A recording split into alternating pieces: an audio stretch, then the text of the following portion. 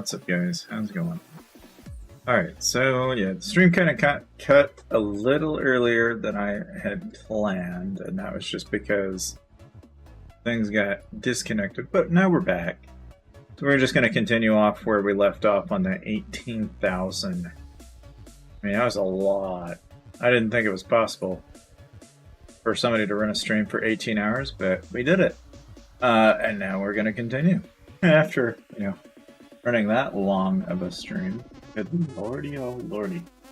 Hey, what's up? So, there are a couple of things I thought I'd go ahead and show you, because naturally, I'm the type of person that I gotta take a break for a little bit. So, this is where we're at now.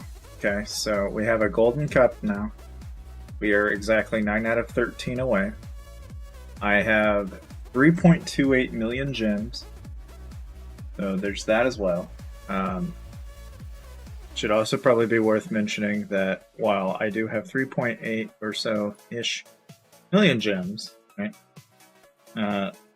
Chances are we're still probably going to have a lot more than that. Now, the other thing too is I already went ahead and opened up all the chests and everything. So that's current. That's even after chests. We had like 950 some odd chests when we were all done. Now, it should be pointed out that we're not done yet, but they're just halfway through. We had 950 some odd chests.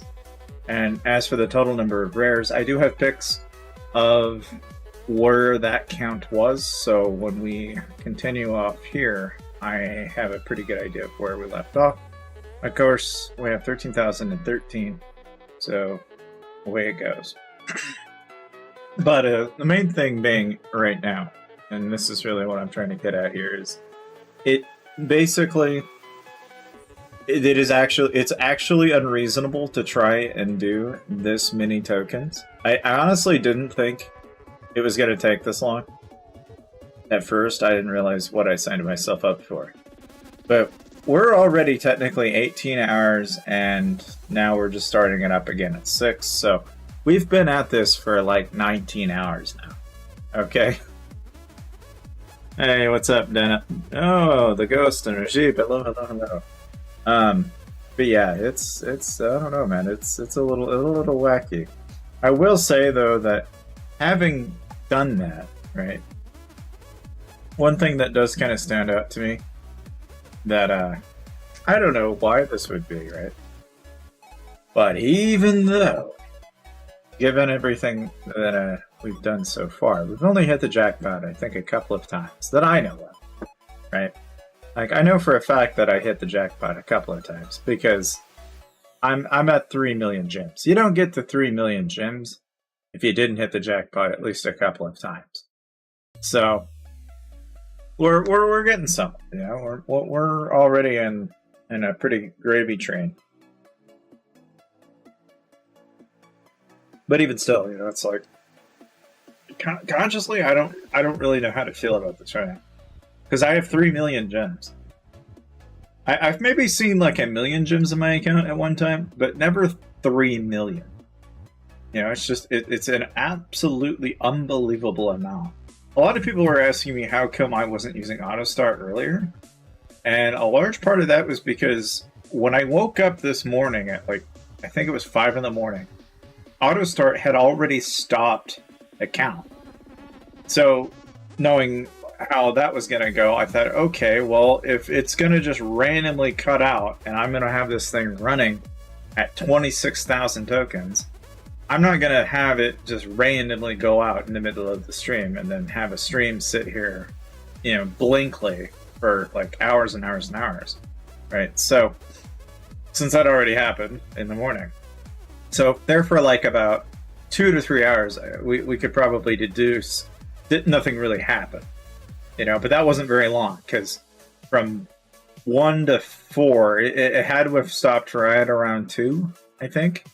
It might have been closer to 1:30, so it would have been about an hour. So there's like 3 hours of time there that nothing happened. Much in the same way that, eventually it glitched out here at 4, so, about 2 hours there. So leeway-wise, we've had about 4 or 5 hours of time that we could have used opening up tokens that we didn't use. Either way, this is probably the most amount of tokens anybody's ever tried opening on stream. And I don't think very few people can stream this long. Lose their goddamn minds. It's a little hard to do. You might be wondering, how did the Bon Appetit go? I've actually got 192 out of 200, so we are almost completed with Bon Appetit as far as the packs go. Like, we're almost done with Bon Appetit. We are already done with Hui Up. So at this point, we're just kind of looking at getting another Mythic Cup here. Now, given how many I got from the first 10,000 or so, okay, my experience with this already tells me that I'm going to have enough to get maybe another gold cup. Maybe. And that's a very big maybe. It seems to definitely fluctuate. And it's very heavily dependent on what you end up getting. So I don't think it'll be too bad, but I think we'll definitely have a Mythic Cup. But whether we'll have another Mythic Cup might be stretching it. It could be a purple, might be a legendary, but I don't think it'll be a Mythic Cup. I don't think we'll have 2 Mythic Cups. I could be wrong, but it's starting to look that way. That's currently what I'm thinking. It's 7,000 plus, and I did it in a few hours. Okay. I mean, like I said, you know, it's like, I'm sure I'm not the only person doing these large token pulls. It's just, I don't think you see it a whole lot often, is all I'm really saying. I'm sure I could have probably done twice as many, but that's just stupid to me. Like, the stream would actually never stop. It would run all day long, and it would go on for like a day or two, potentially more. I just don't know how. How does somebody stay sane after that many tokens? You know, it's a stupid amount of tokens. But either way, the drops are great, which is really all that matters in the end. Because that's really what we're looking for here, is just to get as many tokens as we possibly can that we can use to adventure into the unknown. Just how many tokens does it take to get you a Mythic Cup? How many tokens does it take to get you 2 Mythic Cups? How many tokens does it take to max up on Appetit? You know, like, I think we've got a pretty hard number already, because I started with like next to nothing on Bon Appetit packs, and by 13,000 into it, or 10,000 into it, I'm already done almost with Bon Appetit. And that's probably not going to be true for everybody. Could be higher, could be lower. Right? But if out of 10,000 tokens, I've already got about 200 or so. That's a pretty reasonable amount of packs, I think. It's, I think, definitely something that if somebody's trying to work on a Mythic Cup, this is not a bad way to do it. I mean, by all means, I think there are people out there who'll buy the packs and buy Material Madness and just go through the chests. But this feels so much more rewarding for all the different items you get while you're doing your cup. And I feel like it's potentially even less money. I mean, it feels like a better value across the board because of the things that you get out of this. I mean, the one thing that stands out to me that I haven't even really thought about is it's like I'm getting XP elixirs and stuff, which I needed to be able to level Bon Appetit to 60. And I'm also getting epics and chests along with that. So if I didn't need the rares, I could get the materials I need. The other thing, too, that jumps out at me, too, is that I'm getting speed-ups from time to time. I'm also getting chaos scores. Now, I don't have any particular need for skills yet. But it is possible that one day I may turn to that. And that's really interesting, because it kind of opens the doorway to, like, okay, say, like, if you wanted to go about building up a set, and you could, you know, it's like you could build a set of Mythic Caps doing this, I'm sure. And every rotation, you just turn around and burn however many tokens you have, hopefully thousands, and then you just rinse, repeat. The nice thing about it is that you're easily going to rack up some gems doing this, and it just kind of works out in the end, you know? It's like, it's kind of a win-win. It's just such a time-consuming thing. That's one thing that I'm definitely going to say about it. I never really realized how even with a 3x. I mean, I can't imagine what it was like when people were doing it like on a 1x. Because a 1x, man, that you talk about something that would have felt like watching paint dry. Because of just how monotonous this gets. You know, it's like you just watch a player move to spots. It's almost like watching Candyland, but worse. You don't even get to play shoots and ladders and watch your character go downwards. No, it's or go upwards. You know, it's like it's a constant battle of click tap. You know, for almost a large number of tokens to do. But yet here we are. Oh joy, oh joy.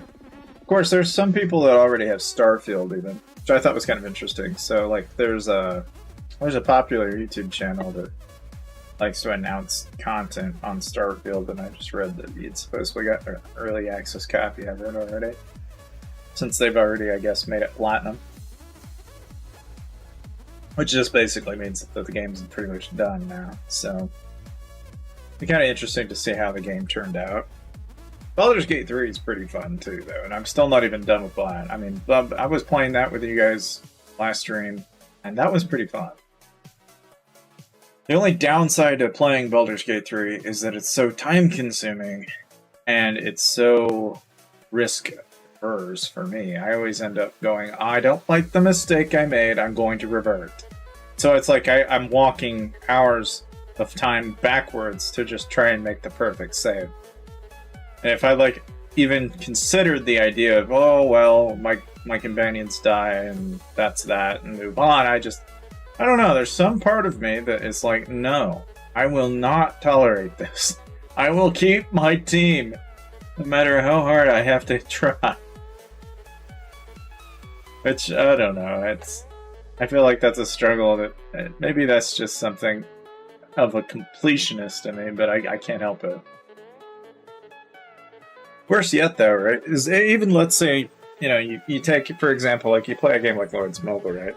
I'm sitting here burning away a lot of tokens on traditional Labyrinth, and here they're going to have, in I think a day or two, have a completely new version of this Labyrinth that is then doing 10x or 11x on whatever items that you want for different tiers of items. And it's funny because I feel like in some ways what I'm doing is going to be rendered useless at some point, but I'll have it.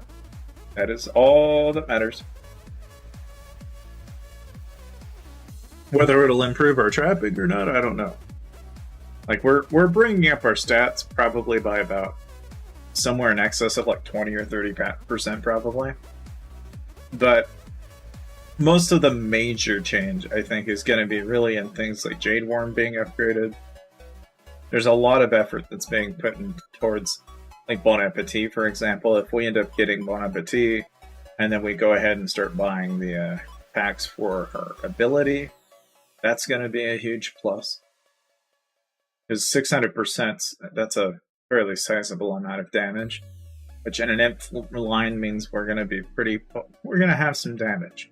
Especially if somebody sends range marches, but likelihood of that is pretty slim. There's not very many people that do that. There's really more inf marches than there are range marches these days, so I'd be more happy if I had a Gargantua. But that's, you know, kind of one of those, I can nitpick it, but I don't want to nitpick it that bad.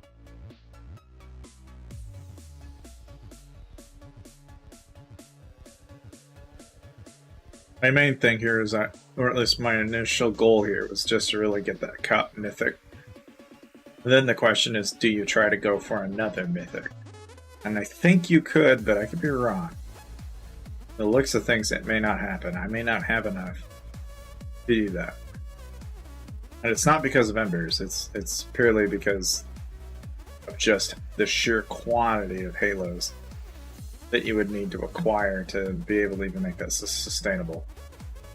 And it's not impossible, but definitely looking like something that is going to be a lot more than what I forecasted it to be. But I don't know, some people have said that it should be around this amount. It could be more, it could be less, so I could just as easily get luckier and that could change it all around. So I don't really know. I'm thinking more along the lines of, if I was going to be realistic with it, it's either going to be a purple or it's going to be a legendary. I don't think it'll be mythic. I really don't. Just based on how, you know, with almost 8,000 pulls already, you know, it's hard to see how that would... I mean, hell, no, we are more than 8,000 pulls into this. You know, with 8,000 pulls and you're only just now getting a mythic cup. That means that, you know, that's another maybe 13 legendary golds per 8,000, which is not a bad ratio of legendaries to the total number, right? But if I've got 12,000, that means another 13. But you need almost 26 in order to have another mythic cup, so... Hey, what's up, Kyle? Hello, hello. Ortho. Because, yeah, like I was telling people earlier, it's basically, I think we'll have Bon Appetit maxed. I mean, not necessarily by ability, but we'll at least have her unlocked. To Elder, anyway. Not really too much trouble. And same thing goes for our Huey Hop. Like, Huey Hop is already guaranteed in slot. We'll have him Elder without any trouble.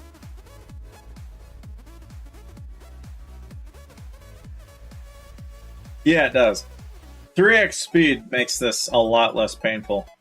Even though it's, you know, I started with 22,000. Mind you, the previous stream, we had it running for 18 hours. And only until now have we gotten to this point. How much money? Well, just take 500 tokens, take 22,600 and divide that by 500, and then multiply that number by $20. That's how much money that was. It's enough money to definitely make you, like, you know, like, reconsider every decision there. How much did you pay for gems, though? Well, so that's the thing. So, like, I've got 3.2 million gems. Well, it's not that you can't use a gem dealer. You could use a gem dealer. And it depends on the rate. I'm pretty sure gem dealers these days are like, depending on your might, like if you're 400 or 500 mil, they'll either charge somewhere between like $2, $3, $4, and no higher than $5. And it's probably closer to $4. And let's say you spend an equivalent of this is like, what, 12 million gems, I think is what somebody said. And they're probably charging by 100K. So you just take 12 divided by 100K, and that's 120 times. And then you just take 120 times 4. And that's, what, 203? No, it's more than that. Not 280. It'd be, if it sounds right, it'd be about 120 times, but it'd be like 120 times like, it's probably closer to like, well, no, that is right, because 1 times 4 would be 400, 4 times 2 would be 480, so it'd be about $480 if you were going to go down the gem dealer route. If you're going to go through IGG officially, right, then you're looking at like, well, there's what, 500 tokens, 22,000 tokens total, or 22,600 in my case, right? Take 22,600, divide that by 500. You have 45 times into that. So 45 times 20 is $900.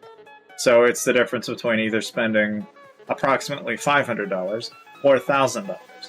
But that's, you know, in my mind, I don't know how that makes that much of a difference, when the problem with gem dealers is that depending on where they get their gems from, that can either all get latched away, you know? Like, that's the problem with that. It doesn't happen to most people, but when it does, IGG just turns around and takes all the items, and then you're out $500 or however much money. So it's kind of a lose-lose if you go down that route. There's a lot of people that'll tell you, "Oh, it doesn't happen to me. I don't." It's like, okay, You've been warned. You know, it's not to say that you can't do it. It says you're also you're basically at war with IGG if you go about it that way. But like everything in this game, I point at the black market because that is kind of the game, right? This is why the black market exists. People are coming up and saying, well, I could spend 500 or I could spend 1,000. Obviously, what is everybody illogically going to do? I'm going to go for the cheapest route. I'm going to take the fucking fast way out as opposed to going through the official channels. Now, that isn't to say I didn't take into consideration, okay, out of that $900, yeah, you can get 10%, 20%, 30% off diamonds, and that would probably bring that number realistically down to somewhere closer to $500 after you take in those discounts into account. But either way, it's still realistically, any way you slice it, it's around $500 or more. If you want to know how many tokens equivalently to that is, that's about a rough estimate.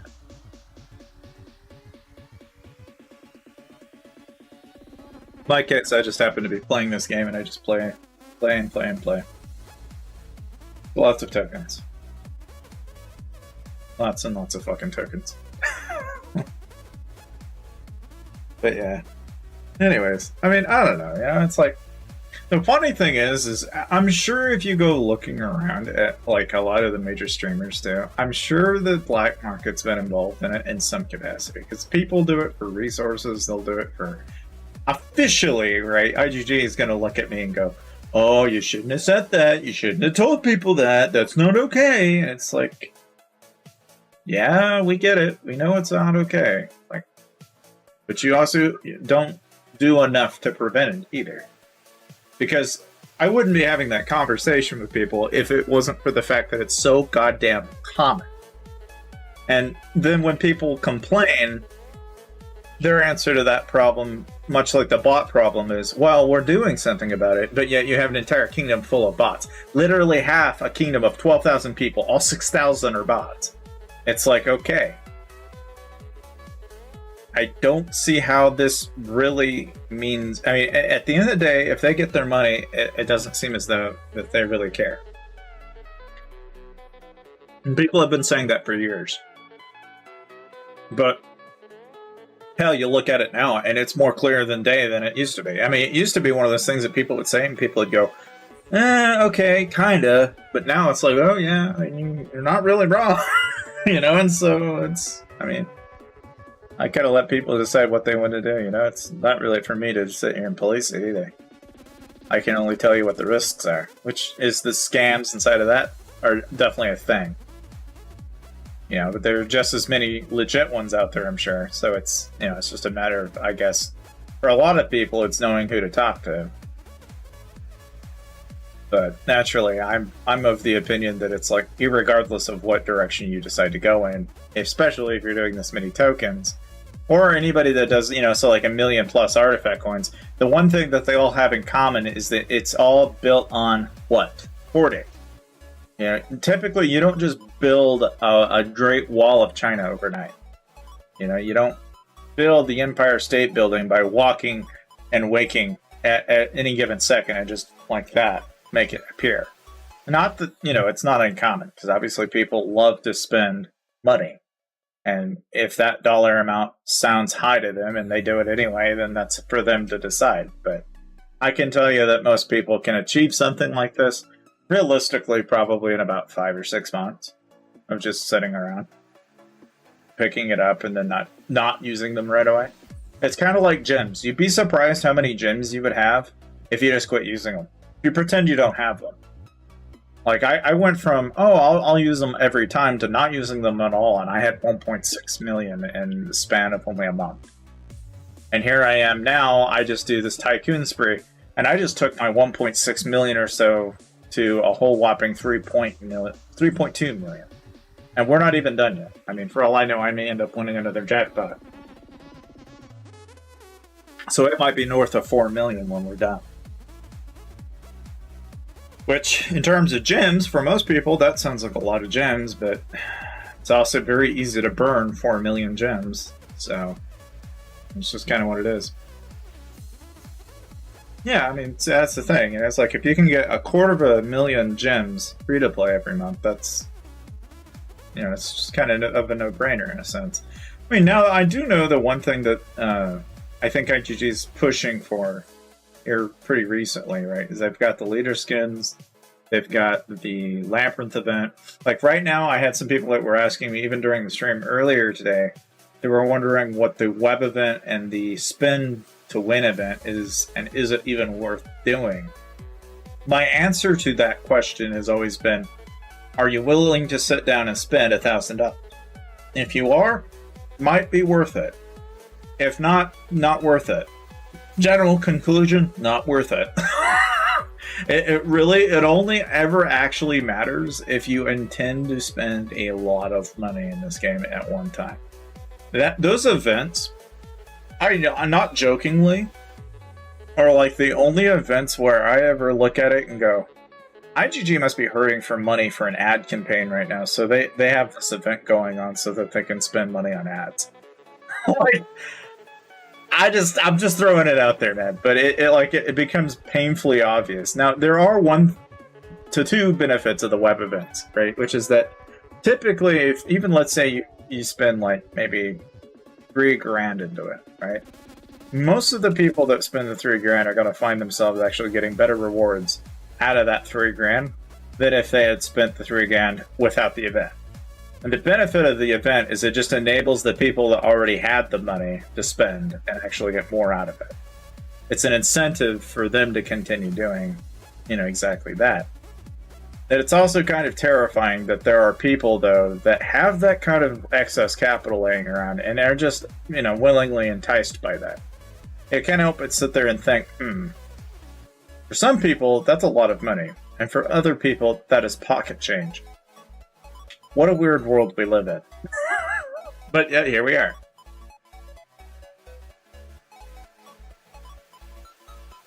Although, I will say one thing about this whole process. Oh yeah, Clyde, I am absolutely still here. This stream has been going on for 18 hours, and it only ended at 4 because of a glitch. So then I just started it back up again, and we're right back at it. So I'm expecting this not to be done until almost. Yeah, I know. That doesn't tell you anything, Clyde. That is actually the insanity of this. I know I told Avatrex that I was going to do this. I just don't think he really. I mean, I think he knew I was serious, but I don't think anyone else realized how serious I was being when I said that. Yeah, I can do like 22,000 tokens, and it'll take all goddamn day. I will do a whole stream for 24 hours straight, and not jokingly. This is all I'm going to be doing is talking to you guys. But I also don't mind it. Like, you know, for some people, streamers-wise, it's like having conversations with people is just kind of what streaming is. That's basically what I'm here doing. So, no, I honestly, I've really scaled back after I looked at what I got from the first 10,000. It's not going to be 3. It's more realistically, it's going to be 1 Mythic Cup for sure, maybe a Legendary Mythic Cup on the way. But I'm thinking more in line of maybe a single Mythic Cup and then maybe a Legendary Cup. I don't know if we'll actually hit another Mythic. We might be like 3/4 of the way into it. I don't know. And it's not like I can't buy another $20 pack either, because I still have that option. I haven't actually bought the one that came out today, so I could conceivably do that. The problem is now what's going to come first, the 12,500 or the fact that the following day is going to occur. You know, like I'm convinced that it's more likely that I will walk into the next day than I will actually see me running out of tokens today anyway. I don't think it's going to happen. There are just that many tokens. Now, it is interesting, though, that, you know, okay, I hit the jackpot, like, probably twice. So I have a little over 3.2 million gems now that I know of. I started with 1.6 million. So I'm at 3.2 million gems. I now have Bon Appetit more than likely by now maxed out in terms of, like, packs needed to go to Elder. I'm already done with Bon Appetit. I'm already done with UE Hop. When I was getting the chests, I had like 950 or so chests, and I went ahead and already opened the first 1,000 out of that 10,000 or so token spree.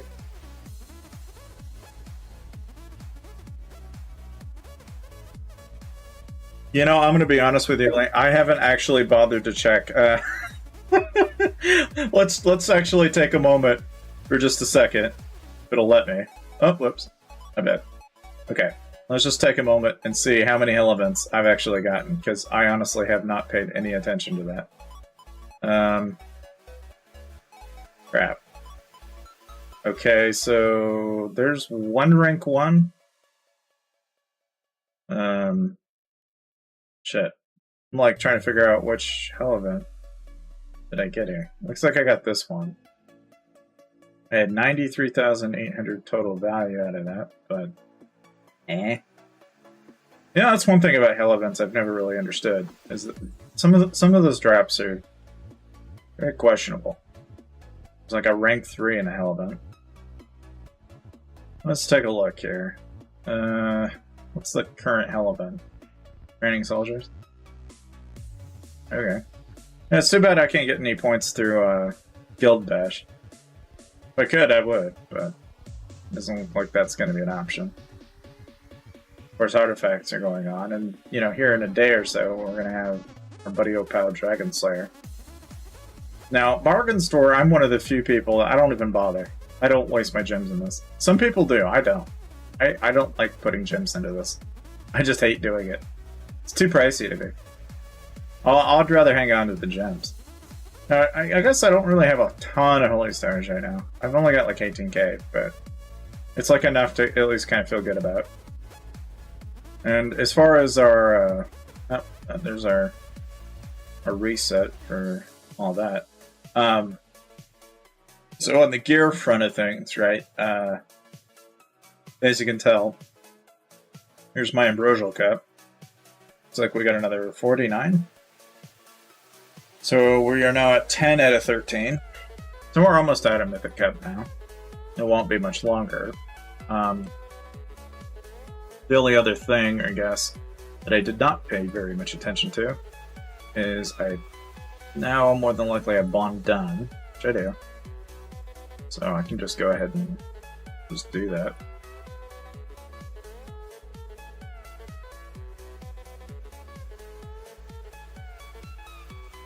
And just like that.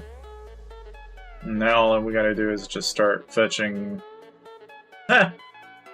Yeah, you can awaken it for 1.1 million gems, guys. Almost 1.2 million, actually. 1.2 million gems, you can have... It's like, no, I don't think so. The fact that's even an option is evil.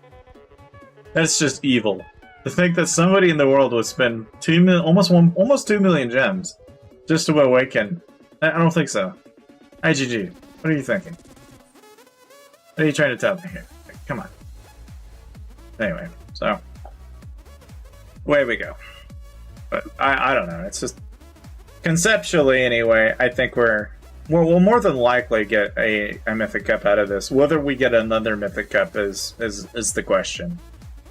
You know, I'm hoping that we'll at least have a Legendary Cup, because if I do, then I will swap the Blight Ring out with it. But it's going to be very dependent on whether that actually happens or not. The other thing I have no control over is whether we hit another jackpot. Yeah, because if we wind up hitting like another jackpot, we'll have like 4 million gems. Now, honestly, after a certain point, you get enough gems and it's like, good lord. I don't even know what to do. I actually want to have a goal in mind where I just get to double-digit millions. You know, just have... I just want to flaunt the fact that I would have double-digit millions of gems. Just because I know people will look at that immediately and know, holy, that's a lot, you know? But it's the only reason why I'll do it. Just because I know it has some significance to some people. But beyond the scope of this, it's not really all that relevant. The funny thing is it's kind of like Robux and Roblox, or it's like a number. At one point, I had millions of it. And quantifiably, after a certain point, it actually loses value, because then it's only worth what someone's willing to give for it. Otherwise, it's only worth whatever's worth in the game. And the funny thing is, after a certain point, things become worthless in a game, so then it becomes wishy-washy. And that's the thing about gems. It's like, once you get millions of it, you start to realize that gems are kind of a wishy-washy thing to have. The only benefit of having millions of gems, in my opinion, is if I need to build up a fortune's worth of T2 out of nowhere, I could. And that's, I think, the main advantage having that many gems. Is because if I just decide, you know what, I'm going to build a whole front line in an instant in the middle of a rally, I could do it. As long as I had the resources, I would be untouchable in that regard, which I think is, you know, that's a nice perk to have at any given time.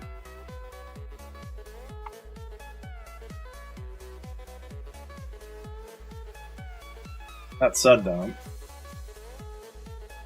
you know, even then, the other thing I thought about, and this is really more big picture, right, is so once we actually get the Mythic Cup done, the next piece in that list of things that I will sit there and question of doing is going to be, I've got a Skull Crusher at gold that I need to get to Mythic.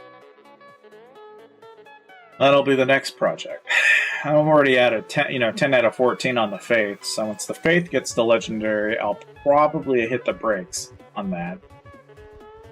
And I have been contemplating, like, do I do Astrolite on the Cubs? But I think it makes more sense to finish the Astrolite on the Strides and maybe the Plate, and then I might do the Cubs, depending on how far along I get.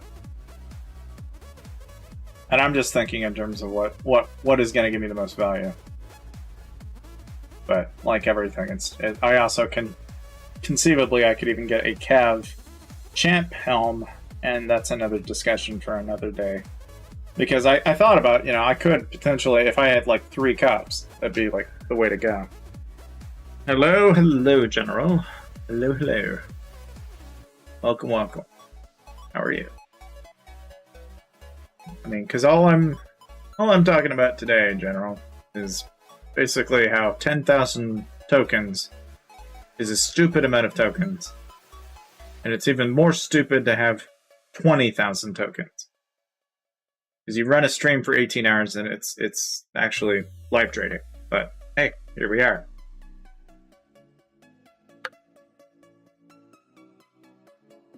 First, to my surprise, I noticed that nobody really bothered with the goddamn Dixper emotes, which I guess is fine, but I always like to point out that at any given time, right, people could have at any time during the stream, if they so chose, you could do something like this, for example, which I always thought was kind of funny. Or at least I did. I don't know if anyone else does, but like this to me is funny. Oh boy, we got 125k.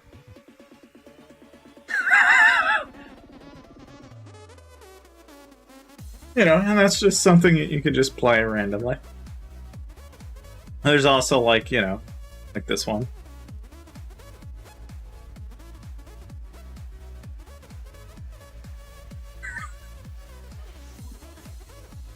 I mean, I don't know. For some people, it might be cool.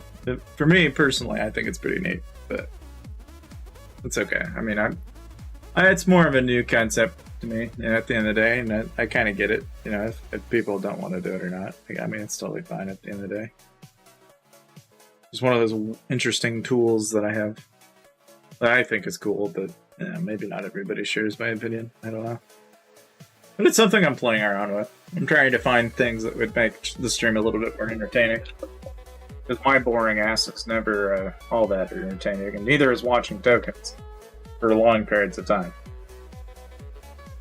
That's just like almost inhumane. But hey, you know, here we have another 125,000 gems on top of the 3.2 million that I had, so at least now we know for a fact I've got around 3.3 with some certainty. It's probably closer to 3.5 million at this point, but it's a thing, you know? That's the nice thing.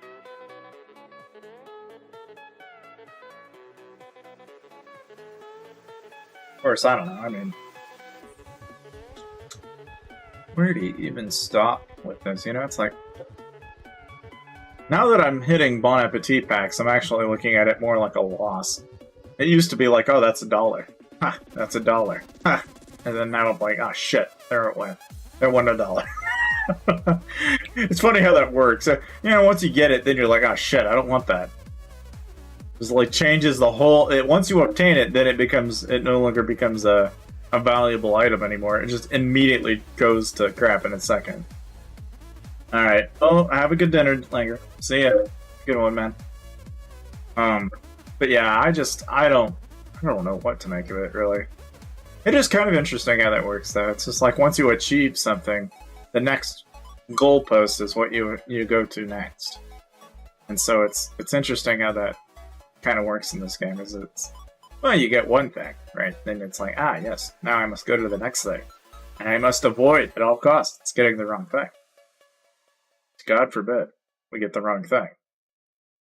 Not that we're complaining, because that's really, honestly, at the end of the day, it's not like I won't end up using those packs in some fashion. I'll probably wind up using them for upgrades on Bon Appetit's skills anyway. Because that's something else that I've got to do in order to actually maximize the amount of stats that I get from the familiars. Plus, I realized that Time of the Trap made a really excellent point, which is that the Verge Way can give you about 20% when you've got those all maxed out. And for a very long time, I did not really pay any attention to that. In fact, I almost completely forgot that existed. So as soon as he mentioned that, it kind of like dawned on me that I've been pretty much intentionally ignoring something, so much so to the point that I forgot it was even there. And then I'm sitting here questioning, why? Well, how does he have that? Oh. Well, what about, you know? And it's just one of those things.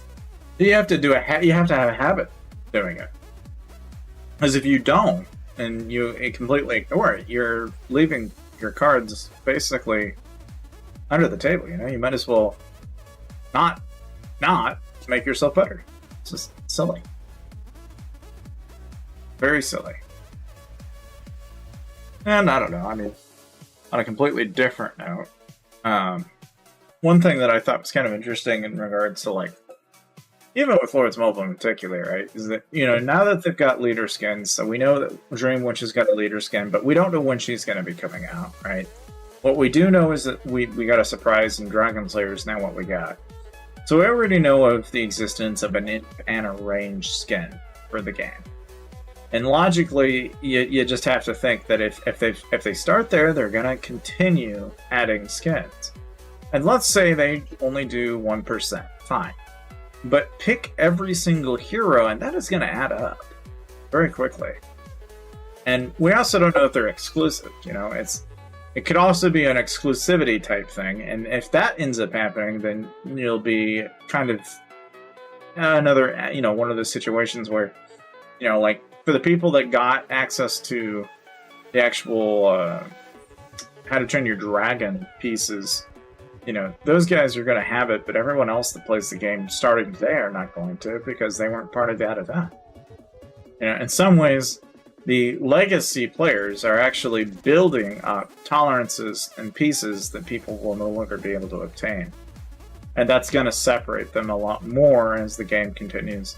It's going to favor some of the players that have been playing the game for a very long time.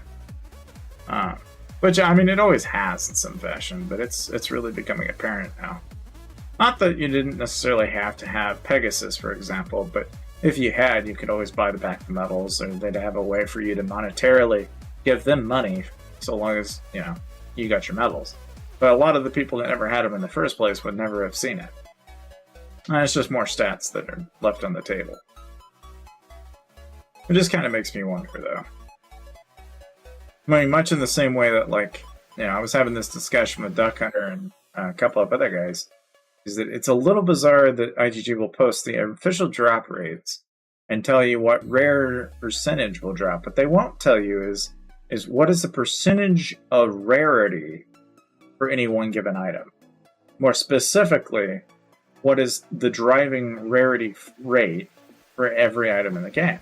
And that number apparently is just left to speculation. Which, leaves you really kind of sitting there thinking, okay, that's a great way of answering a question without answering the question that everyone really had. It's not the question wasn't what percentage of a chest is going to give me this item. What percentage of this chest is going to give me this tier of this item? It's like a little extra bit that they decided to just leave out. And I'm sure it's intentional, but it is kind of questionable. And it does make you wonder if in any way at all they may or may not have been I don't know. In hindsight, I guess it's probably in their best interest, but at the same time, it does kind of do a disservice to the rest of us. Well, if they do, where is that information? That's my question. What is the percentage of not the rare, right? We're not wanting to know what the percentage rate of a crimson main is inside a chest. We're wanting to know what is the percentage rate of a legendary, for example, and that's the thing. There's a table for the percentage drop, and then there's another table for the rarity. But where's that other table? That's the question. Where is that located? That's my question. Because I can find the one in reference to the rarity of the item, but I'm having a very hard time finding the percentage that tells you the actual percentage, not necessarily the main itself, but the rarity of said main. That's what I don't have, that I would like to know. And this really, if anything, kind of applies to a lot of different things. It's not really so much a crimson main. It could be in many multiples of different items in the game, too. If, like, for example, I wanted to know what the drop rate of rarity for a Halo was, how likely am I to hit a legendary Halo? That's a very complicated question because it varies on whether or not are you obtaining it from packs, like chests. Is that a chest rate legendary, or is that a chest rate, for different types of chests, right? And or is that rarity also going to vary depending on if I'm hitting a monster? Is there a different rarity involved with, say, hitting an Astra monster versus, say, hitting a normal level 5? And it's just like all of that, it's like, it's as convoluted as that is. I've never been able to find the one bit of information that I'm looking for. It's almost as if it's intentionally obscured. I'm not saying that it doesn't exist, but finding it is a really pain in the rear. It's not as upfront as I'd like it to be. So I'd like to think it'd be a lot easier to find, but it's not. At least not for me, it is.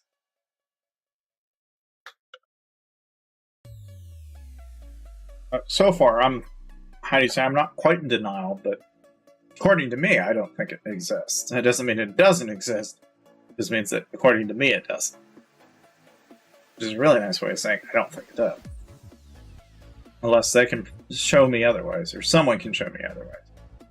So I've looked around, and I've yet to find it. But then again, I also don't go poking around asking the right questions either. It's one of those things that, maybe you have to poke around and really look further than stretching the surface. I mean, maybe it's in a frickin' forum post somewhere that I didn't even know about. Either way, it's just in a place where I'm not sure where to look. But that is that. It's kind of how it goes, I guess.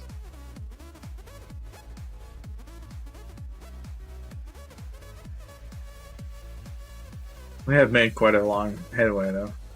Much as we've gotten already.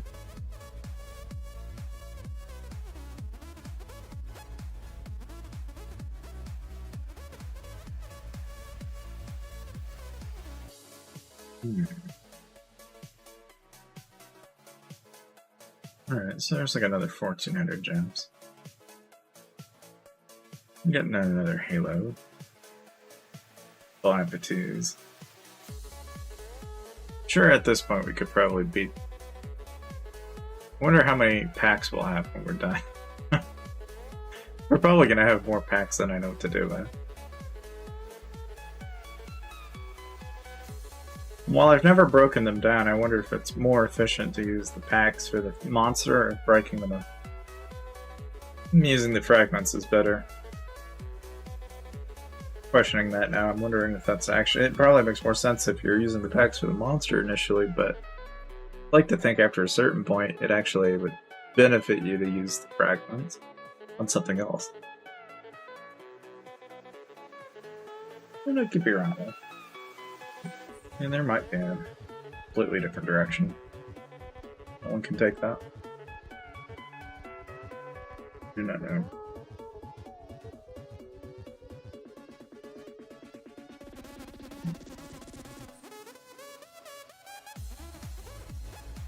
Of course I can. Why could I? I just wanted to click on it. Goddamn game's like, no. Can't do that while auto rolling. We have 12,220 more rolls to go. And a good drop? Yeah. I got 125k not that long ago. Literally within a few minutes ago. If that. It wasn't really that long ago, actually. But now, if we're talking like since the start of the stream, I can tell you that I started with 1.6 million. I know I have 3.2 million. And I just told you I had 125k and I think another 120k after that. So I'm somewhere north of 3.5 million, I think, at this point. And that's just gems. I haven't really thought too hard on anything else at the moment. I haven't really looked to see what else I've gained, like Star Scrolls. There's going to be a lot of that, where it's going to come back as a surprise.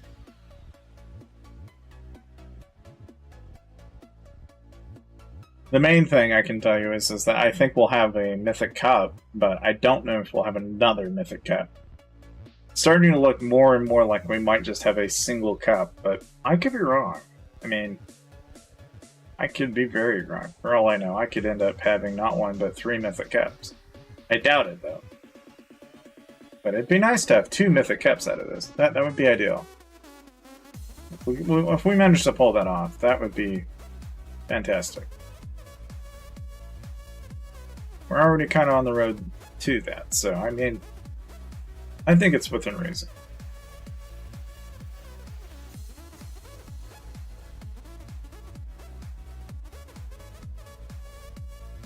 God. So much.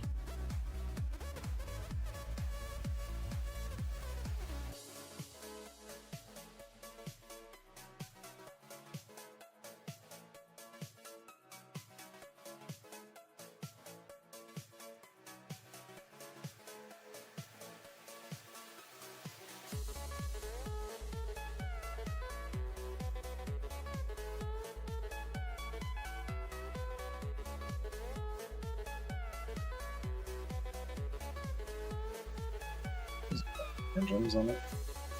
What is your opinion on the new hero skin? I mean, here's where I stand with it. I think it's probably one of many to come.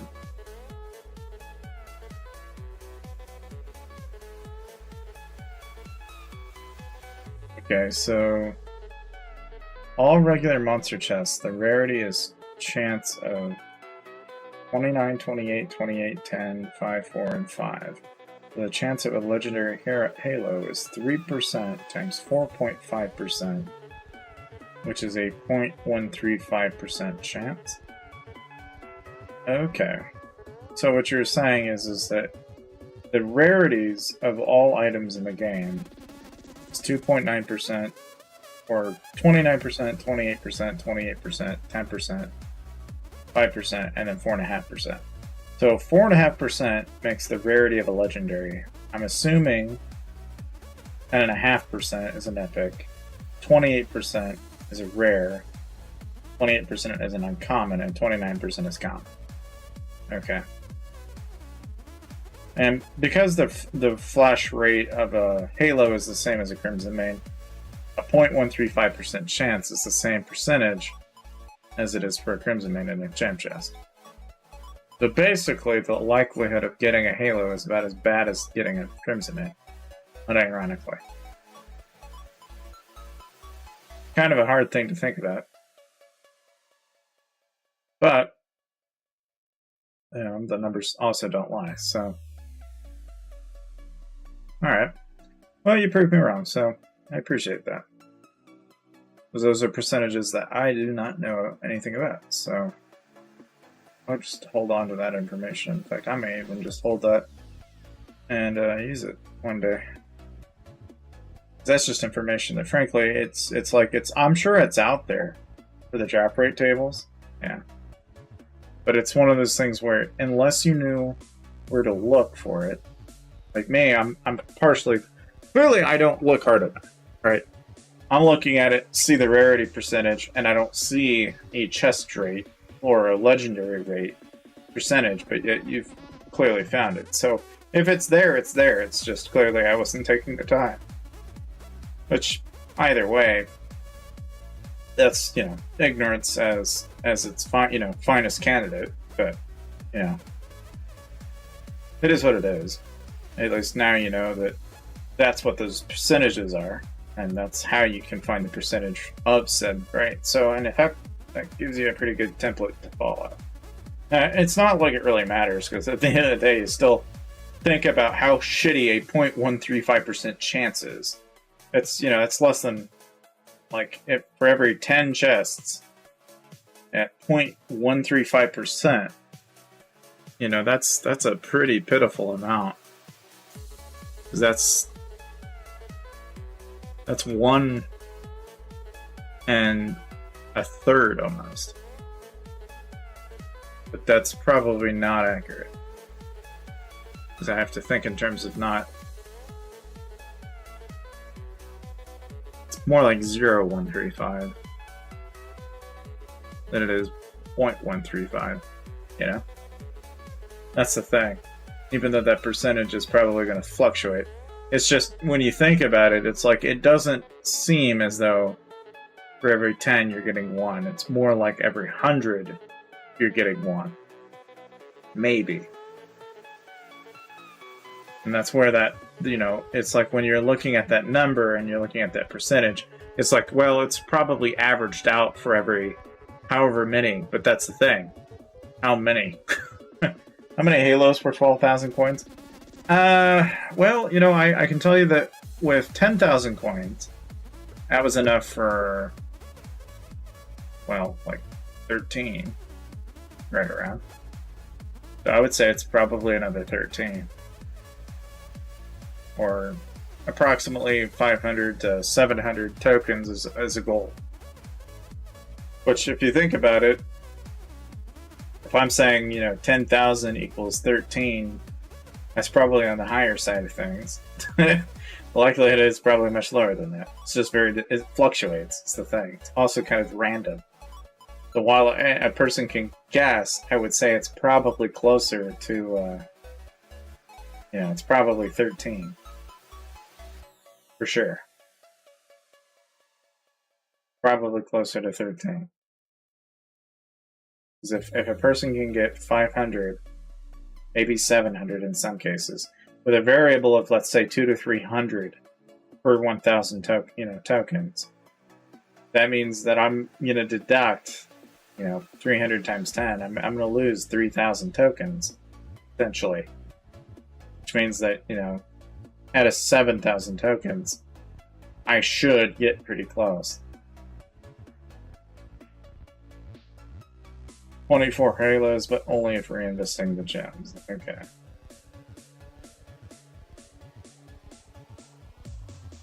Yeah. That's about how much they cost. And that's assuming you're going through IGG. It's the funny thing. And it also doesn't take into consideration the discounts either. That's just like the static cost. So like if you were going to spend $20 and buy a 500 pack every time, $500 is a flat rate with no discounts or anything applied to it. So it may be less and it could be more depending on what you had. Yeah, it is. And I did 20,000, so that really tells you how much. I had 22,683 tokens when I started the stream this morning at 12 o'clock last night. And I'm only just now at 12,000. And I've been doing this stream for a little over 18 hours. Probably closer to 20. This is almost a 24-hour stream. It's not quite there, but it's getting there. And the thing is that because it aired out at 4 o'clock, it'll show 18 hours for that stream and then however many hours for this stream. But, I mean, effectively, it carried its way all the way through almost entirely to be a 24-hour stream. We're pretty damn close to it anyway. That's the thing, but I mean, ultimately now the question being, is it worth it, right? Is $500 into a single set of packs like this worth it? That's a good question. I'm not really going to know the answer to that till I'm done. But it's looking as though it is definitely worth it, just off of 10,000, right? I've got basically my Bon Appetit done. My Dewey Hops done. In terms of gems, I just went from having 1.6 million gems to 3.2 million gems, and it keeps climbing. So I'm not even done yet. I could conceivably hit more. So if you take that into account, that's the one thing about it is it's not just the halos. It's the chests, it's the loot, it's everything else that comes along with it. And so in some ways more than one, this is, when you look at that token count, you really can't just look at it for the halos. It's everything else that it comes along with that really adds the value. Like if you're looking at chaos cores, you're looking at speed up merging, I bet you when I get done with this, I'm going to have, and in fact, I had enough embers after 10,000 to make a gold ember. That's how many embers I had. So it's a stupid amount, but it does add up. It's one of those things that I don't really know if it really, the sunk cost of it really ever sinks in. It really never does to most people until you really just dive into it that far. But it is kind of the way the game is, I guess. Well, between Material Madness and like monstrous chests and stuff like that, I mean, I feel as though like you can go down that direction if you want to, but you're not going to do that for Bon Appetit chests. And most people that I know that are going down the madness route are doing it in part because they don't have Gargantua, they don't have, say, like a Blight Ring. And you have a couple of people like me that might pick it up for the Skull Crusher just because our only other alternative is going to be Labyrinth. And that's kind of the direction I'm feeling like I might go in. Just because if anything else, I know I can hit 11x on Brains that way. And if I hit it enough times, and let's say I burn 2 million Holy Stars, it's like, okay, that's going to get me to where I want to be. Because I can pretty easily guess that I'll get pretty close. Now, that isn't to say that I've counted the mythic cost of that yet. Because if I do end up actually getting not 1 but 2 cups, I will then also need the embers to consider upgrading the Crusher. So that is kind of one of the things that I've really not stressed too much on yet, but it is going to be a factor. And while I have 10 out of 14 gold veins right now, I'm almost out of faith at Legendary now too. And that's something else I'm going to be working on. So it's like, whatever outcome actually comes out of this, I'm still not really technically done. It's just from the onset of this is just one of those things that is, it's stupid and it seems outrageously crazy to have this many tokens, but in the grand scheme of things, this is actually about mediocre. Some people that actually do go to those extremes. And this is just like another day. The funny thing is it does not compare to somebody that burns like 1 million artifact coins. I thought about that. I'm like, that could make a pretty interesting stream. Small trap, million plus artifact coins. Like that could be a pretty good stream. But just like doing this, it is absolutely time consuming. In fact, this is probably more time consuming than Labyrinth. Probably more time consuming than, even how the artifact coin blast went through. Like, this is just absolutely crazy, stupid, slow. Even though it's, at time x3. It used to be slower. Like I could turn on ×1 for a little while, and it would set in. I think people would pick up on what I'm talking about here. Like it would add up. You know, it's just one of those things that you get so goddamn congested into it, and it's mind-boggling. It really is. At least for me, it is anyway. I mean, I don't know if anybody else agrees with me on that front, but I mean, kind of crazy to me, I think.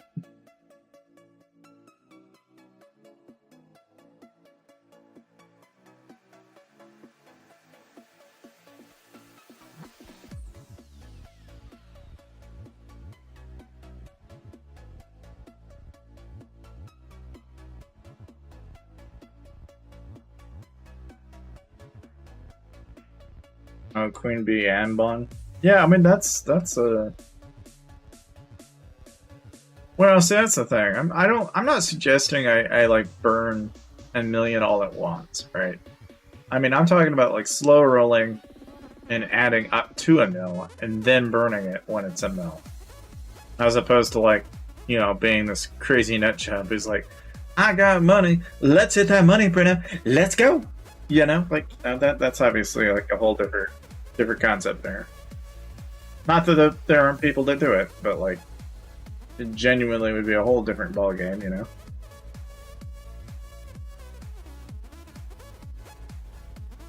Oh, I just wanted the uncommons, but I guess not today. Not today. We're gonna fly right on by.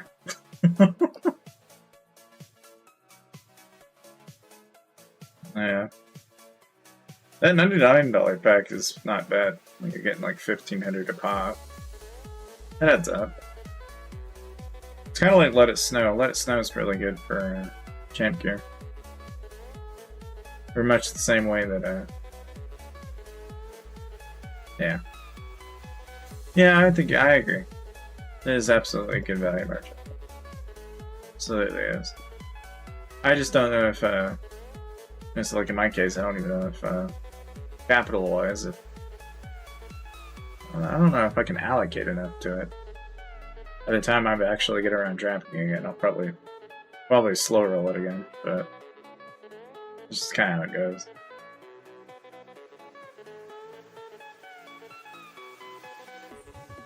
Yeah. 3,400 tokens to complete another Queen Bee. Yeah.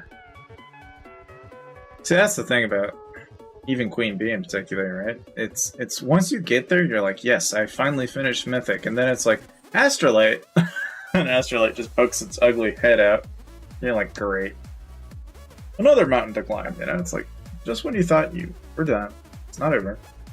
IGG's got another staple ready for you to climb. Ready for all your money.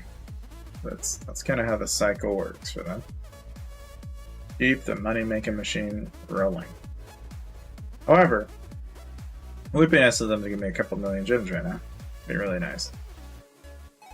I mean, I'm already greedy as it is, but I mean, hey, it's IGG for a reason, so. They got greed, so do I. Oh, come on. Oh, come on. At least we're getting some greens and stuff like that, so that's working out. Yeah. That's kind of, it is kind of that way. I mean, I've noticed a lot of people are building accounts right now, and they're going, I will build 8 million or so T2 and go to sleep. And I'll be fine. Like, you know, you sound just like a lot of the Titans back in Kingdom 1. I'm going to build a fat account. No one's ever going to touch me. I will never be messed with. The one day they wake up and they're completely zeroed, and they're like, okay, never mind. Mistakes were made. But yeah, oftentimes by the time they realize that, it's like already too late, so. Conscious or not, I think one thing that really does stand out as really kind of a conscious decision that a lot of people have made over the years is the push for more and more. So like in every guild that I've seen, whether it's Cause and Effect or TWK or, you know, BRR or any of the major guilds, they always like to emphasize on the fact that they want the top tier players, you know? There's always an emphasis for the best of the best, trying to get the best players in your guild. You don't really have very many casual players in those guilds because they're war guilds, right? But then you take into consideration like my guild, and I probably have a more genuine experience of this game than a war guild will give you, because this guild is like, yeah, we'll attack when KVK shows up, but for the remainder of that week, not much of anything happens. Everybody's curled up in a shield. Nobody's doing a whole lot of anything. And when they do decide to do something, it's all out. It's not, one or two of us get. No, everybody gets on and everybody goes to, everybody takes a whole lot of war seriously. But it's a different way of playing the game. Because war guilds, on the other hand, it's just every single day, I feel like. At least when I was in one, it was a near constant. It was, we found a target, let's hit him. Bill 5, 6, 7 people in a rally and whack it and see if it lands. If it lands, it's content. Let's hit another.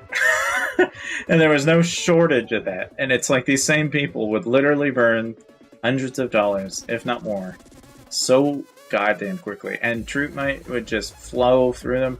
It's like one moment you'd sit there and be like, yeah, I'm pumping at 2 million T4 guys, and after a week of that, you'd be like, yeah, I'm pumping at 250k guys. I'm crippled and have no resources. Please help.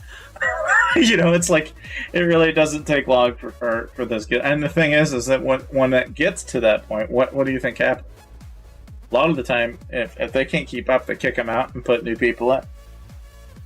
And that's, I think, kind of the vicious cycle that those guilds are in. Is if they don't have people constantly filling, it's no more content, therefore boredom, therefore problems.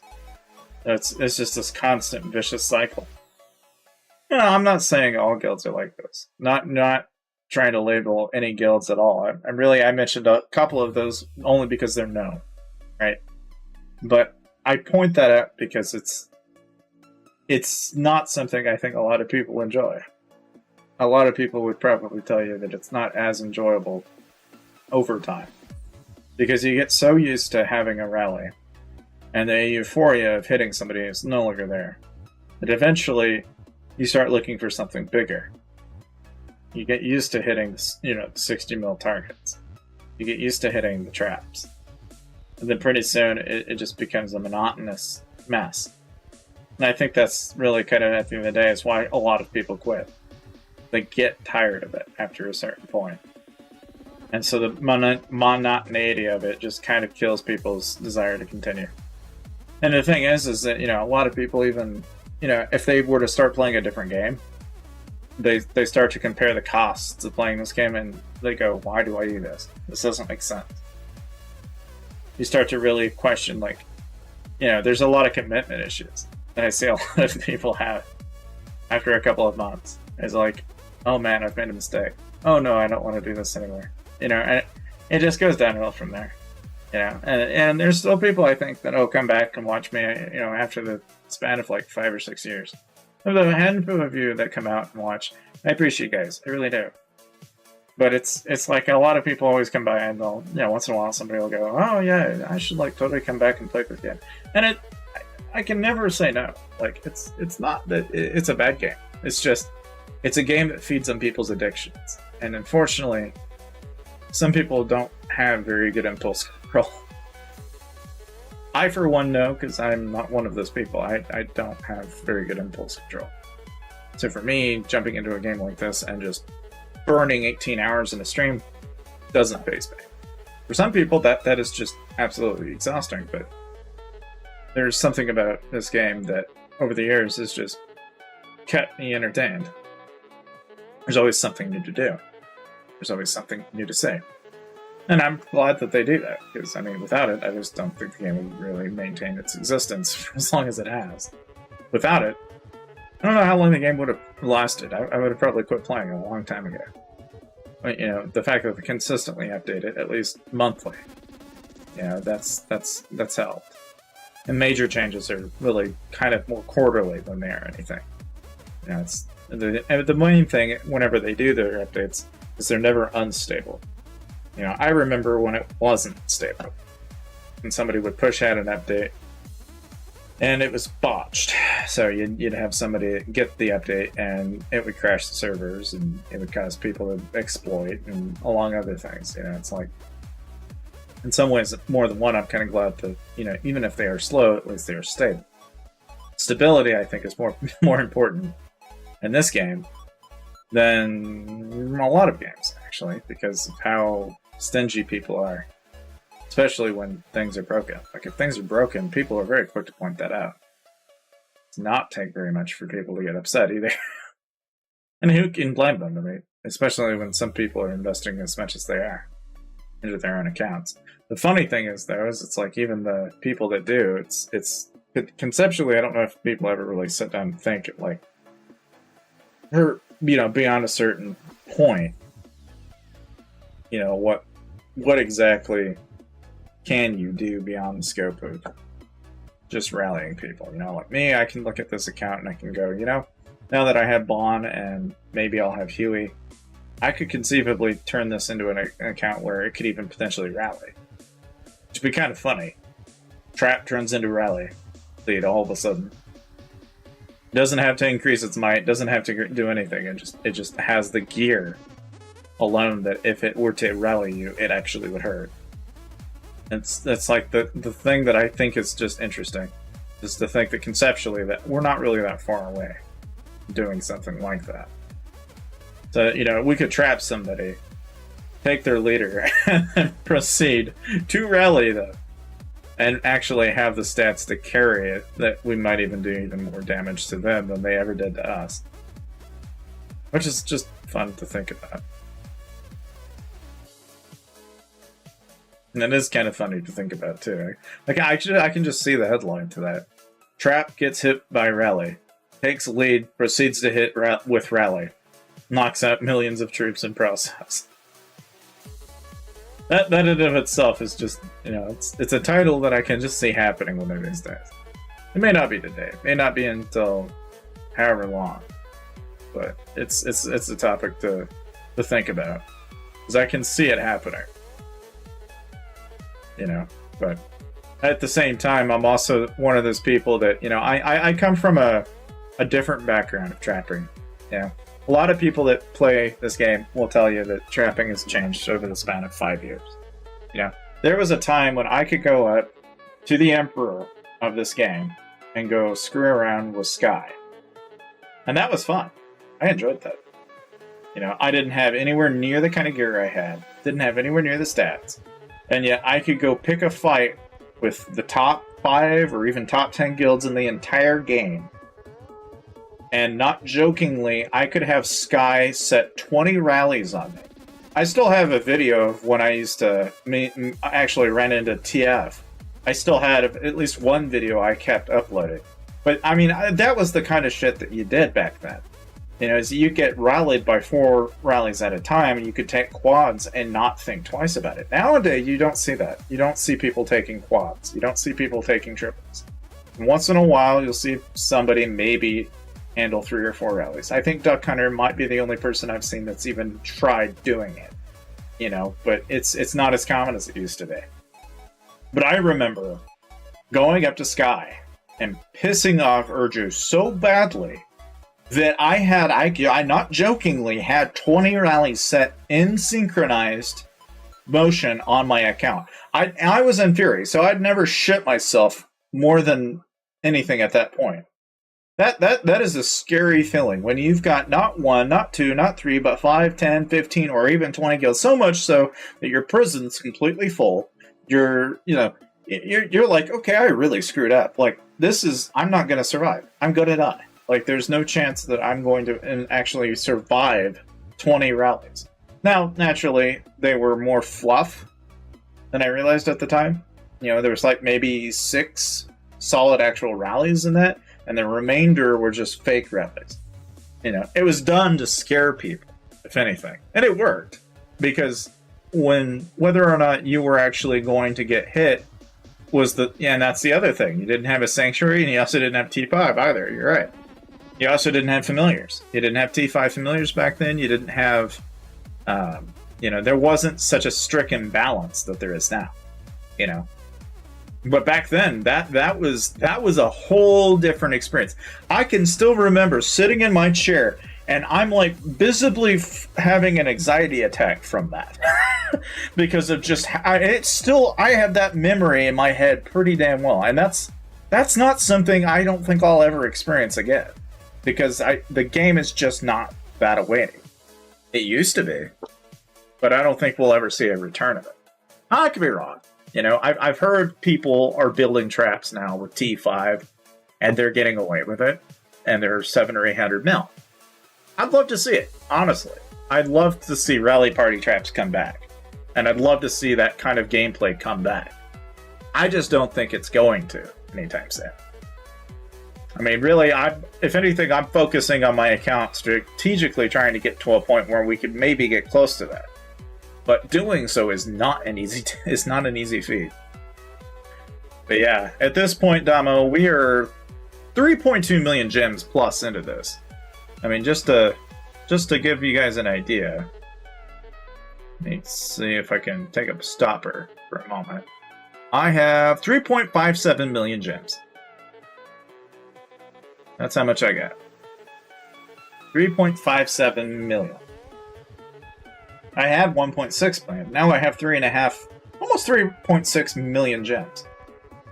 Which is kind of crazy, but I guess it's not unreasonable when you burn 20,000 tokens. But we're not done yet, so there's also that. I mean, I could considerably get another bill for all I know. I have no idea what's in future for us here. I have no clue. And artifacts even Astrolite, right? You know, even before the introduction of artifacts, Astrolite really flipped the table, and then artifacts just screwed the whole thing up one more table over. You know, it's interesting because now that you have the introduction of artifacts and Astrolite, you know, it's definitely shoved people in a different way to play this game. Sanctuary, I think, was the most massive change they've made, though, because that actually, you know, for a lot of traps who were kind of considering like, okay, this is no longer viable, I'm going to quit, there's no reason to spend, and they were going to leave, they were able to at least keep those people playing, because now they can look at it and go, at least I'll get 50% of it back, at least. Now, that isn't to say that people are still happy about that, because that still takes you, you know, what, 2.2 million or so? Or maybe it's 1.2, I forget which. That you have to spend literally like a week trying to rebuild and retrain, which isn't fun. You know, it's nice that you get it, but it's not like you're going to get it right away. You know, in some ways, more than one, I kind of feel like they either need to... I don't know if there's a way to balance it or something, but they definitely need to find a way where people do not feel so easily threatened the same way that they were in the game's history, you know, over the past several years. Because I know they cater to the audience that pays them the most, and that's always going to be the rally lead, but I don't know. It seems as though, like, for a large number of users that are trapping in the game, it'd be nice for them to find creative ways to help that playstyle through familiars or otherwise. I, for one, think the most interesting introduction that they have now is those skins. And those leader skins, I don't really know what's going to come from it. Ryan in particular she was at one, you know, even when I was talking to him, right? We were struggling to keep up with MP money, and this is back when, you know, even now that they were so integrally tied together with like Frostwolf Clan and stuff that it was weird for a little while anyway. But you know, I don't know exactly what happened. You know, it's like what I do know about Ryan is that he was busy, like trying to run the channel that he had, and he was busy trying to run the guild, and he was busy trying to do so many different things that after a certain point, I think he told me himself, he just pretty much burned himself out. And you get to a point when, especially when IGG updates the game, and you feel burned out, and you get update after update that kind of goes in counter to the way you play, that pretty quickly your taste in playing the game just drops and it sours. And I think that's really kind of, if I had to guess, that's probably what happened. Is he probably, like me, there was a point when, and that was really shortly before Astrolight and a lot of those major updates. My attitude to the game changed pretty sourly. Like I actually quit, pretty much, more or less. There was a good period of time where my channel just went into the deep end. I actually cut a bunch of content, and I just completely left and went to a different set of games for a little while. I came back because Grimder kind of talked me into it. I said, sure, why not? And now here I am playing it all over again. But it's like, outside of what I experienced with Ryan gave me a really clear picture of what the high end looks like. It gave me an idea of understanding like why those guilds operate the way they do. I don't think a lot of people talk about it, but it's like you get in a guild like CAE, TWK, and you get into the high end. Those guys are burning money like crazy. Like there's money being spent in ways that is just, it's stupid. And it's like when people, like I was telling people earlier in the stream, people are like, well, it's almost $500 to buy this. It's $1,000 to do double this. And then it's like, yeah, but if you go to a black market dealer, you can get double that for this, about $500. So people are looking at that and going, well, like maybe I just go down the black market route. And that's, honest to God, that's how all those guilds run, I think. Most of them do. A lot of the money that comes through them, though, is tainted. That's the dark side of the problem. Most people don't talk about that, but a lot of that's coming from credit card theft. It's coming from stolen crypto money. It's coming from people that, are buying or stealing and scamming gift cards. It's sketchy. And then what ends up happening is IGG will go out and find the people who are getting these items and these gems and so on. And while, a lot of people will say, oh, well, I did this and it never happened to me. It's like, yeah, but there are also other people on this other side of the fence that say that it did happen to them and they had their items stripped from them. And they've even got it in their, the goddamn mail news post that if they catch you doing it, that they'll ban your gift ability. They'll go so far to even ban your account. So it's like, in some ways more than one, it's like, I'm not saying don't do it. I'm just telling you that is what you're up against. Like, you want to roll the dice, it's up to you. But I'm just throwing that out there. It's like, it's out there.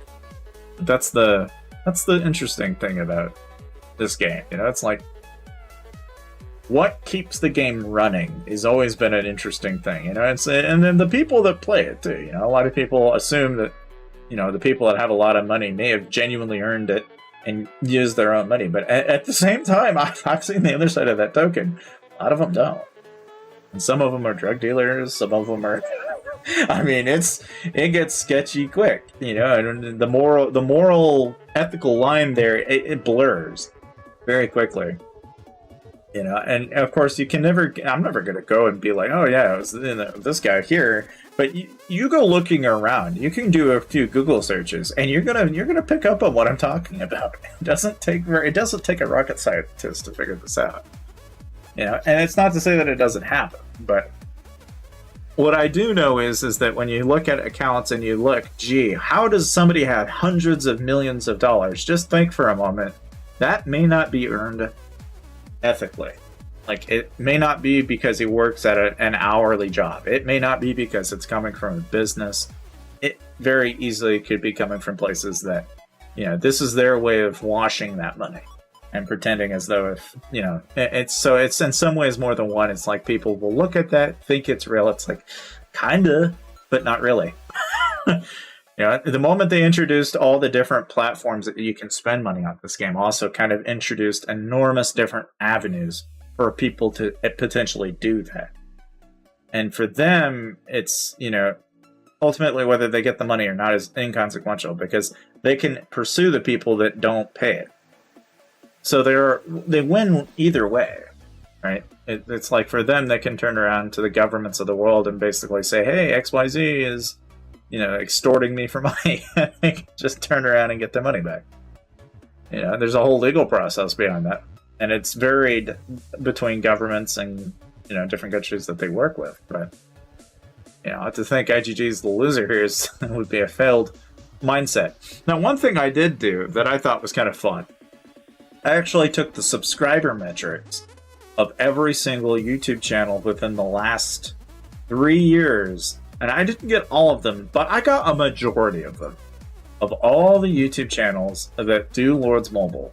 And I can actually tell you, at the pace at which Sneaky Tashi and Worthy Prince were growing, and now that like Sneaky's kind of stopped, you can actually see at what point certain channels are growing faster and slower. Like right now, if you didn't know, Lords Mobile has surpassed Avatrax and subscriber count. And they're growing at a pace that is faster than every channel around them. They are now the only channel on Lords Mobile that has more subscribers than all the other channels around it. If that doesn't concern you, it should. Because it is a little alarming at the pace at which it's grown.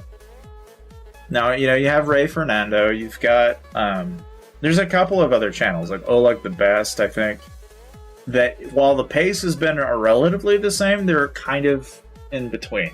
And they're channels that, they exceed 50 some odd thousand subscribers, right? But it's interesting how you can see channels that have had very humble beginnings too, though. Where channels that only had like maybe 100 subscribers now have like 1,000, or even in some cases 10,000. It's very interesting to look at that graph. So if you ever want to check it out, it's just a video I've got on my channel. It's only like 36 seconds long. But I picked up all those metrics out of Social Blade and manually threw those in.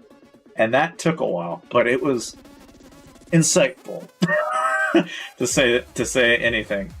Would you ever start another guild again? I don't think I have the patience. I've actually started my own Discord. So I've always recommended people come join the Discord. That has been more my bread and butter. Is not really running a guild per se, but I can run a Discord. My Discord's become my own little my fun place. More or less. Which reminds me, I need to invite you guys to it. I'm going to grab that link and just pin it here for anybody that wants to join the Discord. But it's a nice little community Discord, and every time I get some videos out, it'll ping you that hey, a video's out. So if that's not something you want, that's fine, but it's all there. I'd like to make it bigger though. I'd love to bring more people that are like-minded about Lords Mobile, especially people that are wanting tips and advice, not only just on like the topic of like trapping or anything, but even just like how to make videos for Lords Mobile. Because I've noticed that there's literally a complete bare bones nothingness on that subject. Like people, if they're looking that up, they've got to go to external sources to find it. And there's very little, if any, information at all to tell people how to actually go about doing any of it, And so in some ways, more than one, I thought, well, okay, let's change that. So I've gone above and beyond what I thought I would do. And I've actually created a playlist series for that too. Of course, naturally it didn't get hardly any views, but that's fine. I'd like to think the people that are looking for it will find it. But big picture is I've told people how I make my content, how I edit, different little tips and tricks as far as like, if you've ever wondered how to like, let's say cut out a background and just get, say the Jim and Gremlin, for example. Like I've taught people how to do that. Or if you've ever wondered how to like make a video and have like a green screened item layered on top. I've got a video for that too. Like there's just so much information that I've tried to expel into one video. The problem is I love to ramble, and I understand how some people take that as I want all this information in one place, and I all want it to make sense, and it all needs to make sense, and it all needs to be very quick and simple. And it's like, for me, I try not to ramble, but sometimes it just ends up being that way. But I have good intentions behind what I try to do. Ultimately, I'm trying to get, if anything, I notice so many channels that don't do enough, and I've seen too many that do a lot of things wrong. But like, there are some channels that I've even taken inspiration from. Like, I don't know if you guys have ever heard of Nag Trap, but you really got to watch some of his videos. I've actually found watching him has actually made me a better editor for it. Because I've looked at his channel and gone, oh, that's a good idea. Why didn't I think of that? And there's a lot of things about his channel that, frankly, even though his subscriber like his number of viewers is pretty small, I think it will get much bigger here by the end of the year. And I've been literally watching the pace of subscribers, and I can tell you it's going through the fucking roof. He's definitely underrated, for sure. Like, in fact, I will go so far to actually link his channel here. I will actually recommend people watch his videos because it is actually that good. Now, I know you guys probably know Damo. I can go on and on about people that I know, but like, I highly recommend checking out this guy because he's got some pretty good shit. Like, it's actually fun to watch a lot of his videos, and I can't say the same about mine. I'm trying to make mine better. I've noticed that looking at my content, I don't have enough fucking content, so to speak. I don't get hit enough for me to make videos, so I typically make a lot of how-to tutorials on this channel, you know? I like to make more tutorials on how to do things more than I do actually display how shit goes down. That is not to say that I'm not trying, but it's just one of those things where unless you're like Rookie XD, where you're going up to the nearest rally lead and copying content from their videos, you're not gonna have a whole lot of uploads, you know? Like, this goes for Balls Deep, Oleg the Best, like, the whole bunch. It's a lot easier to roll with a War Guild and just take their recordings and then edit the recordings than it is to try and do the recordings yourself and then go through and edit them. It's more time-consuming, because I can't just put all of that in one place. It's more of a happenstance thing, and that's, I think, part of the reason why my channel's always been that way, you know? Like, I try not to, you know, how do you say it, push an upload that's garbage, but it does happen sometimes. And I learned from it, you know. I can very quickly tell what you guys respond to and what I don't respond to, you know. So, like, if anything, the shorts have been fun for me. I don't know if if YouTube's ever going to flip a table, though, for copyright, but it's been fun. I've made some shorts that I'm actually pretty happy with. It made me laugh a few times, once or twice, but yeah, for sure. But yeah, as far as rally trapping, Ash, where do you even begin with that, right? I would say that the one thing that I think that a lot of people don't do enough, that they should do more of, is actually increase their HP. That discussion is never had. You know, it's like a lot of people are told the mantra of get attack, then do this, you know, one particular thing. They don't tell you why, though. You know, and it's like, I was telling some people earlier this morning that some people were like, well, why is it that when a castle burns, why does that happen? That's a great question. It's actually a lot more complicated than most people realize, and it varies depending on what the situation is. You know, but typically it all comes down to morale. And there's actually a video by Crystal View, and again, I can actually upload, I'll link that video too. Because it's another good video that, you know, it's an underrated YouTuber that actually went through and did these tests, and yet a lot of people, it just blows right past them. They don't know anything about it. But his name's Crystal Briefs, and it's a video called The Truth About Morale. Okay?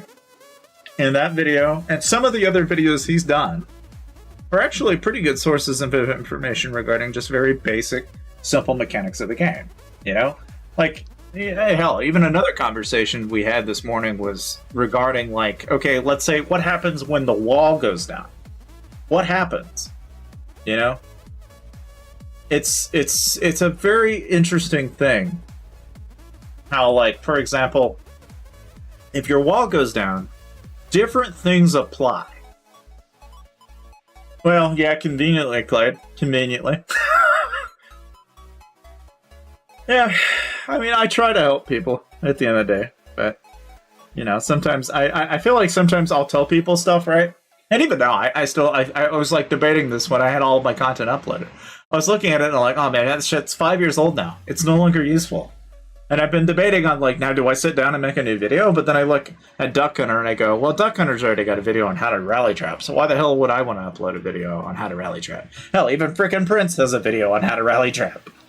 I'm sitting here going, well, I don't want to repeat information, but at the same time, there's some information out there that is very obscure by very small channels that, honest to God, while I could take their thunder, I really don't want to. If anything, I want those channels to grow.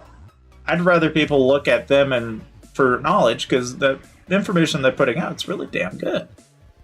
But, you know, at the same time, I'm also kind of, I don't know, I'm not a worrywart of information, but I also, like, don't want it to not be useful for people, too. And so that's kind of why I bring it up, I guess. And maybe what I'll do one day is I'll make a video covering these topics, you know, but I'm gonna probably link them in the description so that people know what I'm referring to. Because if anything, that'll be a great way to get them involved.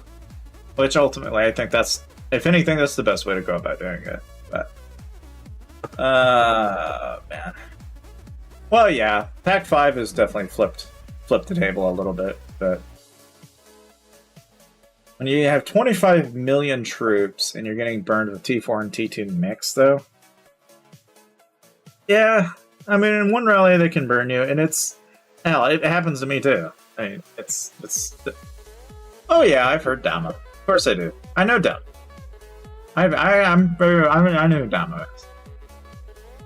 Dama's good though. I mean, Dama's been around for a while. But, you know, somebody that most people don't remember is Stowtrap. Before that, there was Truly King. The thing is I've been around for so goddamn long that I can tell you all the good traps that I know of, and all their tricks and all the comps and all the different compositions they've used over the span of 7 years, and how much that has changed. It's funny how a lot of the updates and changes that they did was enough to get, like, Stowtrap to leave the game. And while I haven't seen either trap leave, he is starting to branch out a bit more, I've noticed, into War and Order and other content. I mean, I notice these things. Not everyone else does, though, but I scan everyone's content. I watch pretty much everything on the subject, more or less. Because to me, it's just, you know, it's relevant. I like to keep relevant with you guys, if anything, with a lot of the things you guys like to watch. But I also kind of like to think in terms of, like, what is known and what is not known. And the only way you know is to really look around. So, these, yeah, I mean, Balls Deep, Real Mythic Trap, yeah. I mean, see, that's the thing, with, like, Balls Deep and a lot of channels like Balls Deep or Rookie XD and others, is that they've perfected it, but probably, in my opinion, there's a lot of quality and quantity involved in their work, and a lot of it comes down to subtitling and or maybe throwing an edit in there here and there. But a vast majority of their content is the journey and the story of the people they follow and roll around with. It's just their kind of content. Now, whether it's for everybody, you know, but a lot of people tune into it because naturally not everybody knows what a full mythic champ, you know, is going to do on a day-to-day basis any more than they do an emperor. You know, and this is, I think, part of the reason why a lot of people, like when Sneaky Tashi was real popular. And frankly, it's interesting that, you know, people have noticed his absence and are going, when is he coming back? You know, it's just, I always found that interesting because it's like, well, Sneaky was kind of a rare instance of a streamer that was able to join in the community and actually take advantage of what people had wanted to see and wanted to know. At a time when Mr. Beast, and not only Mr. Beast, but PewDiePie, even. The rise of PewDiePie and Mr. Beast and a lot of major YouTubers, believe it or not, can be attributed to Lord's Mobile sponsors. Because a lot of that was involved with them, more or less. But it's actually kind of mind-boggling to think about. That they were involved in that. But they were, believe it or not. And even now, like the next collaboration that they're having is, you know, with an obscure, you know, armored collaboration. I think is like Armored Core Worldwide. I think, or something like that. But anyway, the main thing that I got out of reading about them was that basically this collaboration that they're doing is going to be, you know, they're adding in more collaboration related topics and items and events. And so whatever that is going to look like, which I honestly, when I first read that, I was like, well, I know Armored Core is coming. I don't know if you guys know what Armored Core is, but Armored Core in my childhood was when you got a mech and another mech and you went to fucking town, buddy. And that was a good goddamn game back in the day. You know, and if you don't know what Armored Core is, you really ought to look it up sometime, because it's a game that's coming out. You're not very long from now. It may even already be out. I have no idea, honestly. But I can speak on it in the fact that it's just like a lot of other games. I don't know. Personally, I think a lot of people would enjoy it. Some people also like different things. So I'm just throwing these things out there. You know, it's a little bit more topical, but not so topical to Lords. So I'm sorry. I love to bounce and jump into different topics. It's just, I guess that's just my luck. Anyway, but where to begin? You know, so this is the other thing there, right? So, like, for example, like, you have VNCC3, Stridox, and then you had King HTV, right? Now, that was, like, the early days, right? Hey, what's up, Blue Sky? Yeah, I mean, it does. It doesn't it? I mean, I think it looks great. I'm probably not going to get it, though. I'm probably going to watch it, and then regret my decision, and then wind up buying it. But but, you know, it's like, in some ways more than one, I think it'll be pretty cool. But I'm if anything, I'm just waiting for Starfield at this point. God, where do you even begin with this? Because it was basically what I'm trying to get at is I remember back when, and this is old YouTube too, in a way, you know, because this is going back when, you know, so like there was Master Kane on Twitch, and this is something else. Do you guys know of anybody that actually streams on Twitch for Lords Mobile? You know, because I know the Avitrix supposedly does streams on Facebook still. I asked him about this. I noticed this, you know, and I got to thinking about it. I'm like, you know, they supposedly have the creator turf for like TikTok, right?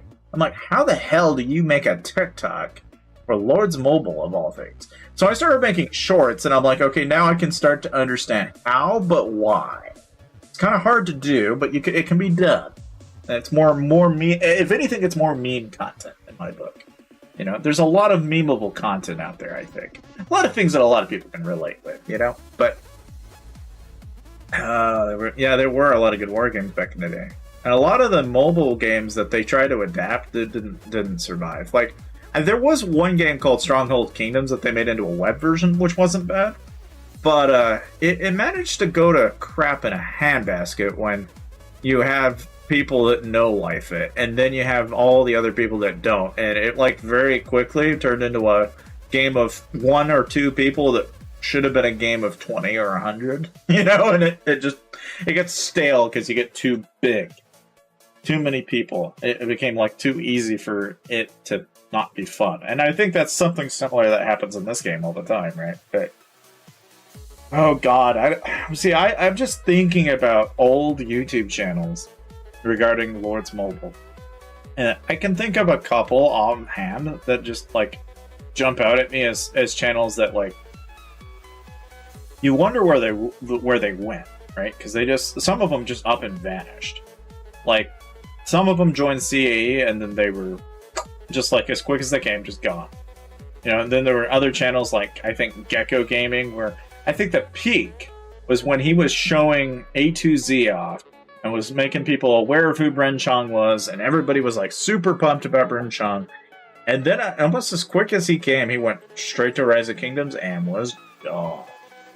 And now you don't even know who Gecko Gaming probably is. You probably have no clue.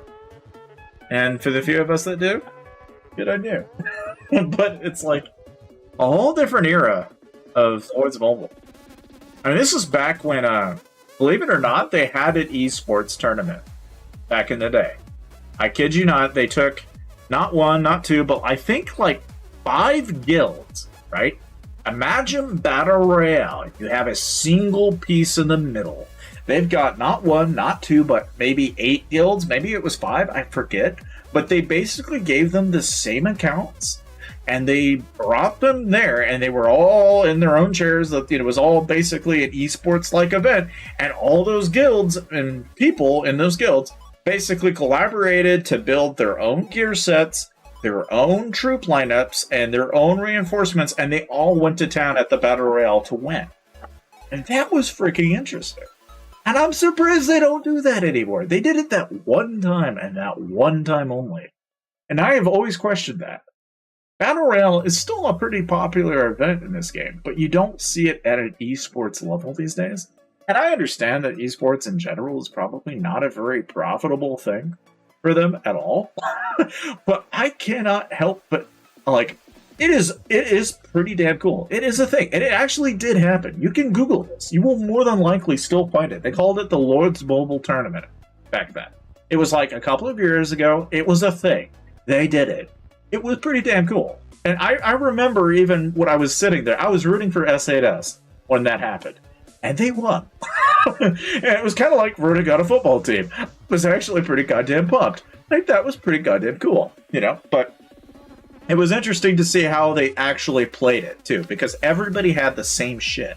So the only way they could play strategically was to counter each other, and they had to figure out a strategy pretty goddamn quick. They didn't have, like, that much time to just, hey, here you go. You know, and look at, like, you know, Baron, look at, like, you know, look at that. And now imagine if we were to incorporate something like that these days. I think that'd be damn cool. But, you know, it's just an idea. I'm sure they'll probably look at me and go, yeah, yeah, very funny. A girl YouTuber that played it. Well, there's Lady Kalista, Blue Sky. I don't know if that's who you're referring to. Nowadays, you know, as far as girl YouTubers go, you got Lady Kalista. Now, a little bit after that, you might have heard of Executi recently. Or prior to Lady Kalista, there was, what's her name? Shit. There was a trap account that was ran by a lady. Forget her name now. I haven't seen her channel in a long time either. She was there for like a while. She was running like some of the top of the top shit too. And then just as quickly as she appeared, she was gone off the face of the earth. But yeah. Whew. Talk about memories. Because that was like 2018, I think. I was thinking of. Like if I just... See, that's one thing. I want like a freaking time machine to go back to channels in 2018. I want to go back and be like, okay, tell me all the channels back in 2018. Give me, give me a way to go back. Like F.A. Hawks, for example, was another one of those channels that like just blew up out of nowhere, and then just as quickly disappeared off the face of the earth. That might have been it. Yeah. Expend. I think you've got a couple of the ones that I was thinking of. Yeah. No. Yeah. No. Those are some of the few that I'm thinking of. There is one more person though that isn't mentioned that I'm thinking of. But I mean, again, it's a while back. But yeah, you don't see F.A. Hawks anymore though. Mr. BP Gaming was another channel. That was the guy I was referring to that kind of like joined CAE and then just as quickly just gone. God. That's just that, you know, it's like, I can just think back to 2018, but even like 2017 and 2016, those were the days. Well, there's Ryan. And it's funny, all I had to do was type in 2018 and it's like, hey, what's up? I'm gonna tell you more about rally trapping. You know what, Ash, what about rally trapping would you like to know more about? Equipment and troops. Okay, well, as far as a troopment, oh god, it's gonna be one of those days. Okay, so when it comes to gear, right, typically you're gonna want a skull crusher. For your offhand, it's gonna be mitts. Your accessories are either gonna be mythic cups, blight rings, or champ faiths and champ rings of any kind, doesn't matter which. Your leggings can either be strides, or they can be dragon talons, or they can be, I think some people even roll storm tassets, which I'm not really sure why. And then for your plate is the chest piece, and then the helmet can either be the Cav helmet for champion gear, the Bumble helm, the Beast helm, And that only varies if you're trapping and you're good, you get the champ cav helm. If you're somewhat 50-50, you probably go the bumble. The only people go beast helm are the people that either just want the travel speed for some stupid reason or don't know what they're doing. And outside of that, the only other thing for the main hand is a question of, if you got the Skull Crusher, great. If you can get a champ main hand, great. But that's assuming you can get it. Now, there are downgrades to that. You can get a Crosswing Sword at Mythic, and that's just as good. I'm using that right now. If I can get a Skull Crusher at Mythic, I'll take a Mythic Skull Crusher in a very quick hurry when it comes to gear. Now, troops, okay, rally traps are typically going to be 2 million T4 across. You can do it with 1.5 million. You can do it with 1.2 million. The biggest problem with going anything lower than 2 million T4 is that you're typically going to find that you're not going to cap them. You're just going to get a bunch of walkbacks and you're not going to be able to do enough damage. And you're just going to get yourself, you're not going to have a good time, right? I'm not saying you won't, but it's not going to go your way. Let me put it that way. The best traps in the game are popping 2 million T4 across, and then they're going to have anywhere between 4 and 6 million T2. The higher, the better in their world, because the more buffer they have, the more room they have for mistakes. The problem is if you get countered, I don't care what your troop count is, you're going to lose a shitload in this game, especially against an Astrolite Mythic Champ player. You cannot afford to get countered. And if you don't have enough time to change, you are SOL. And that means a lot of people will, rally trap-wise, will actually set up macros for that. They'll actually swap their gear on a keybind. So that way, if somebody sends a rally, they only have maybe 5 seconds to change. They can press a button and it'll change. That's how the state of the game is. If you start talking like bots and stuff like that, there are enough people right now that will tell you they don't even bother. If they run into a bot, they just give up. They just chill and say, fuck this. But, beyond that, okay, outside of what I've just told you, which is gear and the troop comps, if you're going to get bigger and you're going to do parties, that's where you go from being 2 million T4 across to 3 million T4 across. And you go from being 4 to 6 million to about 8 to 10 million. Some of them I like to go as low as 7 mil. 7 mil's a happy place. I like 7 mil because that's just enough to make yourself fat, not small enough to, or not enough might for that matter to make yourself look like an idiot. But if might's not a concern, you can just as easily bring that shit way up. As for familiars, okay, the conversation over that is going to matter on what you have available to you. And that's going to vary depending on what you have. But typically, Jade Worm's going to be a plus if you've got that. The second runner-up to that is going to be any of the 4%, 600% attack-based familiars. Those are always going to be givens. And I would say Bon Appetit and Gargantua are usually a big number one pick. Blackwing, not as much, because a lot of people, while they could use it, they don't typically find themselves needing it if they're getting hit. I would say, if anything, my opinion, I think I would see more people use Gargantua and Blackwing than they would Bon Appetit. But it also depends on what you're trying to do. Like if you're going to get 3, 4%, 600%, you're, basically playing with the initial stat of whatever you have mixed times 600% to do the most amount of damage to a backline set of troops. It's just the idea being to get the most amount of damage. Now, I would say Magus, Mole Shaman, and Nostros are your 60% HP and attack bonus ones. Those are pretty damn OP. I like those.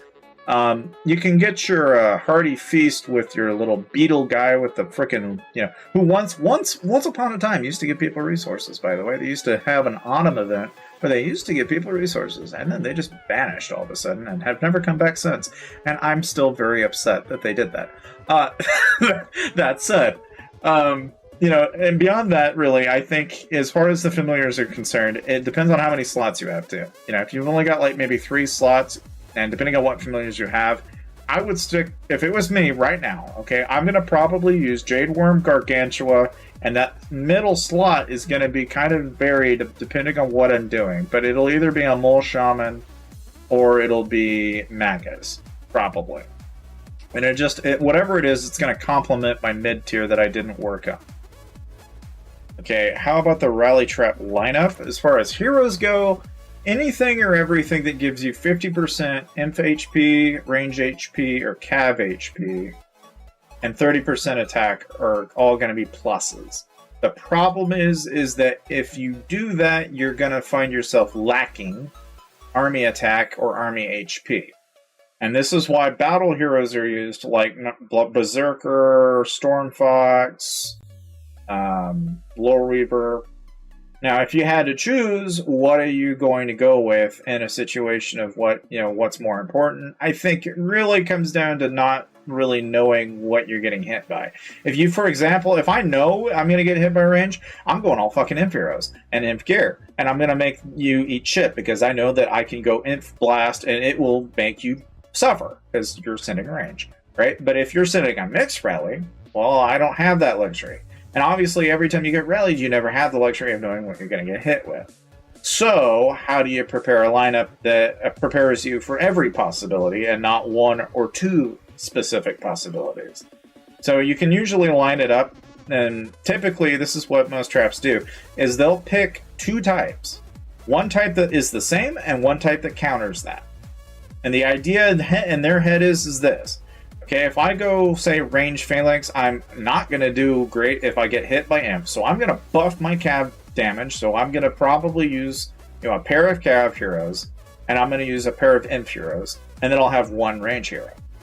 The idea in that is that, okay, if they hit my range isn't doing the damage, the cav is going to do the damage, the imp is going to do the damage, and that's how I'm going to play it.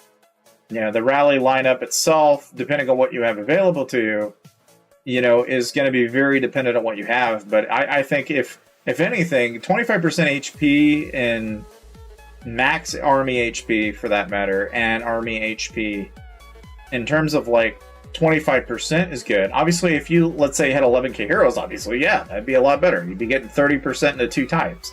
But typically, people don't have those. So then you have to think in terms of, okay, what's going to be the most value for my buck? So I would say if I was to do it, I would probably pick Berserker because that's an infantry hero. I'd probably get Lore Reaver because that's a cav hero. Then my other following two heroes from that mix can either be Stormfox, which is another cav hero, and then I'll throw in Watcher, for example, and that'd be another imp hero. And then my one in the middle would be Songstress, because that would round it out, give me the maximum most amount of HP and army attack that I can get across the board. Now, this assumes you have them. If you didn't, then you might, instead of doing, say, Songstress, you might do Tracker, because you're going to get 50% HP and 30% attack, or 20 or 30, fuck, I don't know, I think it's 30, into attack. But either way, the point being is that you're ultimately trying to think in terms of what is going to counter what is being sent in the front line, and then do the most amount of damage that counters whatever that counters that front line. You can just as easily turn that around, though, and let's say you think range is going to be doing your damage. Well, then you can just as easily flip that around. You can just pick a set of range heroes. They're going to buff 50% HP into attack. Typically, I think, if anything, whenever you're thinking in terms of the wall, whatever gives you HP to your front line is going to be most valuable, and then whatever is giving you damage is going to be valuable too. It's just you're trying to get the most bang for your buck, and typically people will tell you that if you don't know what you're getting hit with, then your army bonuses are your safe bet.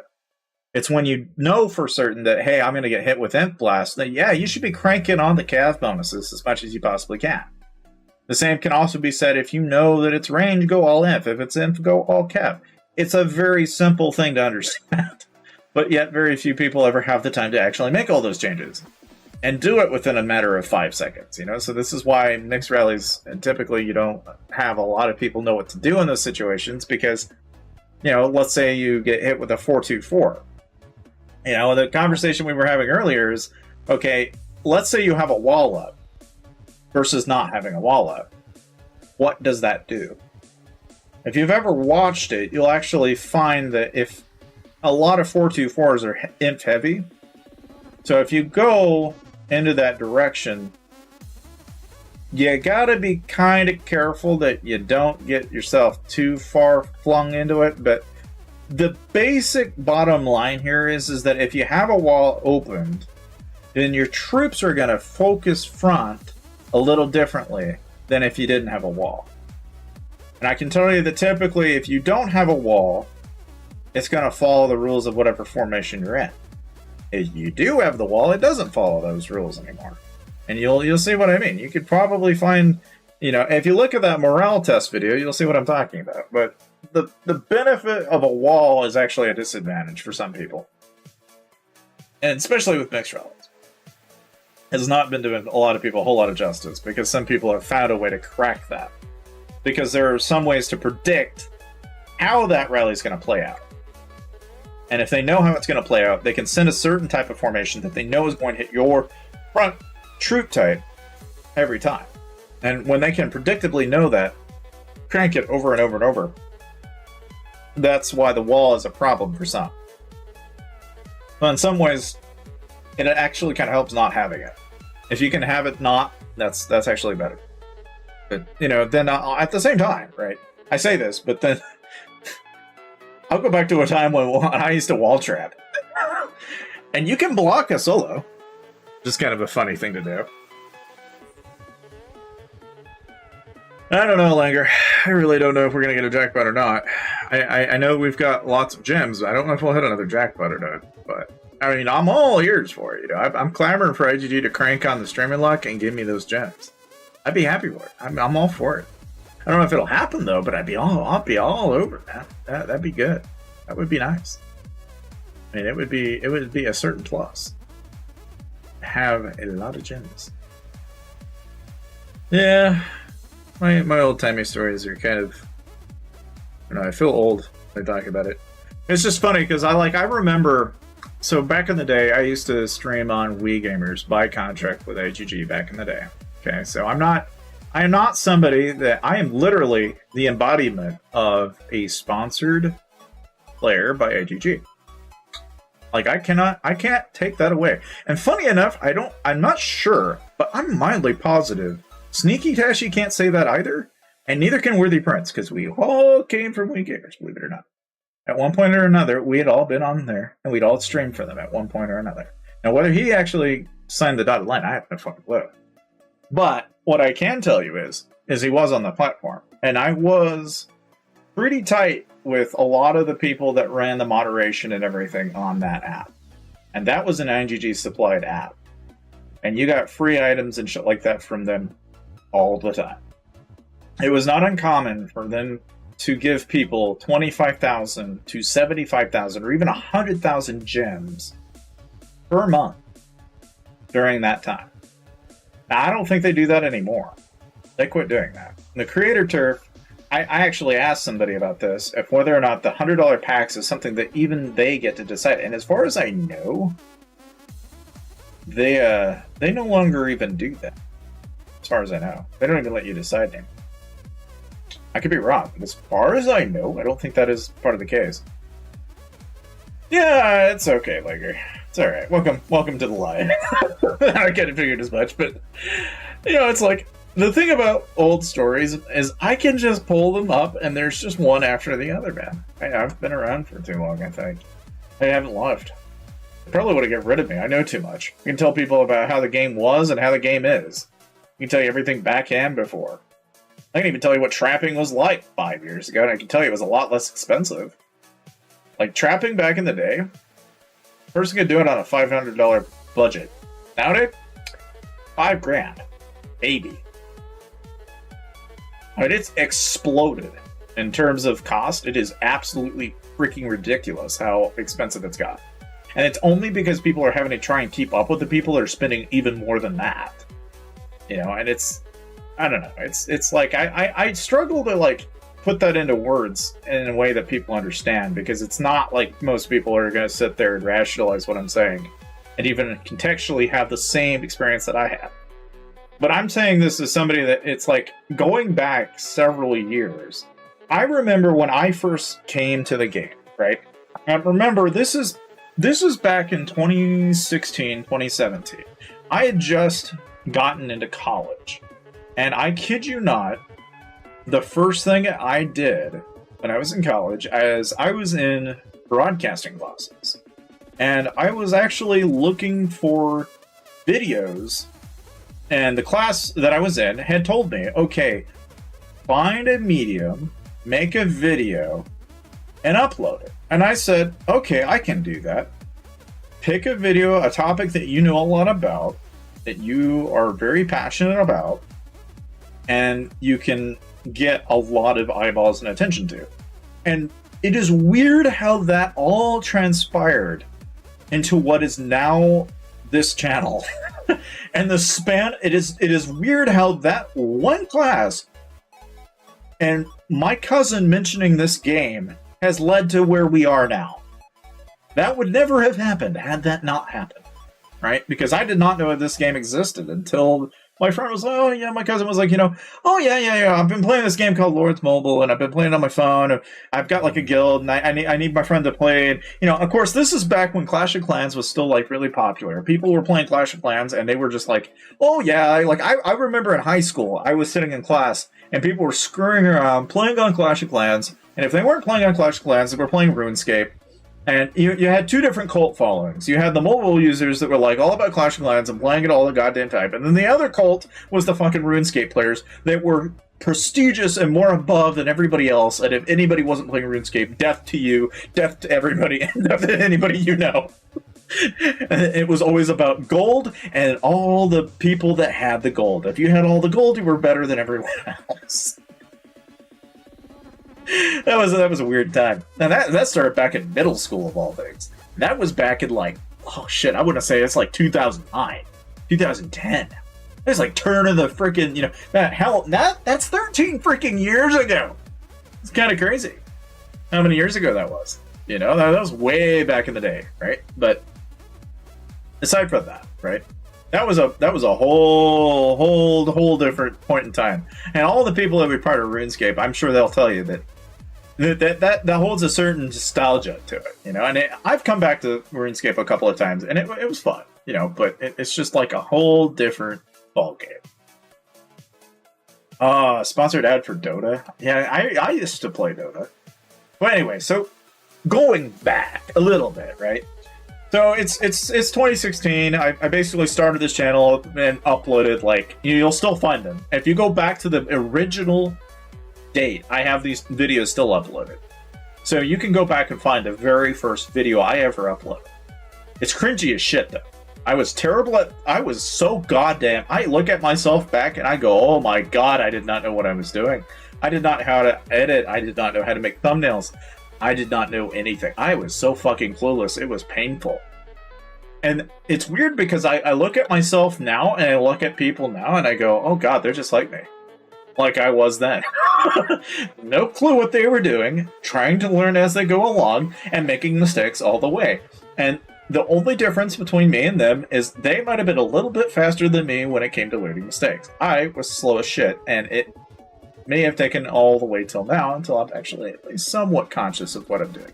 That said, okay, 2016, Apetrix is just now getting out of Castle Clash, and he's coming over and he's starting to play Lords Mobile.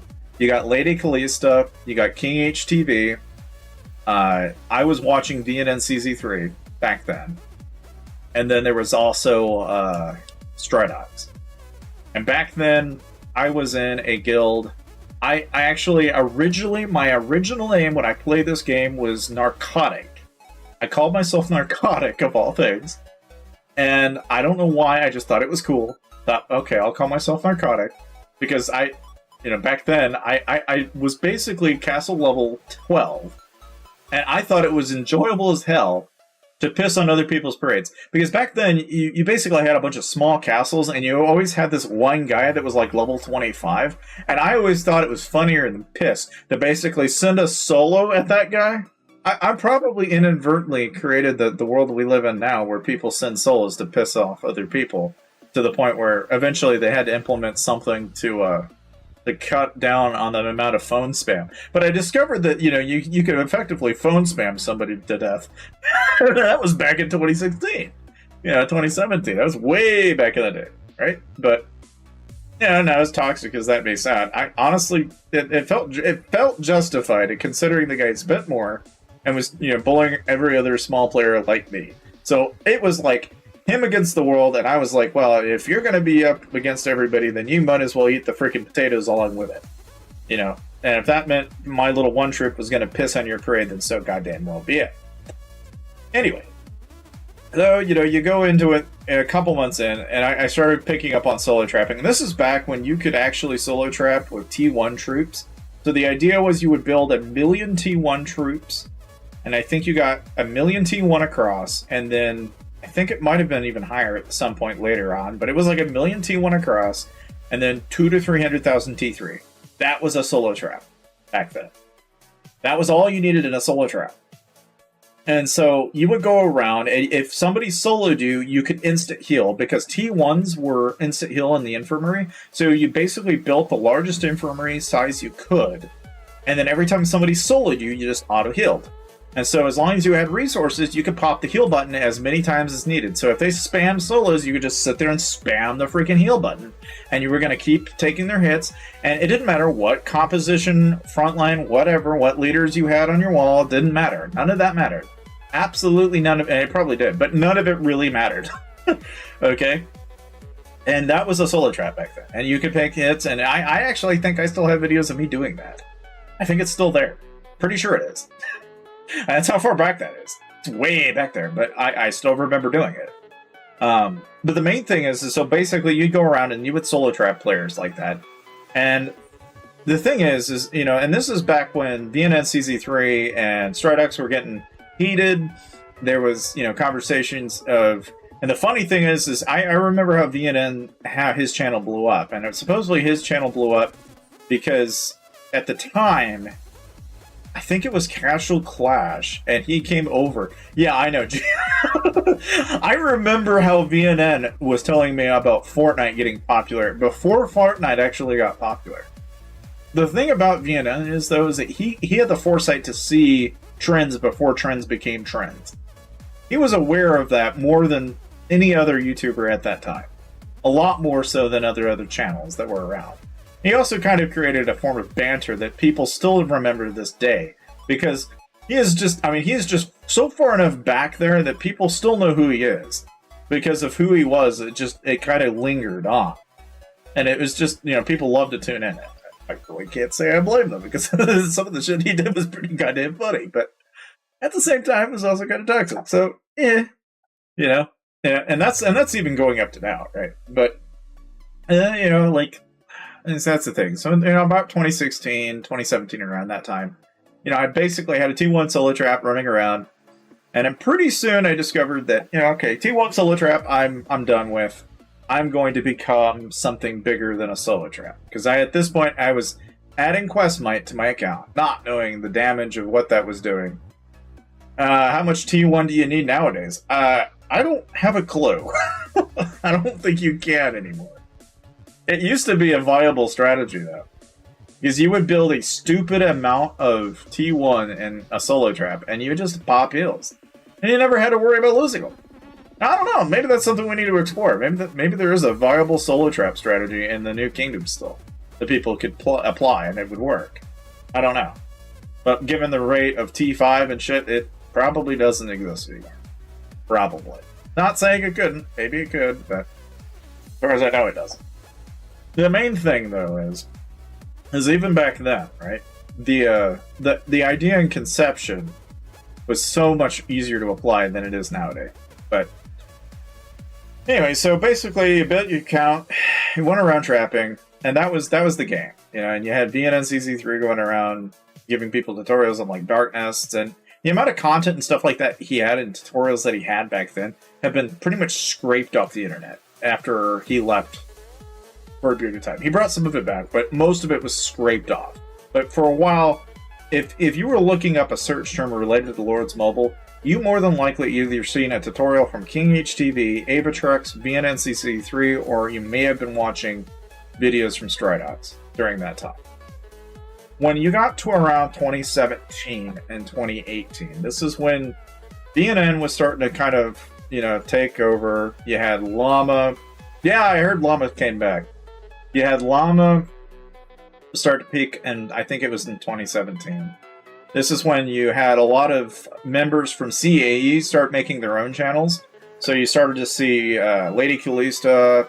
You had guilds like BRR, A2Z with like Gecko and Bren Chong.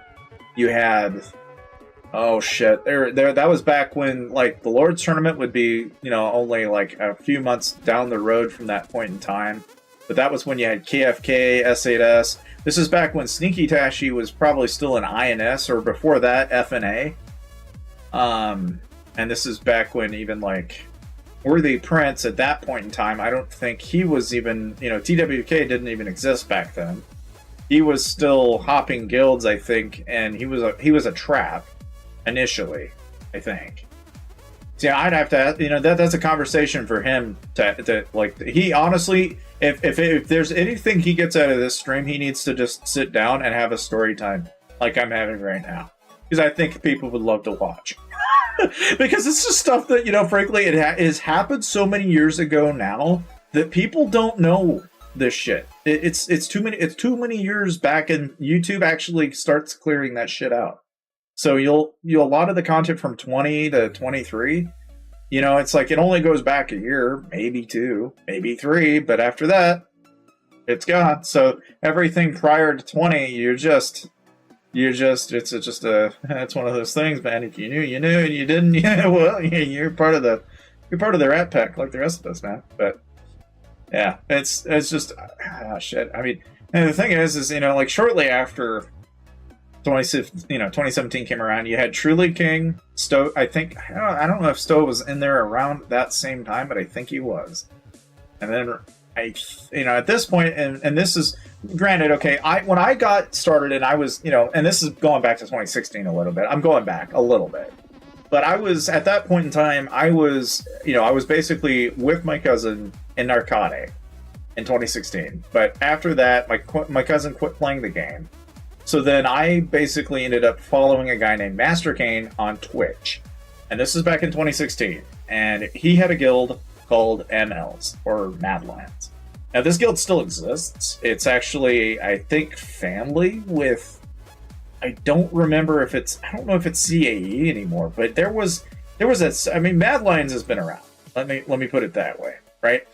And so, anyway, the main thing with Mad Lions back then is I was basically like, I basically learned everything I ever knew about Lords Mobile from Master Kane. And I would talk to Master Kane during his streams pretty much every fucking day. And it was partly him that got me involved in his streaming and also into Lords Mobile more as a content creator. Because what he taught me was that there were so many people back then. I don't even know where to go. I mean, I can go further, but I'll take a moment. We'll take a small break. How far is the progress on my cups? Okay, right now I am probably by now a Mythic Cup into it. We can take a quick break and look, since you're curious. I don't mind. I'm sorry. I'm just kind of going through story time, and I can't help it.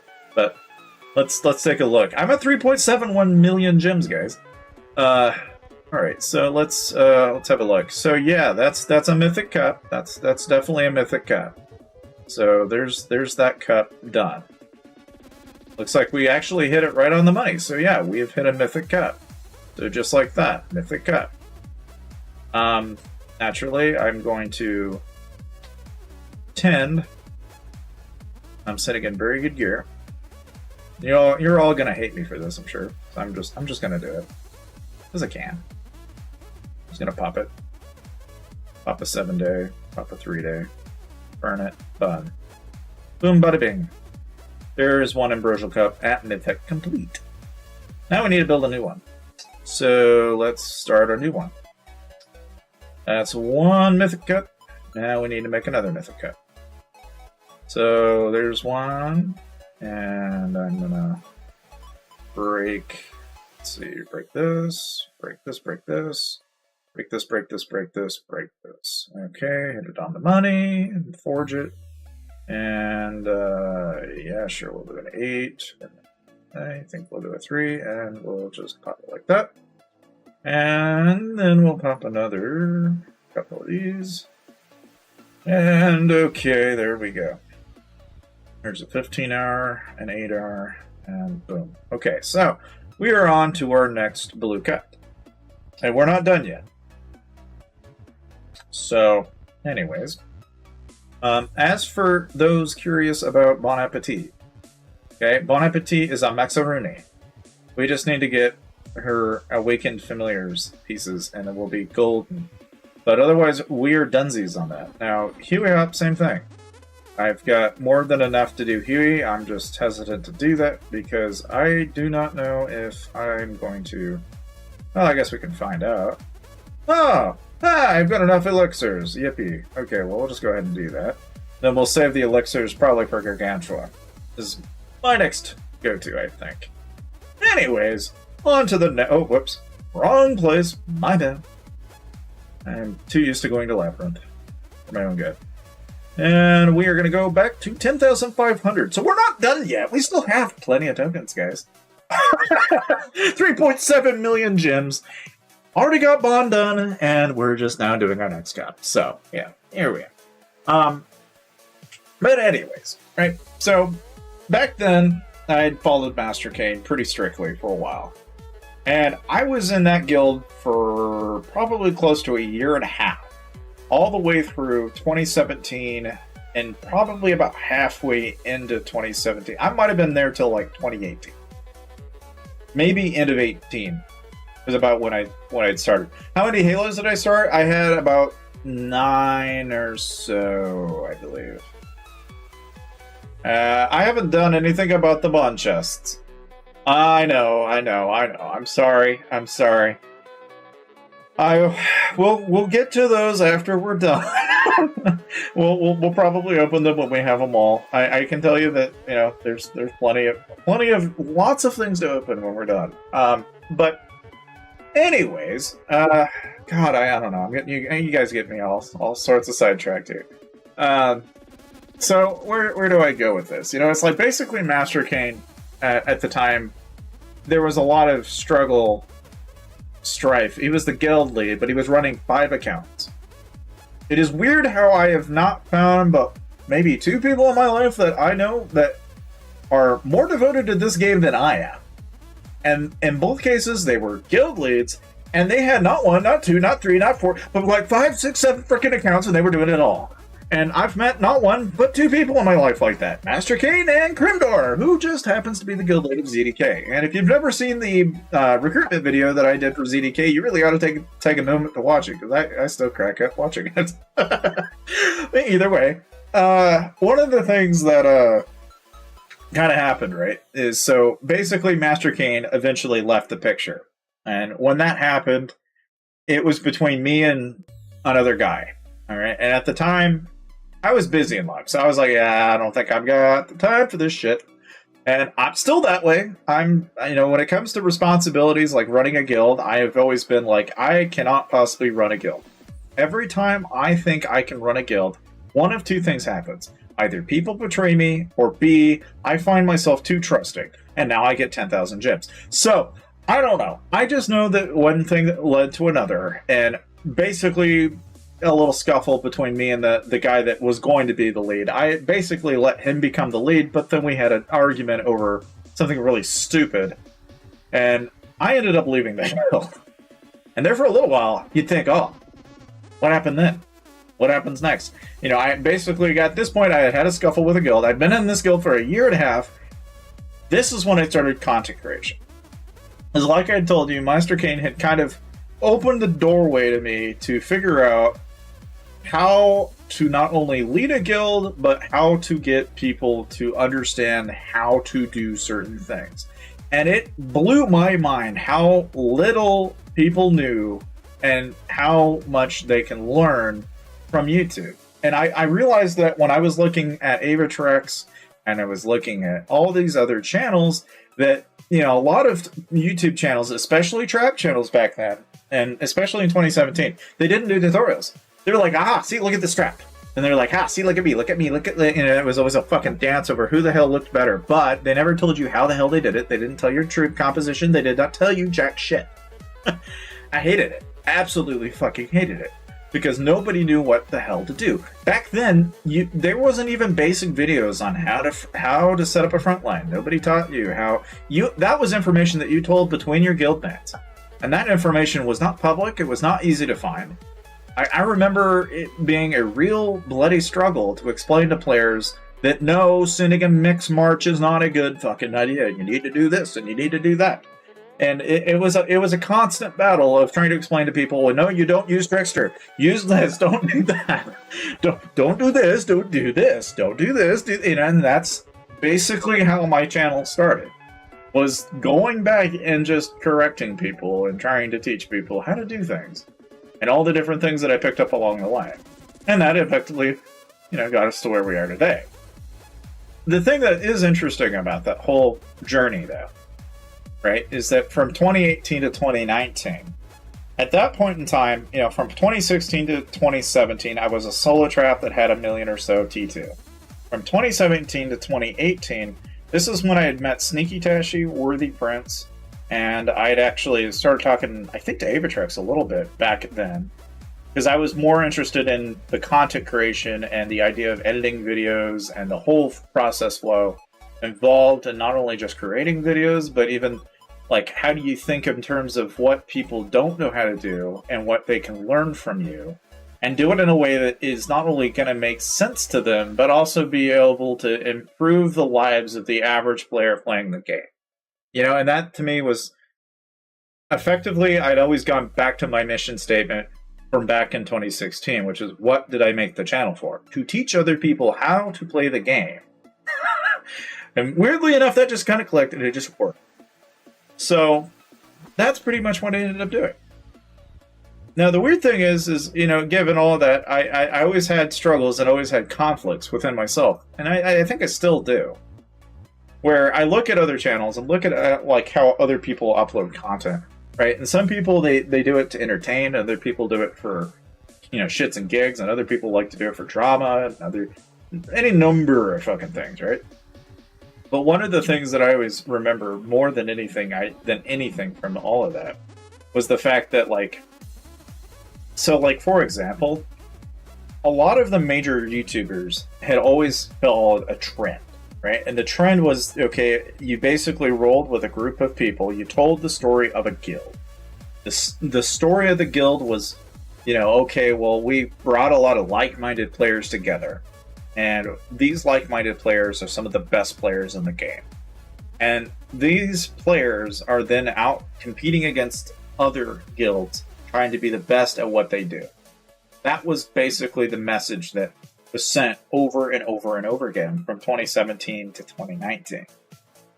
What was interesting about that, though, is that the dark underlayer of all of that was the fact that, a lot of these guilds, a lot of people claim Sugar Family was sponsored by IGG. There was claims going around that people were like, well, for some mysterious reason, King HTV was building guilds and his account had a super account in it and they were funneling money to it. And this is back when the gift feature did not have limitations. So back then, money was coming in from places that it sounded pretty goddamn sketchy, because it wasn't being traced, and nor was it being, there wasn't account protections like they have nowadays, so people were getting hacked left and right. Their bot scene wasn't there, there wasn't really as many bots back then, but there was obviously bad actors taking advantage of the fact that the game was a small game, but there was enough players playing it that you could get enough serious people to consider buying accounts for $2,000 to $5,000 back then. You still see it today, but back then it was a lot more common than it is now. I don't think I've seen near as many these days. It's just not. It's more of a dead thing than it is anything. It's not that it doesn't exist. It's just not as common. But one of the things that I always remember was the fact that even with a lot of the major guilds, a lot of them were all funneled by banks. And this is when bot banks started to really crop up. Because after 2016, they made some changes in 2017 to kind of try and prevent bots from being a problem. And the way that they approached that problem at the time was to limit the gift feature and then try to restrict players from being able to dump lots and lots of resources into single accounts so that they could build super rally accounts. And obviously, over time, that became the model of almost every major guild that you see today, where now you have a lot of super tight accounts of people that are getting piloted by other players. And that was the model to win every major war or every major battle between other guilds. Because why bother having one or two people that are really good when you could have one super good account and have that one rule them all? And effectively, it worked. And so from like 2017 to 2018, that was basically the rise of, cause and effect becoming a bigger picture in the scene. And it really didn't peak, I think, until about 2019. But in 2018 and 2017, that's really when it started to pick up steam. Because at that point, you had Mr. BP in 2018, 2019, I think. Right around that time. Started to pick up, and they started pushing more and more content. And you had, I think, like a trio, maybe not even that, maybe 4 or 5 YouTubers for Lords Mobile that were all in the same guild. And that was a big, big deal, because that basically blew away a lot of the other guilds in comparison, because a lot of people did not have the kind of resources that they had access to. However, that did not make them more competitive than a lot of the Chinese guilds that were out there at the time, like KFK and S8S, and a lot of other major guilds, because they knew a thing or two about technique and strategy, but they were also they were surprisingly more well-funded than a lot of these streamer guilds. And even the streamer guilds, while good, they had a hard time dealing with that, because these mysterious players that just kind of come out of nowhere in some way, they kind of just taken their place. And so by 20, this is when, from 2018 to 2019, I at this point was streaming. I turned from a solo trap to a rally trap. And at that point, I was rally trapping players, and I was basically turning into a 4 to 500 mil rally trap. And back then, you didn't, again, very different scene than it is today. Back then, rally trapping was a whole different deal. Like, I could get away with only I think 1.1 to 1.2 million T4, and only like 1.5 mil to 2 million T2 is all I was rolling with. That's all you needed for T4s and T2s back then. And the weird thing is that wasn't for one rally either. That was for quad rallies, or even 5-6 rallies at a time. It was fun. You could take rallies from the Emperor, and then not even blink an eye, not even sweat it. It was nothing. It was actually enjoyable and fun. Back in 2018, 2019, that was like the rise of what I call the peak of rally trapping in Lords Mobile, because by 20 it hit a fever pitch. At that point, there were so many videos that I had made, but also other channels, on how to produce traps, that trap channels blew up. There were trap channels everywhere. They took over. There were so goddamn many that I think IGG finally decided, oh shit, our rally leads in the game are getting fed up and wanting to leave the game. We need to change something. So come towards the end of 20, they started doing these updates. At first it was T5. We were joking about it back in, and that's the thing. It was a joke. Nobody was serious. It turned from a joke, that was being had in 2016 and 2017 to a reality. And then it just went freaking haywire from there. Because not shortly after that, you eventually had Astrolite, you had your T5 familiars, and then, a little bit of a while after that, you had artifacts, and it just fucking went ballistic. It's like the game went in a whole different direction from where it was at that fever pitch. And a whole different game. But, it's interesting how much of a transition it's made in that period of time. And I feel like it's in response to it, because it was doing so well. Because back then, you had no problem going to the Emperor and getting rallied and having a blast. I mean, bots, while I don't think bots were that prevalent, there was always signs that LH mysteriously knew where people were. And even back then, the like 2016, 2017, people had rumoredly have felt like that for some mysterious reason the Chinese players had an advantage that somebody was giving them that no one else had. Later on, I think I've come to realize that that was Huawei. Way back when. I have a funny gut feeling that it was them back then as it is now. They've just become more relevant now because they've shown themselves. And they've decided that let's pander to everybody. But I have a feeling that was true then as it is now.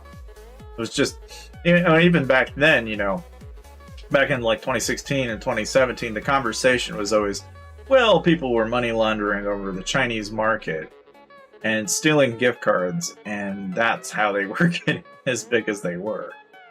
And some people it was absolutely fucking bonkers, if anything, to think about what was being said and done, even by some of the top streamers back then.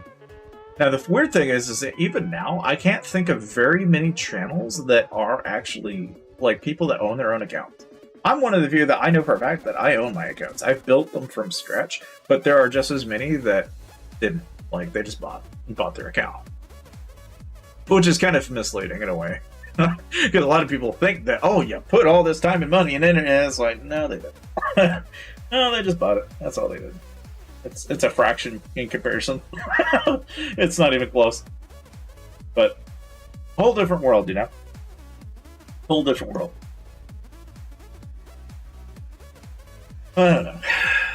Enough of that, though. I mean, I feel like I probably talked your guys' ears off. Maybe a little too much. I apologize. It's just, I can't help it. It's a whole different game back then. And even after all the collaborations that they've had over the years, it's interesting to me how, like, even now, like, some people probably don't have Pegasus. Well, there's some people that do. You want me to keep going? Because I can, but hell, where do you even stop? Like I remember, so like for example, like when VNNZZ3 was at his peak, and he was fixing to like leave Lord's Innocence, I remember him talking about doing like Fortnite content and shit. Little did I realize that blew up as much as it did. It's one of those things that I remember the conversation of the game. Back then, it was not a battle royale. It was nothing more than a game that was being teased on, I think it was E3, and all they had talked about at that time was, oh well, it's a fucking tower defense game, and you kill zombies and you build walls and defenses, and this is our game. And then H1Z1 came around the corner, and this is when Dr. Disrespect and fucking This is when the freaking esports gaming speed like blew up, and it's like as soon as people started picking up on that, and I know VNN was paying very close attention to it because he put the two together and he said, they're gonna mix this game with battle royale and it's gonna blow up. And lo and behold, it actually did. And that was the most, in my lifetime anyway, that's the most revealing thing that I've ever seen. To have known a game before it blew up is just a weird thing. It's like, I come from a group of people that, like, I actually was part of, even prior to even Lord's Mobile, I'd actually been part of Roblox back in 2007 to 2009. We played off and on till about 2015, roughly, at that point in time. And back then, I was scripting, and I know more about that game than most people should know. But I only know it because the communities that I had developed, I had originally built a little over like 2.5 million Robux. I had all the fancy hats that they have on that game that nowadays are like worth tens of millions, which you really can't put a price tag to. But like, if I had kept playing that game and had I kept my account, it'd actually be worth like probably some money, I'd imagine. But I mean, it's not like I really care, because after a certain point, they discontinue your account and then they kill the hat and the whole thing, which the whole kit and caboodle. Which in some ways more than one, I feel that's kind of effed up with them. But that's their website, their rules, I guess. But It was like watching it was almost as bad as like when I was on, you know, like I would watch YouTube and they killed Machinima. When they killed Machinima and they got rid of Red versus Blue, that fucking blew my heart away. That was like, I actually enjoyed watching Red versus Blue, because I come from a community of people that used to play Halo 3. Way back in the day. In fact, originally, this channel wasn't called Dakota Fisherman. Way back in the day, it was called Project Recon Studios.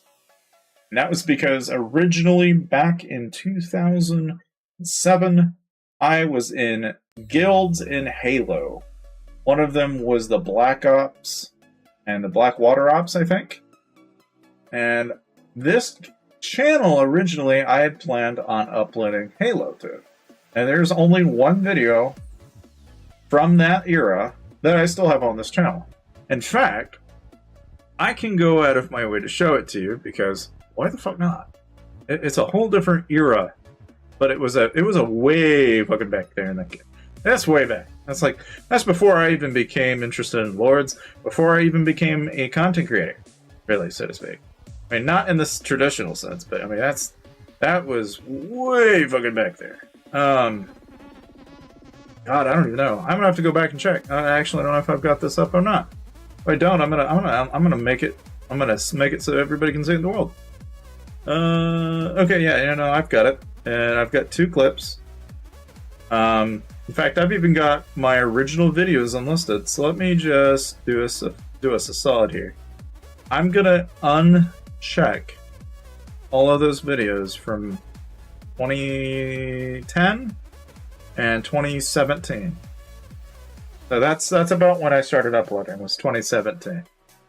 I can put a date to it.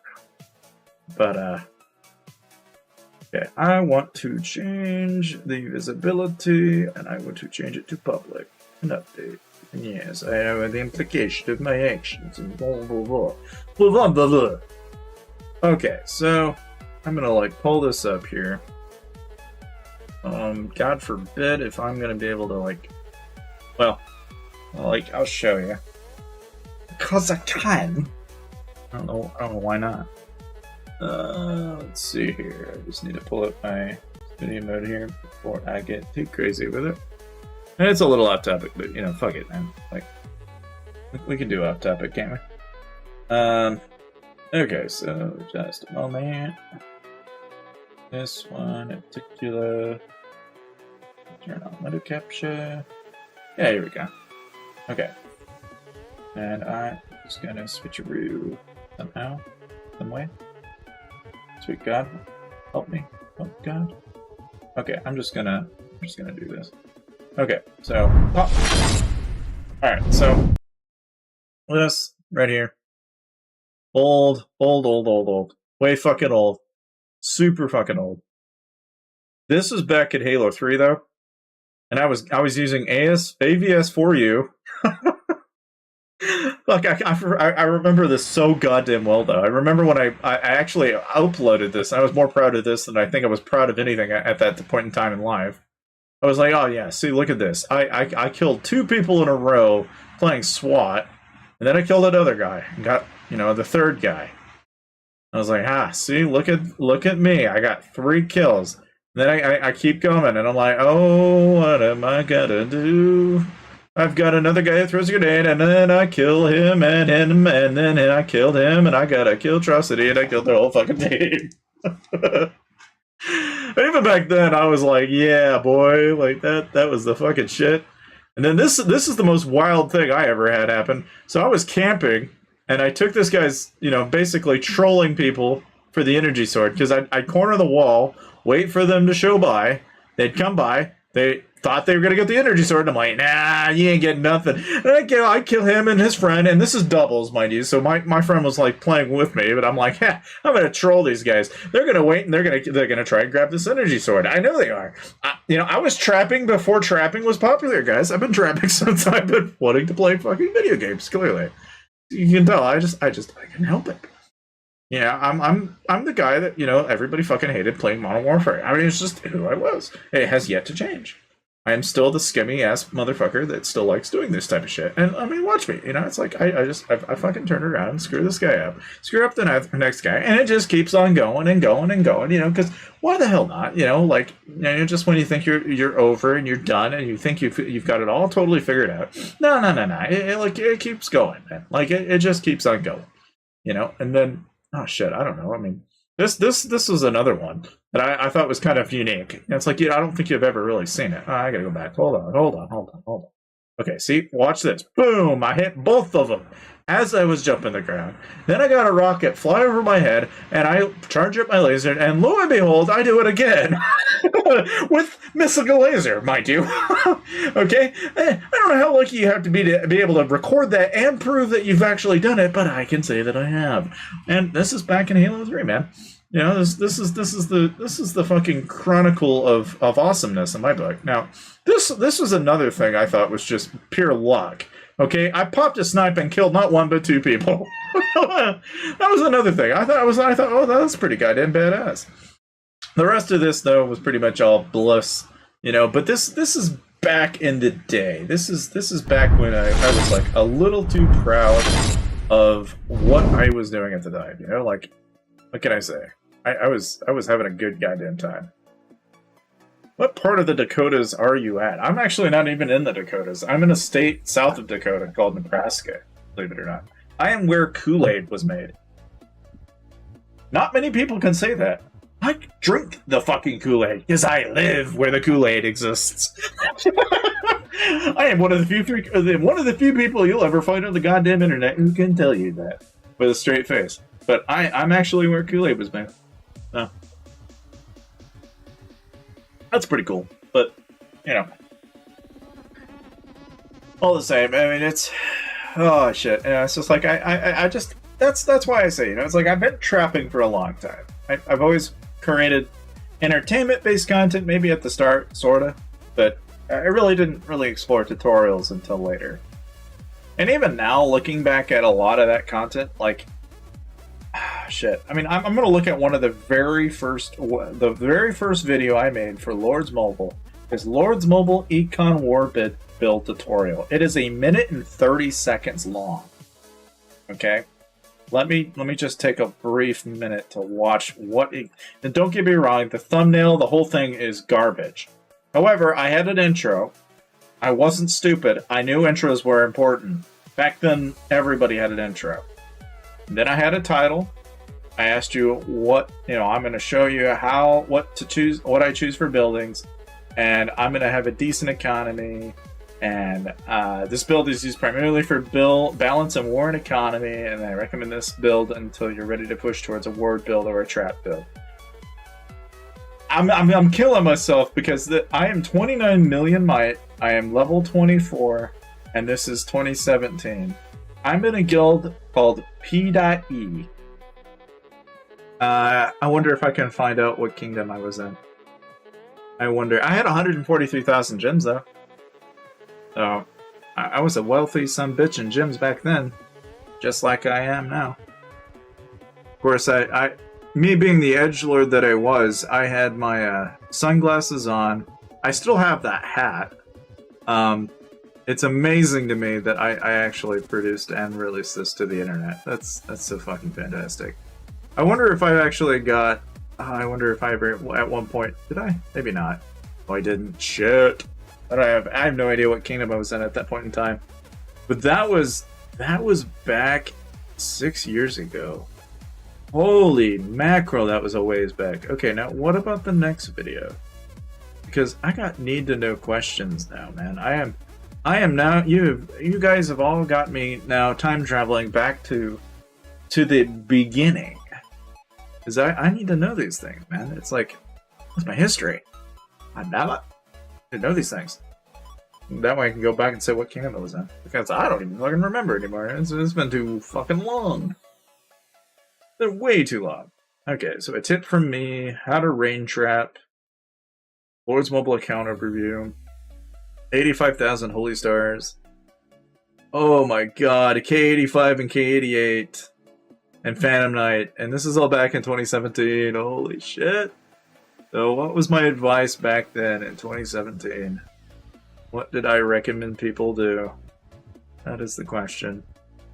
Oh my days, I look like shit, but yet I still live in the same room, so Okay, I don't have a clue what kingdom I'm in, but I'm level. No, I have 99 million. My holy shit. Weirdly enough, my streaming schedule has not fucking changed that much. I used to stream from 6 to 9 p.m. CDT every single day. I now do it at 8 o'clock, and I don't do it every single day, but it has not changed all that much.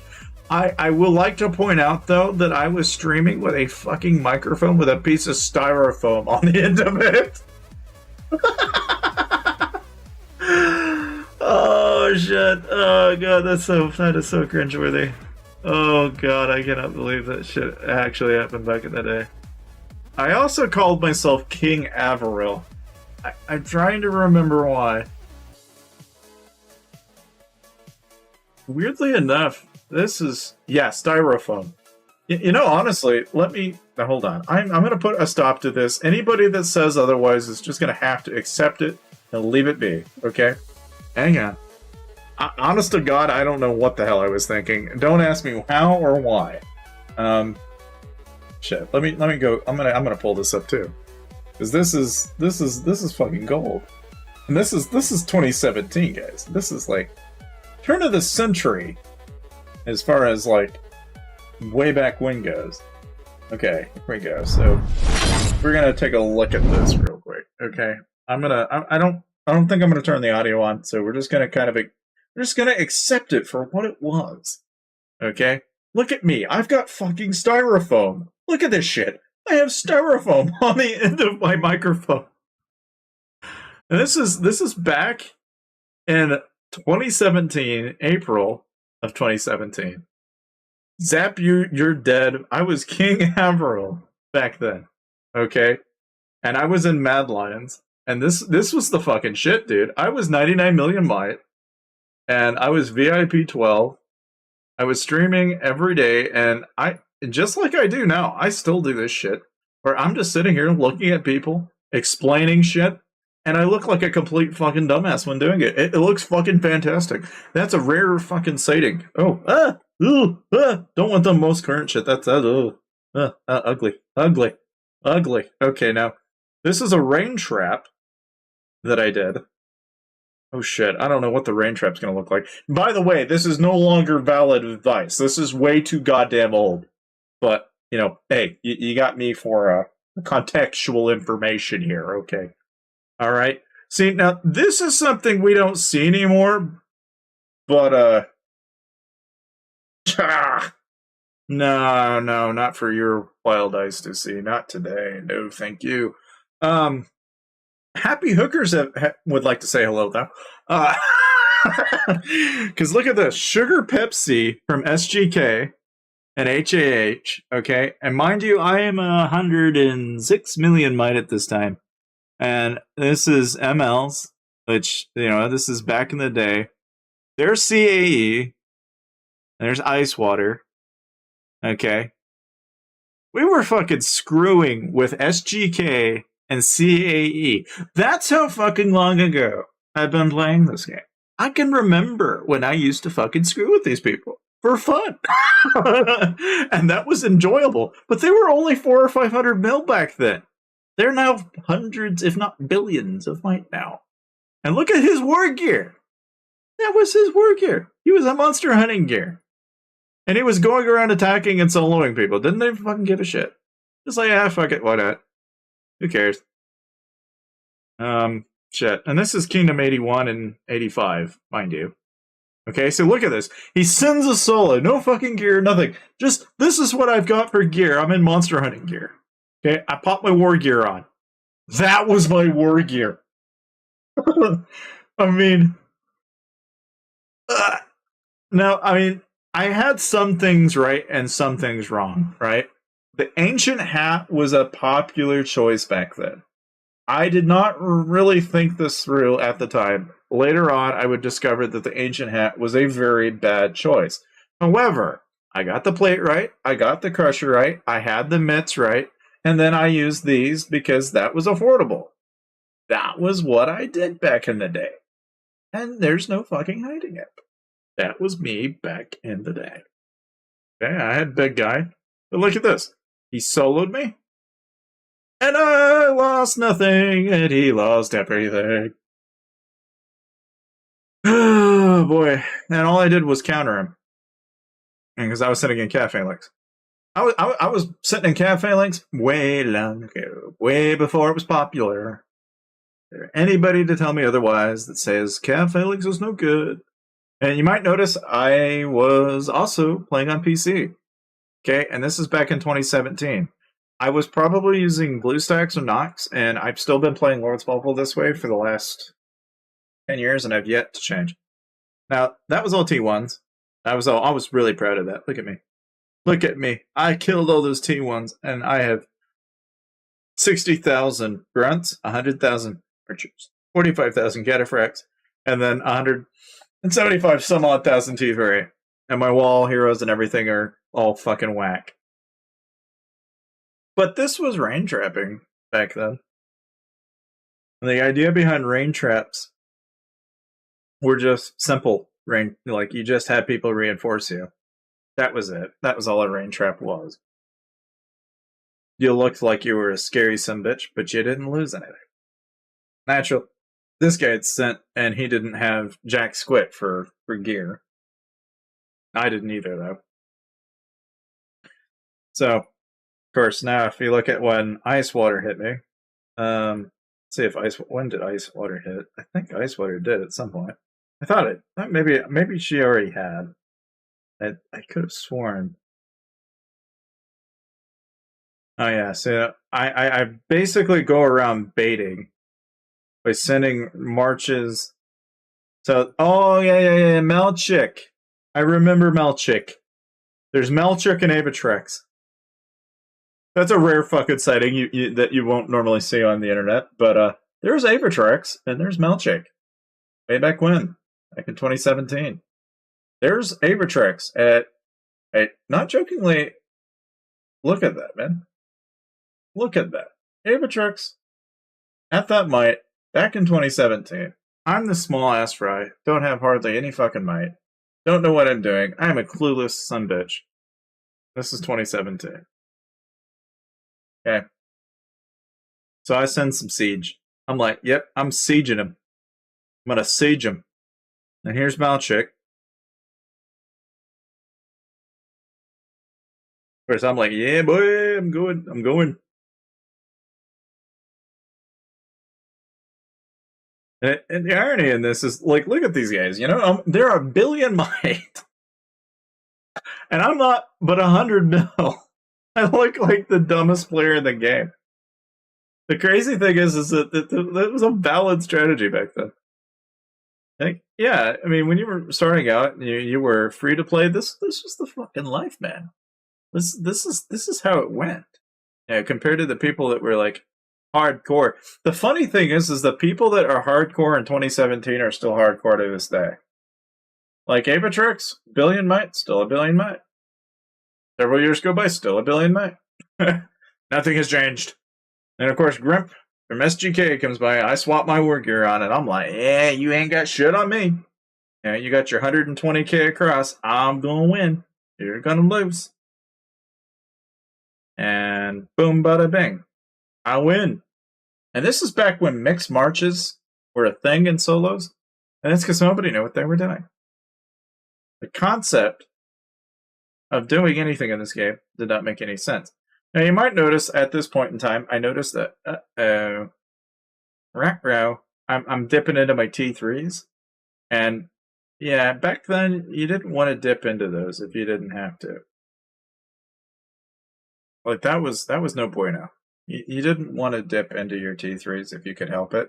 It happened from time to time, but, like, it genuinely was some of the roughest shit that ever happened. God, where do you even start? So you have to look at this report here. Assuming that YouTube doesn't like have a conniption fit here. Conniption fit. Okay, there it goes. Maybe. But, you know, mind you, I'm only 100 mil back in then. And this is Mad Lions. That's Master King. There's Duke Carry. Bapexon, Halfies.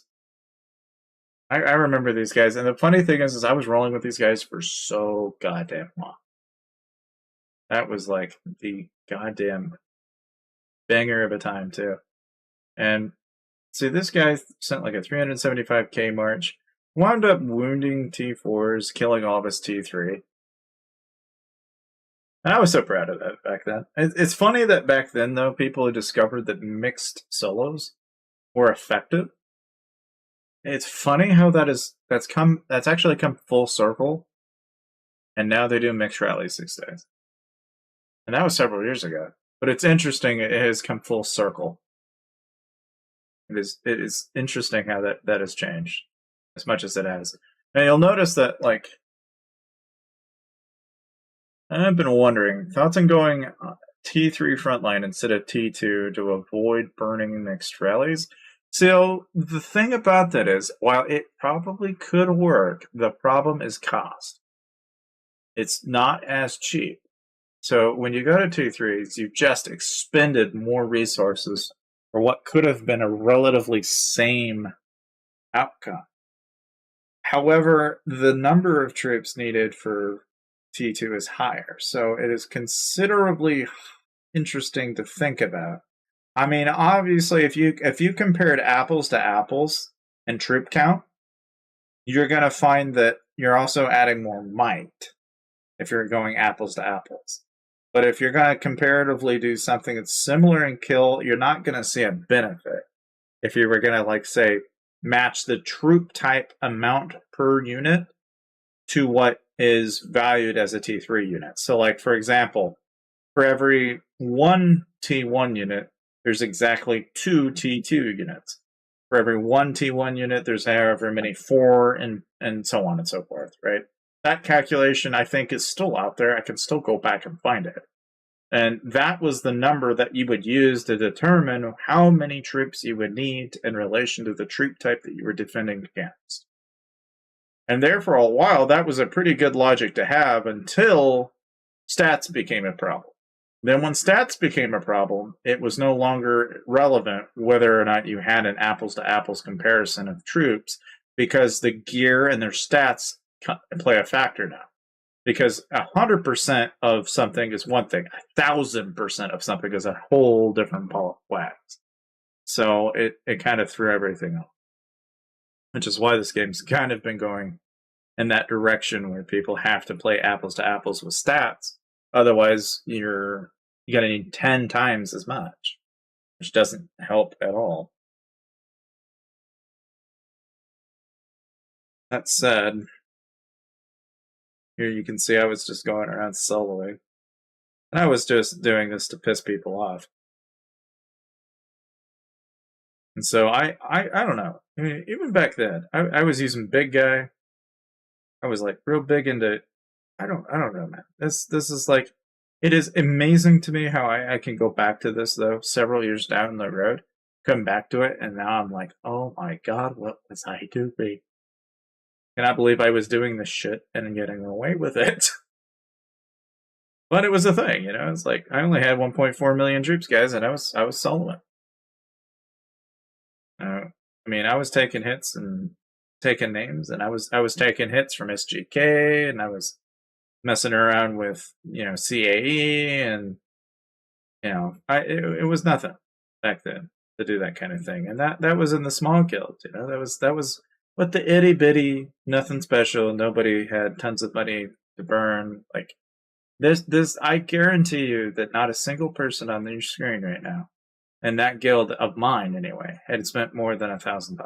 Now the people we were up against, fuck yeah, they spent some money, buddy, but we were still getting kills and stuff, and nowhere near the amount of like the amount of money in relation to what we put into the game was almost near like pennies in comparison.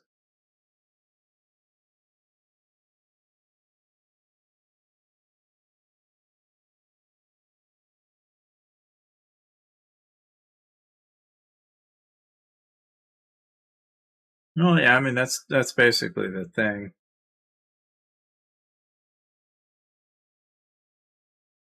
Let's see. Now, I'm going to take a rally. Now, I must have been really fucking ballsy at this point in time. Because this was uncharted territory for me. Because I'd never taken rallies before. Now, isn't that something? Imagine that. 1.5 million troops. This was a rally. But it's all T3. That was uncharted territory for me back then, though. This was gambling for me. Because I had no idea if this was going to stick or not. I had no idea. And as you can tell, I burned. And this is, you know, me being ballsy as shit. I was like, shit, what do I do?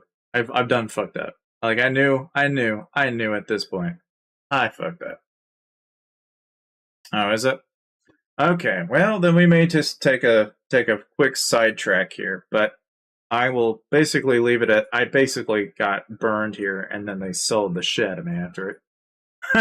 Which, you know, for a video on how to rain trap, I also told you how not to rain trap. Alright, man, have a good one, Langer. Thanks for coming by, man. It was nice talking to you. But anyways, so yeah, that was the fucking life, man. That was the way that shit went. You know, and that's, like I said, that is a blast from the past. But if you want to find out what my channel was like back then, I'm gonna go ahead and I'm gonna re-upload, so to speak. I'm just gonna go through here real quick, and I'm just gonna unlock all of the content that I have basically unlisted because I just thought it was trash. But I'm looking back at it now, going, you know, that was kind of nostalgic. And I don't know about you guys, but nostalgia is one of those fun things that I just love to come back to. And it's, you know, for somebody in the world, somebody might find that valuable. I don't know. So we're just going to go ahead and open the floodgates. Why the fuck not? I'm sure somebody somewhere is going to find it, though, and think it's real advice, and then I'm going to be so fucked. I'm going to have people going, hey, what the fuck? This doesn't work anymore. Which, hey, if it happens, it happened. We're just gonna have to accept it. Yeah, pretty much what we're gonna have to do. Just go ahead and pop the visibility of all these videos. I'm watching my channel, and it's like, you know, I'm probably going to explode in views all of a sudden. Like, for everybody that ever watches content on this channel, it's just gonna, like, you're just gonna see this weird uptick all of a sudden where it just goes all the way to the fucking moon, and that's just because I intentionally unlisted a bunch of my content. It's not that it doesn't exist, it's just that I intentionally unlisted it thinking that it was trash. And I'm a perfectionist at heart. So much so to the point that I actually destroy the very things I create. Or hide it, you know, and I don't know if it's just because of my internal embarrassment of the things I do. Or if it's just because I feel the need that hiding everything I produce is the better way to approach it, when in all actuality it's really not. But either way, I'm just going to go ahead and update all of those and bring them all back to light. And we'll just let them all exist in the world of Lords Mobile's YouTube community. Oh shit, I probably don't. Oh, well, there I went. Okay. I must be doing a little too much, but that's okay. I mean, I'm basically mass unloading close to probably 3 years worth of videos right now. So I think I got all of them. Because most of my 19 and 20 stuff I left alone. It was mostly stuff from 2017 and 2018 that I decided that for whatever reason I needed to hide, like it was somebody's private property or something. I don't know. I had a weird fucking fascination with shit like that for some reason. However, I probably need to go back in here, and I need to go find me wherever the hell I put that. There it is. I'm gonna put that video. That is the one video that I probably don't want, and I think the rest of it's fine. Oh fuck, I remember Valnir Rock. I didn't realize that was in 2017 though. That feels like forever ago, but god damn, I remember that though. That was like the fucking shit. Because back then I I just remember I had like curated my intro too.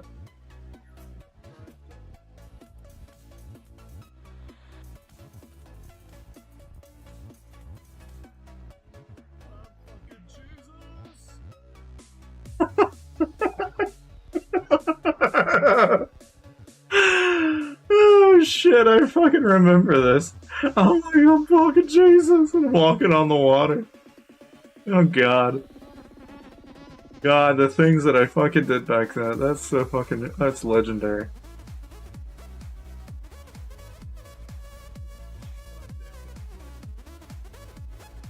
Like, I killed the dragon too, but it was like a bunch of fucking grind. And I remember when I got that game. I remember when I was uploading shit though, that was like...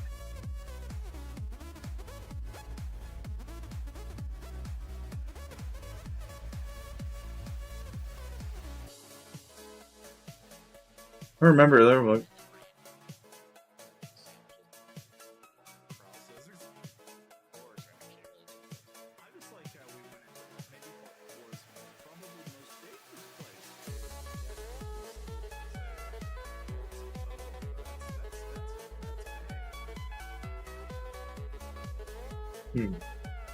That reminds me of like back then, because that was, you know, that was a lot of the shit that my cousin and I were doing, is we were just uploading YouTube videos because we liked YouTube videos.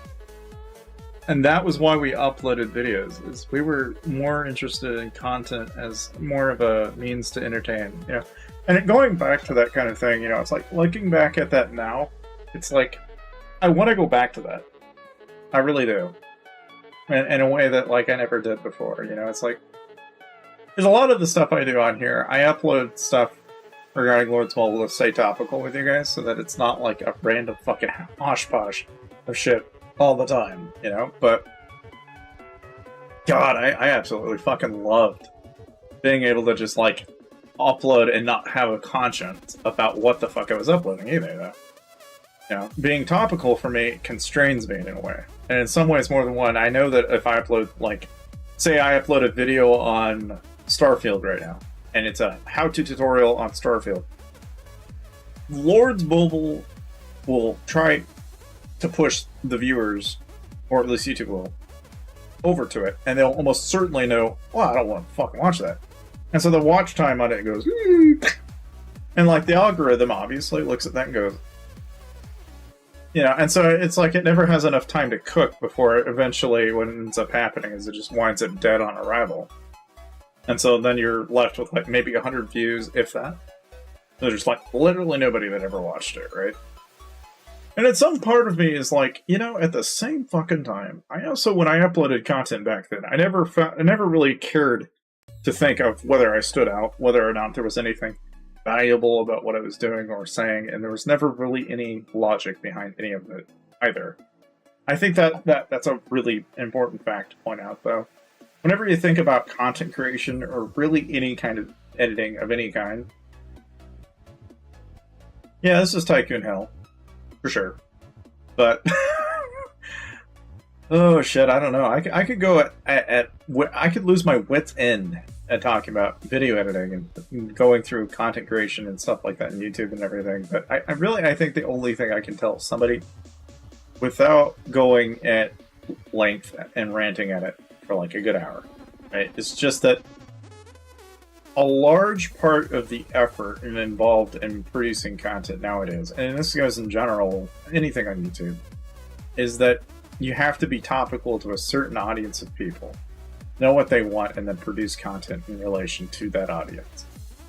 Now, in my case, I've been producing content for Lord's Mobile, and I've been doing that for so many years that I don't see any way in which I ever upload content that is not about Lord's Mobile in some capacity.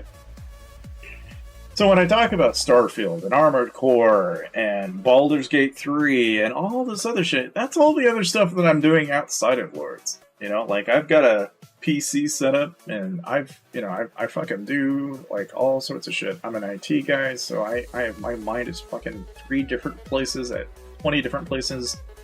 It gets confusing fast. Because I mean, not only do I work with ZBrush and a lot of the core code and stuff that goes into making games in Unity and Unreal Engine, but I'm also simultaneously I have a working knowledge of streaming too.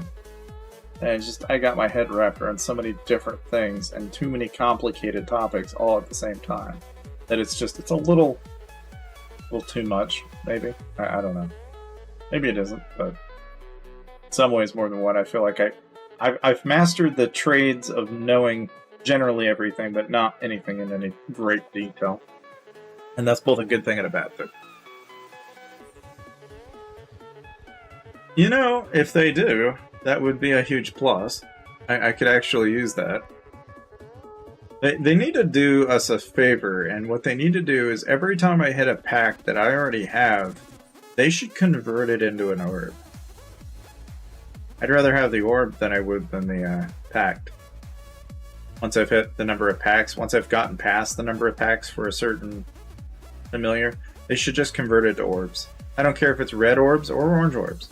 Or if it's a rare drop randomly ran on orange, just like they do with artifacts where it converts it into a fragment even. I don't give a damn if it's something like that. But, I don't care what they do really at the end of the day because they're going to do whatever they want to do. But consciously or not, I can think of a million different things that they're doing with the leader skins. And I can kind of already see the direction that it's going to be going in. Which is that, the further and further they push leader skins, the more you're going to see more and more content that is going to be based around reskinning the way characters look in the game. They're going to basically personalize player profiles to a point where not only are you able to change your profile picture, but you're also going to be able to change the way your leader looks. And so there's going to be a monetary incentive for people that do that versus those that don't. And it's going to get to the point where not only is your castle skin modifiable, your leader is going to be modifiable. I'm sure they'll probably find some creative way to make gear. Maybe they'll reskin gear somehow. I don't know. Maybe they'll find a way to make gear icons actually attach to your hero or something along those lines even, maybe. That's a totally wild concept, but I mean, it would involve animating or reanimating a bunch of shit, which honestly, Yeah, see, that's the other thing too, is then the topic of, tier color. Should they ever even decide to make higher tiers of gear or options to change said tier of gear, or even the color of said gear? Yeah, I mean, it's like I can think of a million different directions in which that could potentially be going in. But what we do know with some amount of certainty is that, like familiars, for example, there are gaps. And there are gaps in there that don't seem intentional that I'm almost positive will have familiars into the game that fill those gaps. They just haven't gotten around to uploading or adding them yet. Because, like, for example, you've got Wonder Heroes. You have Wonder Pieces. You don't have Wonder Familiars yet. There's also abilities that, while do look to be coming in with leader skins, it opens up a whole plethora of different skills that they could potentially be adding. I mean, if you've got a skill for, say, travel speed now with leader skins, what? Upset? And yeah, you're just going to complain. I understand. I know how this works. But why do you have to complain at 9 o'clock at night? I don't know either. Give me a second, guys. Good lord.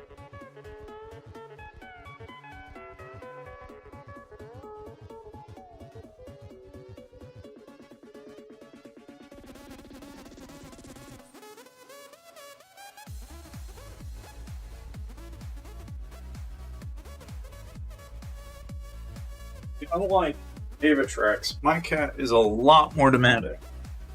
His cat is a lot more tame in comparison to mine. I could be wrong. Maybe I'm just saying the soft side of his cat, but mine is like a goddamn demon. And there's a reason why I call. Not done did it, but gross.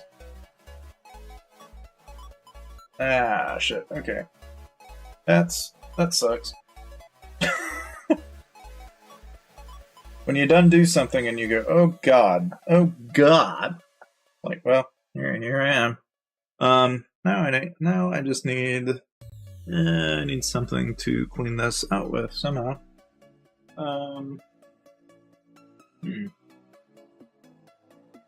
I guess we can use this.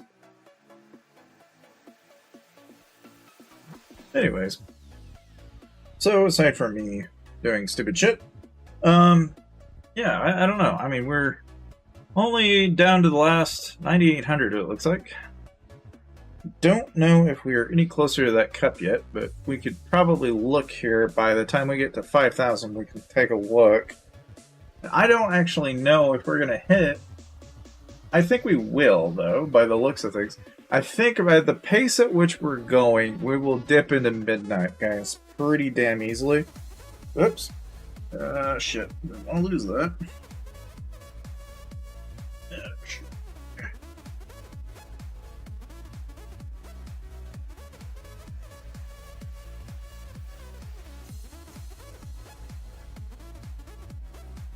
I need like a very small pen or something. This work.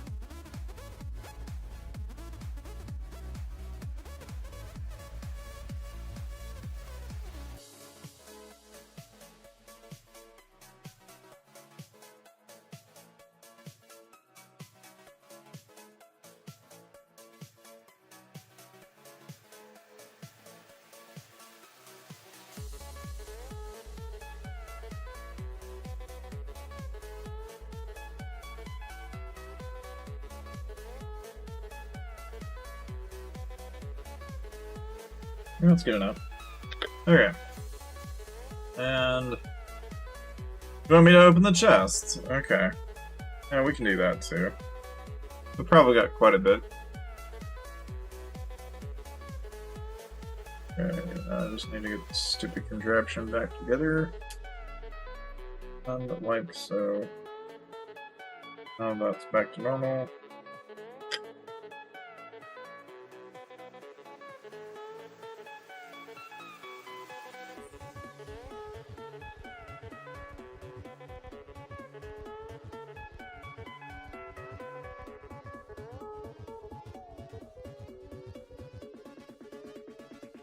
That is like a disturbing amount of crap.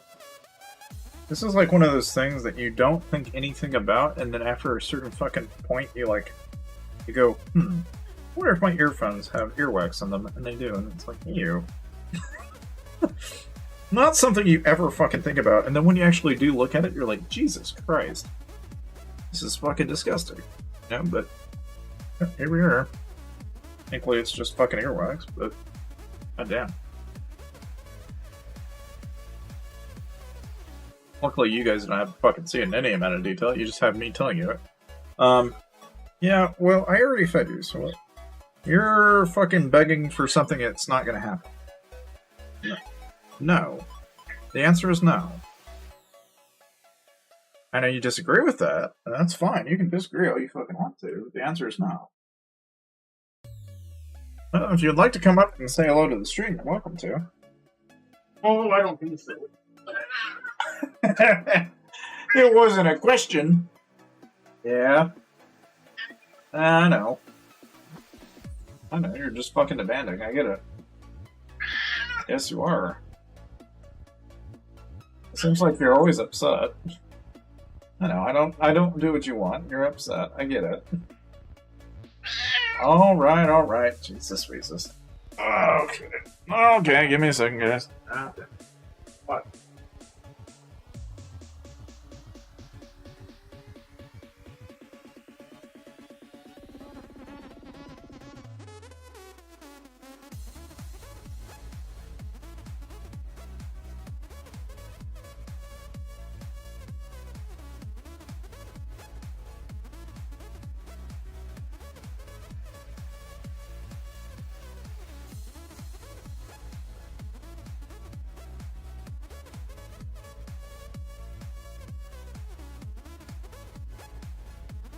Well, I don't know. If I have to discipline my cat, so be it, but god damn it.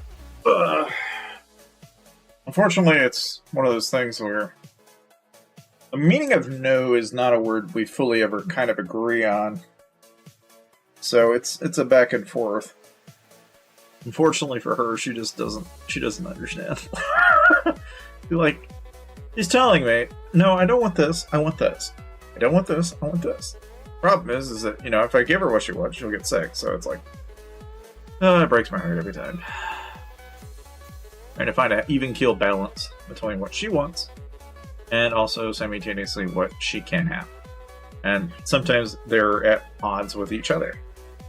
You are being very begging oriented. What has gotten into you? What is all up in the world of my cat? What has gotten Lucy upset today? You are awfully and very upset. Yes, you are. You're begging too much. We have stream. The peoples in the world can see you, and you're being awfully noisy. Yes, you are. I know, but it's not all about you. Well, I'm sorry, that's just how that works. According to you, that means bullshit. But that is the truth. I mean, it's not up to you. You have to just let it be. You're fine. Anyway. I don't know. Well, you know, I'm not saying, you know, if you want to get up in my life, you're more than welcome to. No one's saying you have to strictly be stuck on the ground. You know, if you'd like to come up, well, hello. One up or what? You want to be held? No? Well, maybe all I need to do is hold you, and then you run away. Maybe that's what I need to be doing here. Just pick you up, and he's like, I don't want to be held. No. No, I'll beg for attention, but the moment you ask me to be picked up, no, I'm out of here. Ooh, pick up, pick up, pick up. I know, you just give me the look. Like, nah, that's not what I want. Oh, I know, I only find it amusing, but I know, at the end of the day, you're just winning something, and you want it bad enough that you're just going to continue to complain. I get it, but... Ay. Well, anyways. Just for fun, we might take a stop here and just see how many chests we have, because I'm actually curious where we are on that. We gotta be getting close. Let's just take a quick peek here and see. Oh, holy shit, we're almost at 5 million gems. At what point did we get... We must have won it again. We had to have. We had to have won that jackpot again. We had to have. I know we didn't have 4.9 million. That. At what point did we get that many gems, guys? Was anyone paying any attention? Because I was clearly out of it. Good lord. I did not think I would end this stream with 5 million gems almost. But yeah, here we are.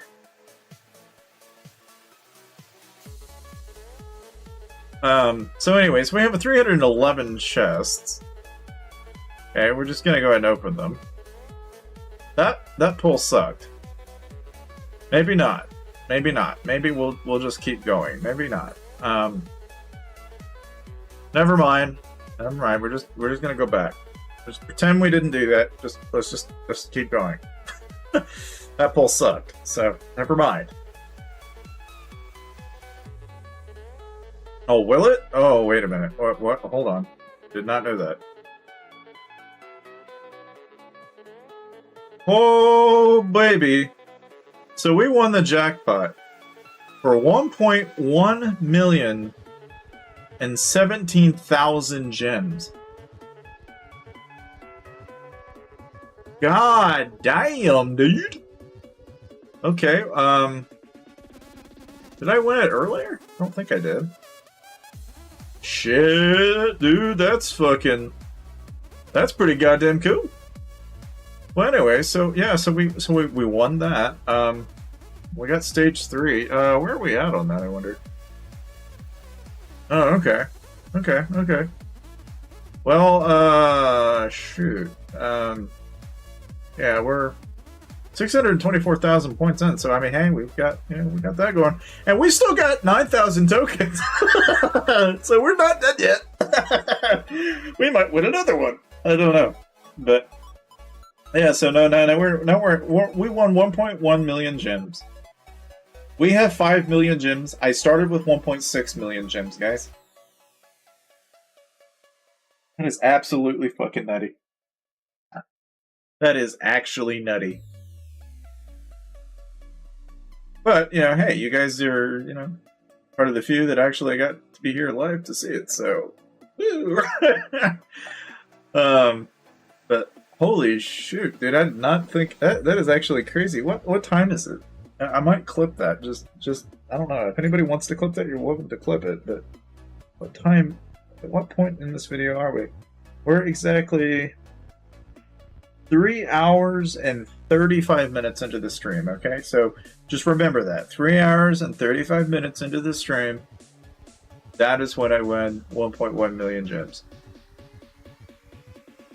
Now, that's just one jackpot. I mean, we might, for all we know, we might conceivably win another one. We still have 9,700 more tokens to go. We're not done yet. we could just keep going. So, just keep on powering along. Why the fuck not? But anyway, so I mean, beyond that, right? So as far as the old stories and stuff, I mean, like I said, it's like I've come a long way from where I was. Now, this account that I'm on here is actually my alternate. Believe it or not, between my alternate and my main account, I didn't create my alternate until like 2018. My alt has always been my second account, and it's always been my side account.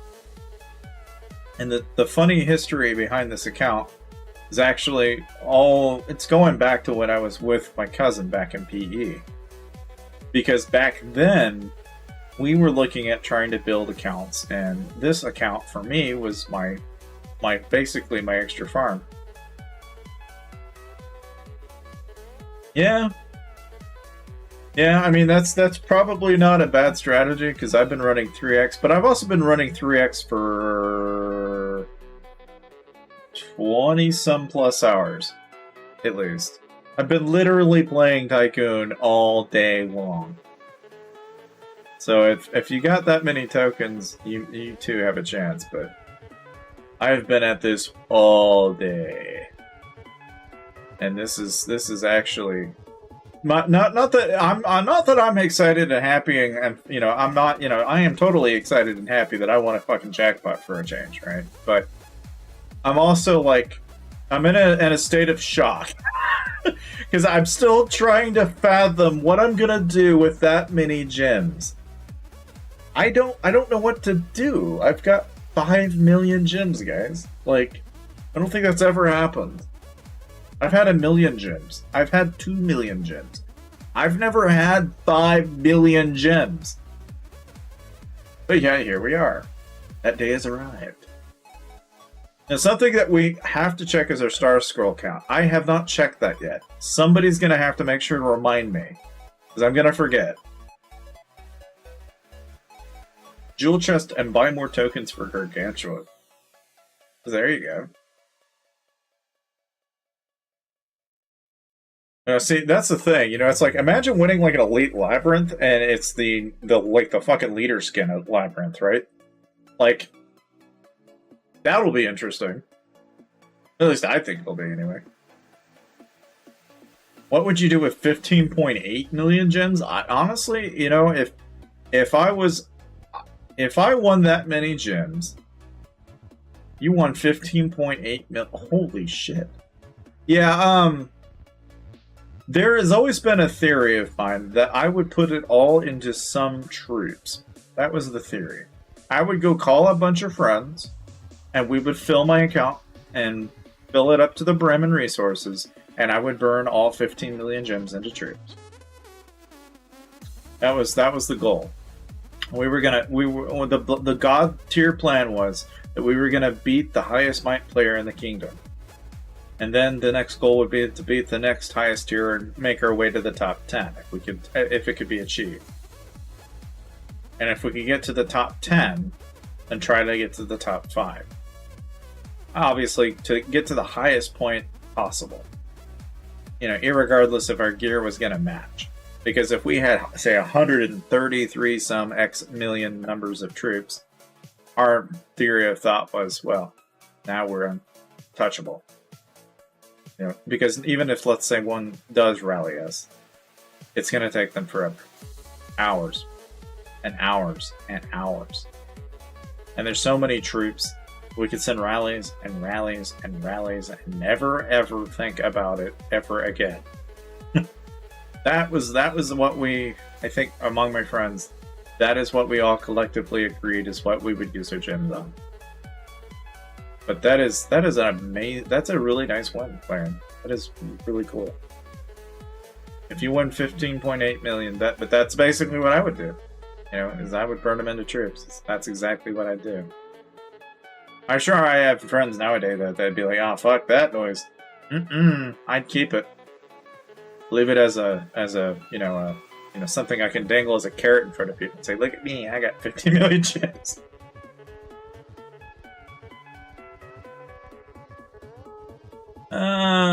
Yeah, the idea behind the cap has always been that after a certain point, you get enough troops and your morale is going to drop before the troops all get used.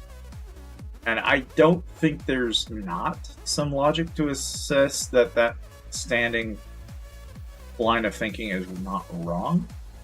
There's a lot of logic to suggest what they're suggesting is probably not wrong. But so one thing I wonder about that logic, though, is what exactly do you define as a cap? Because if, let's suppose, for example, I have an absurd amount of HP, right? And I send an attack with an absolutely absurd amount of HP, but it has little to no attack. Now both marches collide. So now I have a target that does no damage in terms of attack, that has a ton of HP. I have another target that has a ton of HP and no attack. Ultimately, what's the outcome? Well, the guy that attacks, if let's say he's countering, okay, the other guy loses several million, and he burns. Even though he's got millions and millions and millions of troops. Now, say the guy is the same troop type, smokes.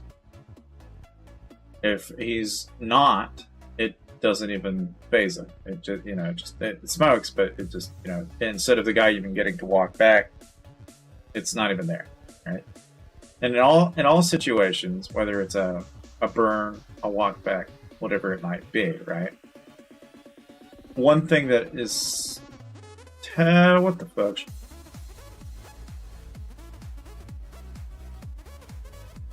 Just happened.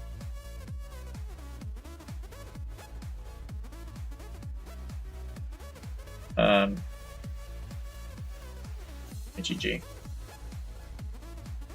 Help. Why? I don't know what just happened. Yeah, never mind. I don't have a clue what just happened there. It just kind of bugged out. It just pretty much pulled the plug and said nope. It just noped out of that like all of a sudden.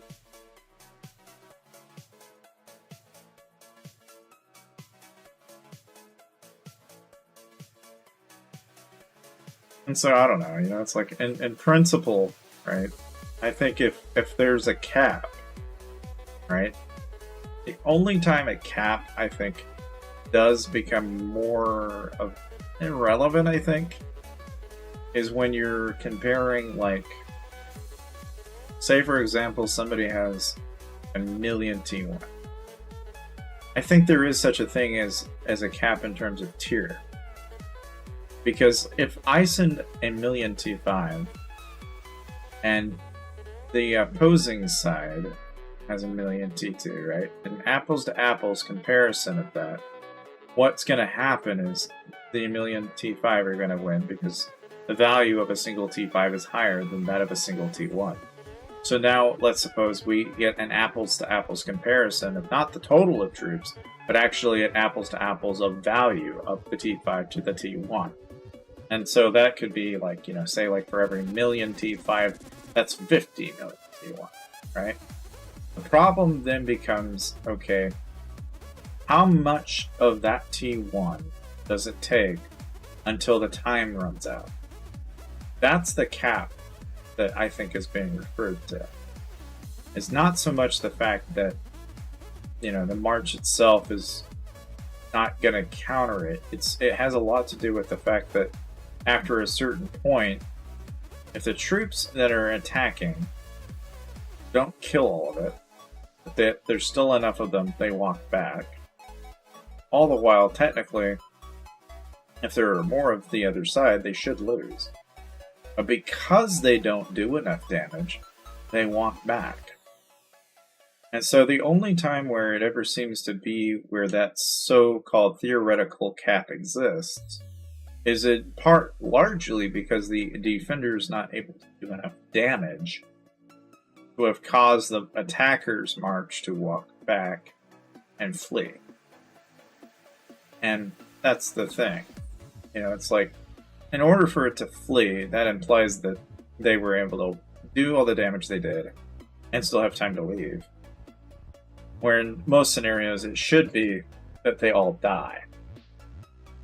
Which means that only one thing can be true in that instance, which is that, you know, it could happen if, let's say, somebody's sending infantry and you're at range. It could happen because the range units are getting hit by the infantry. And then, say you don't have any cav, so it's just imp on imp and range on imp. In something like that, logically, I think I can kind of come to the conclusion that, yeah, okay, I can kind of see how that might happen. Because the damage that imp on imp isn't going to do enough if it's not good enough. And that's just, you know, it's the downside to it, I think. Oh, well, you know, thanks for coming by, McLaren. It's a blast. I mean, I like to try and... I don't know if my vids are all that great, but I try to make them informative. And I don't know if they're entertaining either, but I try. Problem is I also put myself out of sleep sometimes. Like, yeah, lately some people have noticed, yeah, you're like really fucking tired. And you upload it and it's like in really shit quality. It's like, yes. It's also because it was 1 a.m. and I just feel the need to upload. And sometimes I start uploading shorts or videos and you guys will probably semi-question my sanity, and you probably should, because sometimes I'm not in the right state of mind. But all the same, I always have good intentions behind what I try to do most of the time. I'm just trying to get, if anything, I'm trying to make it easier for people. And it's really down to earth. That's really what it all comes down to. It's always been that way. Because for as long as I remember, I came from a community of people that there was not enough information. Nowadays, there's an abundance of it, you know, and so in some ways, I feel like I don't have as much purpose as I used to. But IGG always adds new things, so there's always more things that I can talk about, and more things that, you know, either people choose not to talk about it, or they choose to talk about it because, you know, it's like, you know, when I talk about like the black market and stuff, it's like I talk about it because it's out there. People run into it all the time, but nobody ever talks about being burned by it either. You know, it's the dark side of it that nobody thinks about, and a lot of the dark side of it is not pretty. You know, it's you get into the realm of, you know, well, that's where your hackers, your scammers, your, you know, fraud. Every other man, you know, and it's like it's all gravy when it's gravy, but when it's bad, it gets bad, and it gets real bad. It gets bad in ways that, you know, it's like people that never thought it could ever go that bad. You know, and so in some ways, it's not to trash it, but it's to point out that there are serious risks associated to it. You know, just like everything. But most people will talk about it in a positive light. It's just one of those things where I'll look at like Facebook, Reddit, Twitter, and Facebook is littered in what I describe as account selling groups. Discord and Line are the same way. And the biggest mistake a lot of people have made, I think, over the years, is that they think account trading and selling is normal. It's totally fine to do. But in actuality, it's not. Because a lot of the people that end up taking those accounts don't really take a second question as to whose it was. They just know that the person selling it supposedly says it's theirs. Never once do they sit there and question that maybe it was stolen.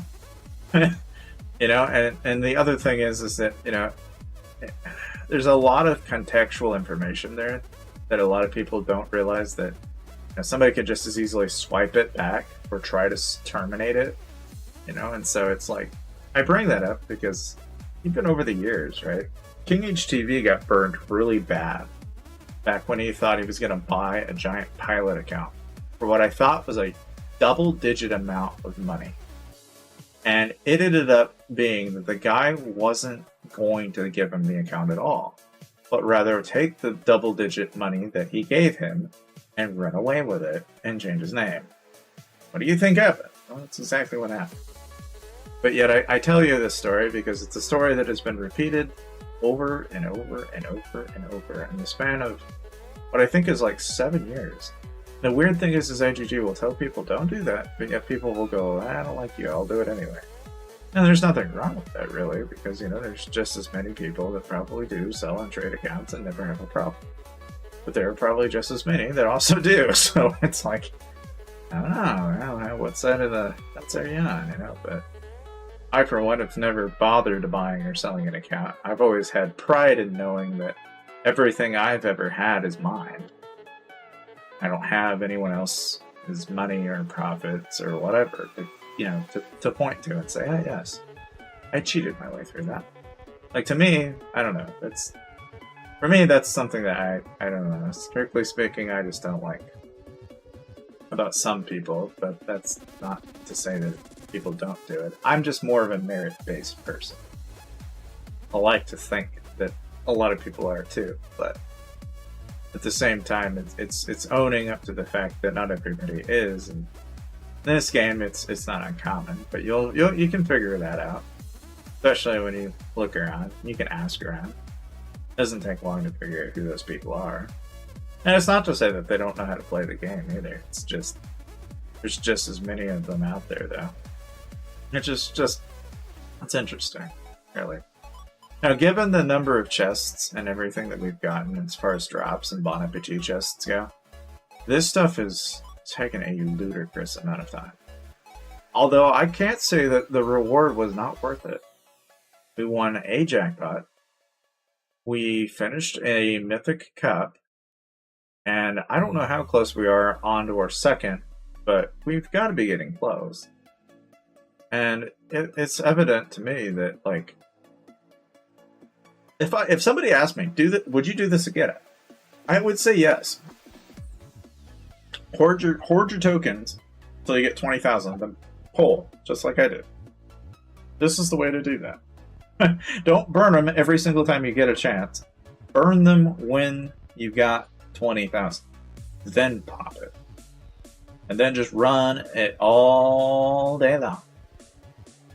I don't care if you have to, like, pop on a macro or go find your little brother or your little sister or whoever and just have them sit there and tap a button. Like, there is definitely an advantage to have been using this many tokens, and I will definitely do this again. The next thing I'll probably try is I'll probably go through artifact coins or something like that at some point. You know, and if there's ever an opportunity to get champ chests through here, I probably might do the same. Because I wouldn't mind getting some champ chests. It'd be even better if I can get mains, though. Because if I could get mains, yeah, that might be a pretty good deal. You can get mains that way. Oh man, we're gonna hit it again, aren't we? Pop, pop, poppity pop. There's another 1,000. We're taking it all in. All rolling. Hell, we're only 9,400 tokens in. It is almost 10 o'clock. And we are most certainly going to do another one of those.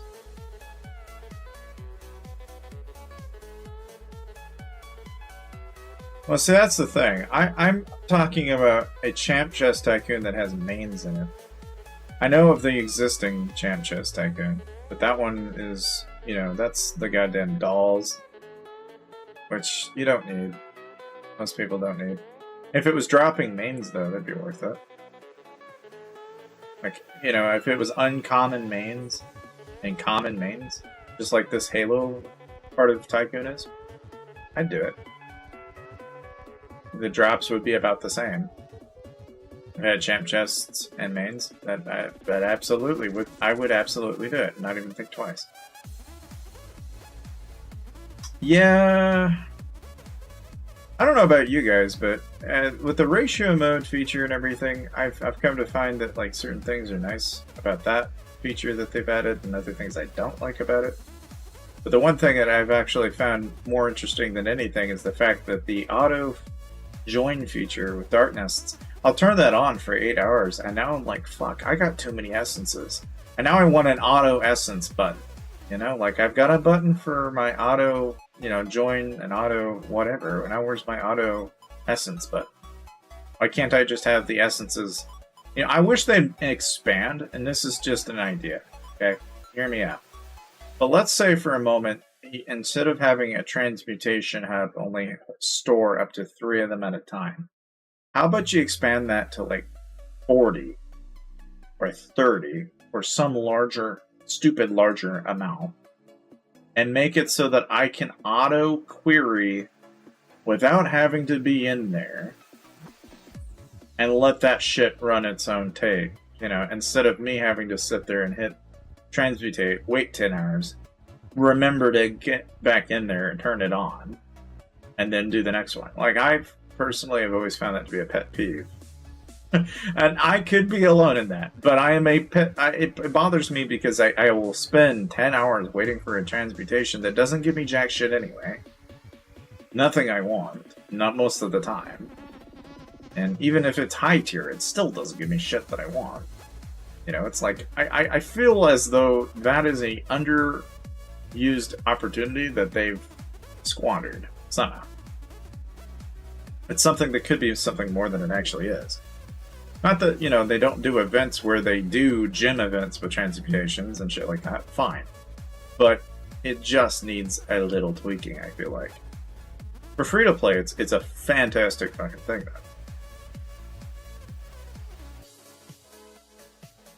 Getting 9 hours for VIP points?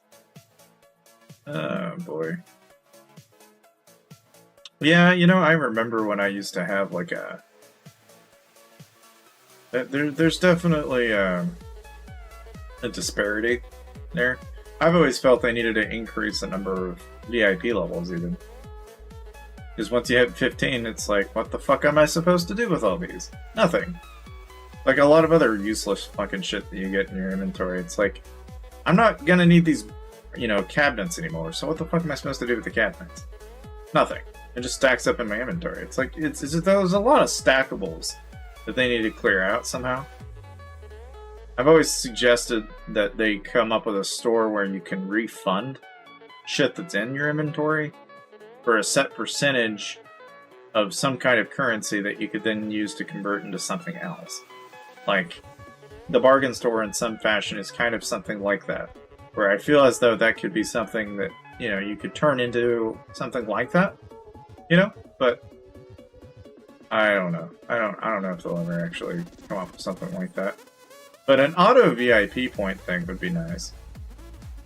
But whether they'll ever do that, I don't know. I've always thought that they use that as a fucking means to check if people are active. Because everybody that logs in is going to hit the VIP points to get their login bonus. So, you know, it's an incentive to keep people playing consecutively. Because without that incentive, it's a small psychological trick, but everyone hates it. But it reminds you that, oh shit, I quit playing the game consecutively, and now I get shittier VIP points. So now I need to continuously play again, and play every day, so I get higher VIP points. Like, yeah, IGG did not at all fucking plan that out. You know, it's like, it might even be considered fucking evil. Because it's actually demoralizing as shit when you have like 300 plus logins and then you lose it. And then it starts back to 1. That is so fucking demoralizing. I am not even kidding when I say that. When that first happened, I almost lost my fucking shit. And that is funny because that was only a number. But for a number, I was like, oh my god, it was like fucking, you know, I did that and I was like, oh my days, why the fuck did I not log in that one fucking day? You know, it's just, stupid, but I'm sure I'm not alone in that. I swear to God, if I'm alone in that, I better not be, because I am not the only person that is. I swear I better not be the only person that has felt that way. I can't possibly be. I don't think I am. I know that happened to me, though, and it almost brought me to tears. I was like, oh my God. I had the longest consecutive long-hit history, and then I lost it. Yeah, and that's another good example of that. Yeah. They can tell you where, how old your account is, yes. If you've never skimped a day, yeah. I mean, like I said, it's just one of those things that when it happened to me the first time, I just mentally could not handle that initially. That was actually debilitating in a way that I did not anticipate it to be. It had more of a negative effect on this game for me than a lot of other things have. That was one of the few things that it just did not sit well with me very well for some reason. But oh lordy, lordy. Alright, so we're down to 9,300 tokens. I'm gonna just take a quick second, take my reward, and then I'm gonna smash the freaking stop a button. Stop it. No, shit, I didn't. Oh, I'm a perfectionist, but so well. We have 5 million gems, guys. Alright, so we are at 5 motherfucking gems. 5 million. Alright, so where are we at on this? We have 27. 34. Okay, so there's an upgrade. 15 hours, 15 hours, 15 hours. Gem. Swap over. Okay, we are on the start of a purple cup. We are not done with the purple cup, but we are close to the purple cup. Would you not? No. What are you upset about now? Apparently everything. Okay. Well, what have they done for... So they've got Astro Eclipse. They've got the Labyrinth Challenge. It's coming up. One thing that you mentioned earlier, that clip mentioned that there's a button.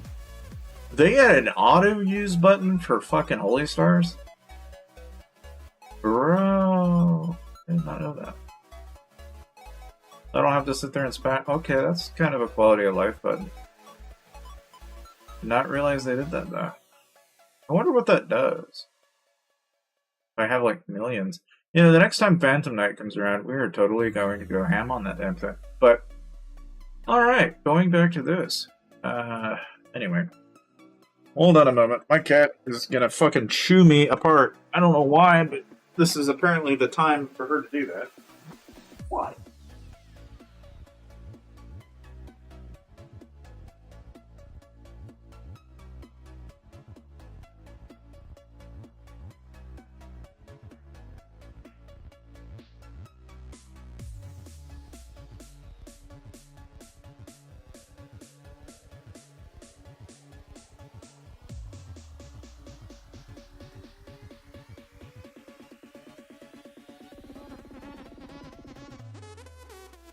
Not going to check.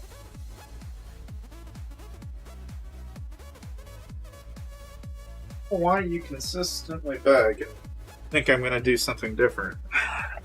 You have food. You can eat it or choose to complain more. I don't care. I told you no. We are on limited supply of those, and you know damn well you cannot consistently eat those. That is like eating sugar. You cannot do that. I said no. Then no means no. And I know you don't like that, but the answer is no. I know, you don't like it. I'm sorry. Yeah. If there's a ×3 in Labyrinth with an auto-use, we're going to be watching people like burning through millions of stars. We're going to have people that are going to be like me, just, hey, we're just gonna lock in with that goddamn large quantity shit. Hey, what's up, Bimbo? Hello. God damn. I'm almost kind of losing my voice in a way because I've been talking for so fucking long. I've been at this since 6, and we're at 10 o'clock, so I'm actually kind of fucking tired too. I'm starting to feel it in my eyes. And the thing about it is you do streams like this, right? And what most people don't realize is I've actually got a light right here, and I got a light right there, and that shit blaring at you after hours is like fucking crazy. Yeah, fucking CL left. I think Fremdor might have pissed in their Cheerios about one too many times. They finally decided to pack it up and leave. Which means now we're probably the only guild that's going to have anybody who can... I actually don't know what the fuck that means for us. And I don't know who the hell we're going to bully. We don't have anyone to fight. Now we're just going to be fighting whoever the hell shows up. Which, I don't know if that's a good thing or a bad thing. You know, it's like, in some ways that's good, and in other ways that's bad. Oh my days. No. Just no. No as in no. No. No. Stop it. Oh, shit. But I don't know. The only thing is, Imbo, I actually won the Labyrinth once, a long time ago. But when I did, it was like 10,000 gems. Tonight, I won 1.1 million gems from the tycoon. And I may have done it multiple times and not knowingly. I only got one report in my email box, so I know I've won it at least once. But I have 5 billion gems. I still have 9,000 tokens. I started with 22,000 tokens. So we're not even close to done. And I already have 5 million gems. I don't know if I'm going to have more gems than I know what to do with, but it's very possible. For 200k? Yeah. See, I was one of those poor suckers that when I popped it and I got a Labyrinth jackpot, it said, you won 10,000 gems. Like, well, this feels like a participation trophy, but at least I won. It didn't feel like much. It just happened to drop as soon as the somebody won like the elite. I was a normal at the time, which that was a little trickery. It was just a little trickery. I was like, okay, that is not nice. That was not nice about you, Jay. I was just like, you don't do that to me. Don't do that. Don't make me feel like I win. Nobody likes feeling like they won $1 million and find out they get like a $10 bill. That is not a good feeling. You know, it's like, okay, this just lost all of its luster. Like, just in an instant. Anyway. So, I don't know. I mean, at this point, we're 9,200 some odd into the tycoon. And we still have a blue cup. We have one mythic cup now. I do not think we are going to hit 3 mythic cups. We might get a legendary cup, maybe. It might be purple, might be legendary. I don't think we will see a mythic cup twice, but here's one to hope. I don't think so, though. It's looking more like we'll probably have a purple or a legendary cup alongside another, Yeah. Well, and the thing is that ring is maybe potential. I have a purple faith, and I've only got 10 out of 14. I might have a legendary faith along with that. So I might conceivably get 2 cups and a legendary faith. That'd be the most optimal that you could possibly get at this point. Like in a perfect world, if I could achieve that, that would be ideal. Like, I could settle with that if I don't have a legendary goal, you know, Skull Crusher, turn mythic, you know, at least for the meantime. That's enough for me to think that that'll at least put me in a place where that's pretty good. You know, you're begging. Got you to this point, so I'm just gonna give you a piece of my mind. Yes, I know, I love you, and I'm sorry. Can I give you what you want? What you want will make you sick. Answer is no. She wouldn't tolerate sitting in one place for long enough. And she's very upset with me right now because what she wants, I will not give to her. I've already gave it to her once, and she's like, but I want it forever, and I want it multiple times. And I'm gonna bitch and cry and complain until I do. And she's just gonna continue, because that's what she's gonna do. When it's set, and the only reason really she's doing this is because it's 10 o'clock at night, I'm awake, I normally go to bed around this time, and she thinks that because I'm awake, she can continuously harass me while I'm doing something like this, and I'm a sucker, and I will do what she wants. And so she's just going to continuously do this until it might settle in sooner or later that maybe this isn't so bad after all. And maybe I'll just give up and let it be. You know, but the problem is fundamentally I don't really understand it myself, and we might take her to the vet and find out. Is that I don't know if it's just a preference right now or if there's actually a reasoning behind it. And I think there might be a reasoning behind it. And if there's a reasoning behind it, because she is getting older, that, you know, we might consider it. But as much bitching as she's doing, I'm going to do it. So we're just going to cut down on cat treats and we'll just do that instead.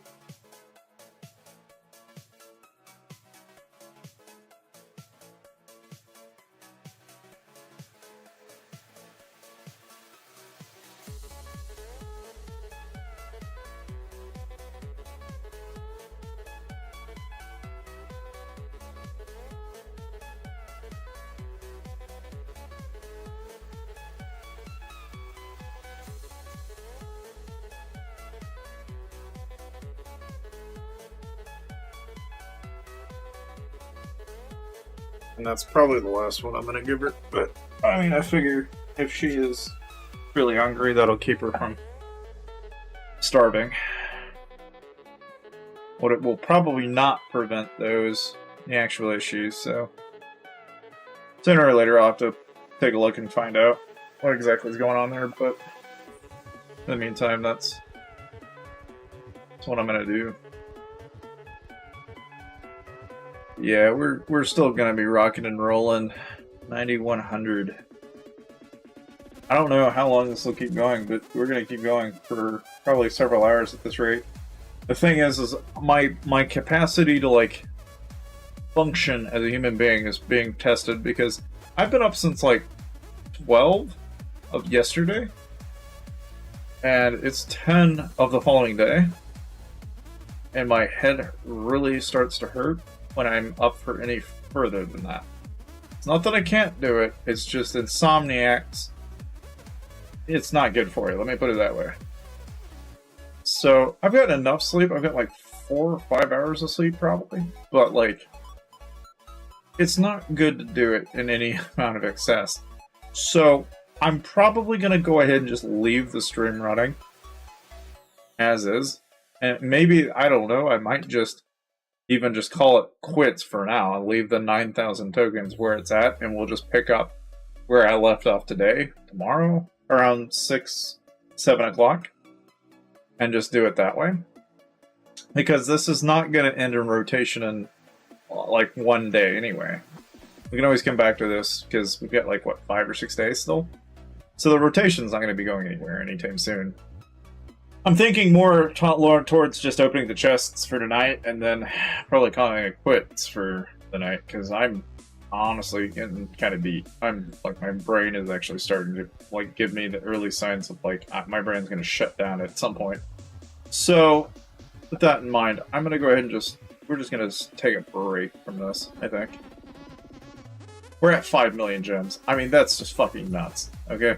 Like, that is absolutely nuts. And I think, honestly, with the amount of fun we've had and the amount of talks and conversations we've had this entire stream, it's been a blast, honestly. It really has. I've really enjoyed talking to you guys and going back and even just talking about the game in general, but just going back in time, even. It has been a fucking blast. So, all in all, we have, it looks like, a single gold halo. But in all totalitarily, we'll probably have a purple cup in the next 1,000 plus tokens, probably. So I would like to believe we'll be approaching a purple cup.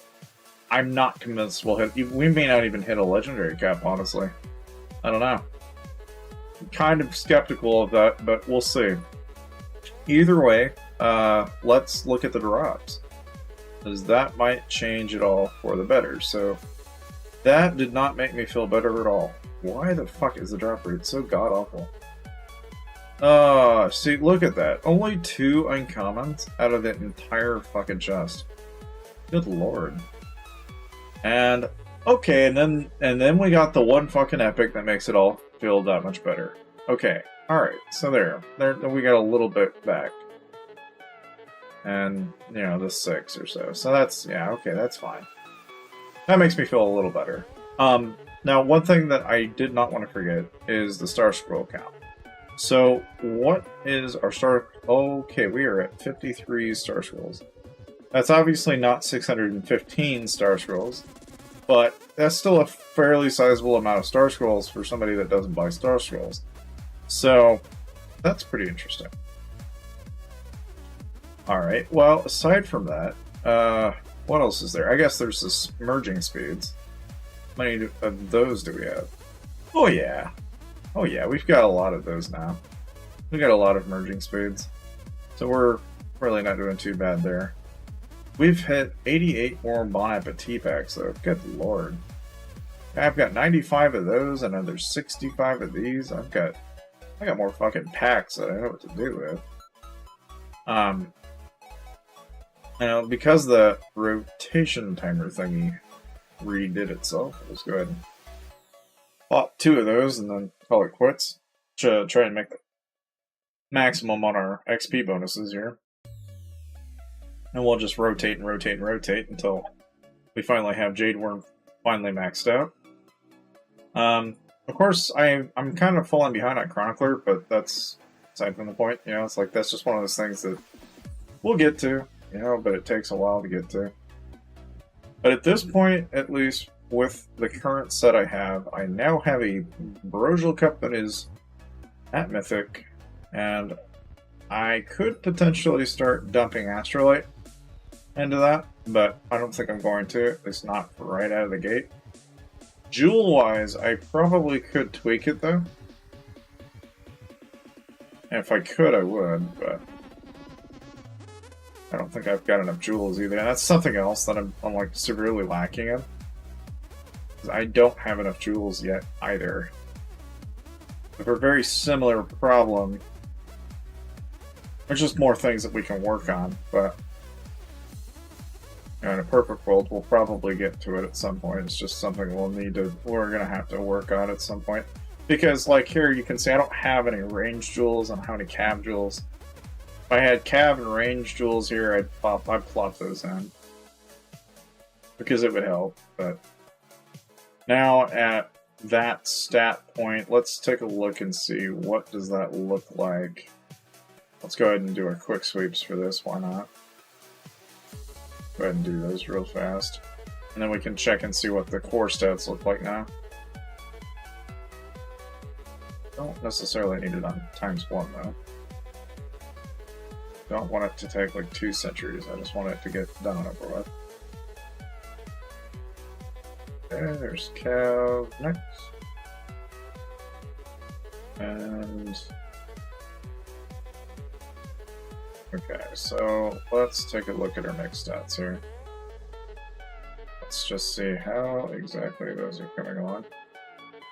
I'll auto-configure all of it. I'm not going to really poke around in it too much. So 543, 534, 505. Then I'm at 252, 269, and 233, 201, 249, and 399. Which is nothing special, right? It's not like fucking outrageously high. Not yet. And that's the thing. It takes a lot of fucking time to get to that point. The HP is doing well though. But if there's anything that I see that this is improving. The closer we get to 300 down here, the better. This is at a happier place. I need to bring the cav up, range up, and then fuck though. The higher I can get to like 600, the better. Then army attack, I'd like to see this up to like 210, 220. I don't give a fuck about the defense, but HP could go up like 500 even, then that'd be nice. But, you know, that's mixed stats. So, we've got a little ways to go still before we really get to our optimal point. But you'll notice I'm at VIP 15. With 5 million gems, I mean, at this point, I don't really know what to do with that much. I don't even know what the fuck a person does with 15 million gems. But I'm probably just going to hang on to it, I guess. But the only thing we're going to have to work on is probably jewels. And I don't know how to really go about doing that right now, other than the fact that I've got 3.2 million coins. So I could just buy 32, right? Like that. But I always save my gold coins. I don't know about you guys, but that's like usually something I hold sacred for migration scrolls and nothing else. And it's been that way for years. Because otherwise you gotta pay for them, and I've always used them for migration scrolls. However, I also now have 20 some odd migration scrolls, so I don't know if that's really even worth it anymore. You know, it's like... Yeah, so that's just it. I have enough gems that I could just fucking do that too. At 5,059,000 gems, at 6k pop, I could just buy a shitload of those chests with gems. And I could just bank on that and win. Yeah, I mean, I absolutely could. The thing about it is, though, is I am such a tightwad with my fucking gems. I'm not even sure if I want to do that. I'd rather just not, and I will roll with what I have. Because let's say I do that, right? Okay, there's maybe, what, freaking 15% in HP here, 10% there. There's not enough there. It's like maybe 10 or 20% in the two different stats. I'd rather not. If it gets to that point and I need it, I'll deal with it, but I'm not going to do it for probably 1 million gems. Just fuck that shit. Yeah, I mean, the uncommon purples are usually better anyway, but... So that's just it. Yeah, I mean, you can use the gems for the tokens. You can use the gems for all sorts of shit. So it's, I mean, that's just it. You know, it's like, that's why I'm kind of, like even bargain store, like, no, I ain't doing that. I could, but I don't want to. Somehow we only got rank 3. Fuck. Somebody else apparently have been burning more fucking tokens than I have. And I thought I had a lot. But maybe I'm not I'm probably not procking them off every 5 seconds either, though. There's a couple of points where I just suddenly quit, so yeah, that's probably why. Either way, though. I don't know, big picture, one of the things that you guys may have caught, you go into the news tab, they mentioned something about the auto views. I don't know what the fuck this is all about to begin with, but apparently they were getting some irregularity with this shit. The other thing is the scam warning thing. Yeah, there's a lot of that shit. But the only other thing that was really of any relevance is they've got this flip to win shit that they've got going on. So if you go in here and say you spend $5, $10, whatever, and you've been buying packs, you can go into here, flip to win, and you might get something. They've got everything from brushes to books to artifacts to God knows what else, you know. Likelihood of you getting any of these three, slim to fucking none. Likelihood you might get these, though, pretty high. So, you know, it's like there's something to be gained from these web events. It's just knowing that they're out there is a big part of it. And that's assuming you're buying packs in the game. Outside of that, oh hell. I don't really suppose there's really a whole lot to talk about beyond that. There is some shit in here, though, that goes back to, like, the days of this game when it, like, first began. Like, here are the old Lloyd's Mobile Guide to Greatness. I like how they set them up with bit.ly links, though. Like, that's not all at all. They really should not have shortened them with bit.ly links. They really shouldn't have. Because as somebody that's on the other end of that, it's sketchy as fuck. You don't know where it's going. Then, you know, of course, here's the conversation of, you know, account training, third-party programs, and all that bullshit. You know, because they're very forthcoming with that, but they're, like, very quick to point this out. So, anyway. All in all, though, all that shit that has been going on, and everything else, is pretty much that. So, I will return at 6, 7 o'clock. It'll probably be closer to 6 or 7. But, you know, so the thing is, it'll be Friday. I don't know if I'll be on at that time or not. It may be later. It may not even be tomorrow, honestly. It might be Saturday. I mean, well, no, because I don't think we bowl Saturdays. Sunday. Or fucking Friday. My God. So yeah, no, I think I'll be available. I think I will be. I'm pretty sure I'll stream tomorrow. But like I said, instead of like running a stream nonstop and running the rest of these, I think we'll just do it tomorrow. That way it gives everybody a chance to kind of hop in, see what happened this stream anyway, and the last stream that was technically a continuation of this stream, but this stream officially got the million, so I guess it, you know, could have worked itself out anyway. Yeah, no, it was totally fun talking about the stories and stuff too, so. But thank you for dropping by. It was really nice to meet you guys. It's really nice to get to talk to you guys. Really enjoy doing these kind of streams. And again, I always mention this, but something that I've been using, and it's kind of a cool little app. It's called Dixper. Dixper is kind of cool because basically what you can do is, like, for example, if a person were to like buy a fucking pack or something, or like a crate, you get like a random number of these effects that just randomly play. And we can create our own, which is kind of cool. Like right now I've got some random fucking ones in there, but some of them are pretty goddamn funny too. Like, for example, this one, I'm still rolling every time I see this, because I'm going to be honest with you, it's kind of funny. You know, but naturally, you know, you've got that. There's like a lot of other shit that I've got in here. But, you know, it's like we can just add more effects and do different things. You know, like even Snapchat filters and shit like that, there's different stuff we can do in terms of like, even like, for example, like if I turn this to this, for example, I'm pretty bloody sure this will make me sound like I'm high-pitched as fuck right now. That's what that will do. It's just like, you know, it's just cool that you can do this shit mid-stream anytime you want. And there are all effects that people can apply during the stream, which is kind of cool, but it's just something that I'm playing around with. I don't know if you guys like it or not, though, but you know, if you have suggestions or anything, I'm trying to figure out ways to get it to where it's like next to nothing, or even if it's possible, I'd like to find it. I know I can do it on Twitch through bits and shit like that.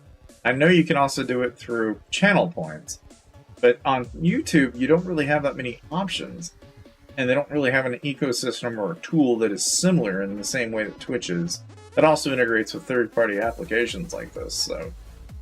This is the closest thing I can come up with that works on, at least on Lord's Mobile and YouTube in particular.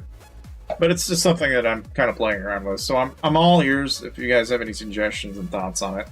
But that said, that is pretty much the stream, I think, for the rest of the day. So thank you guys for dropping by. And I am going to go on, head out, have a wonderful rest of your guys' days, and I will hope you guys have a wonderful day tomorrow. See you guys.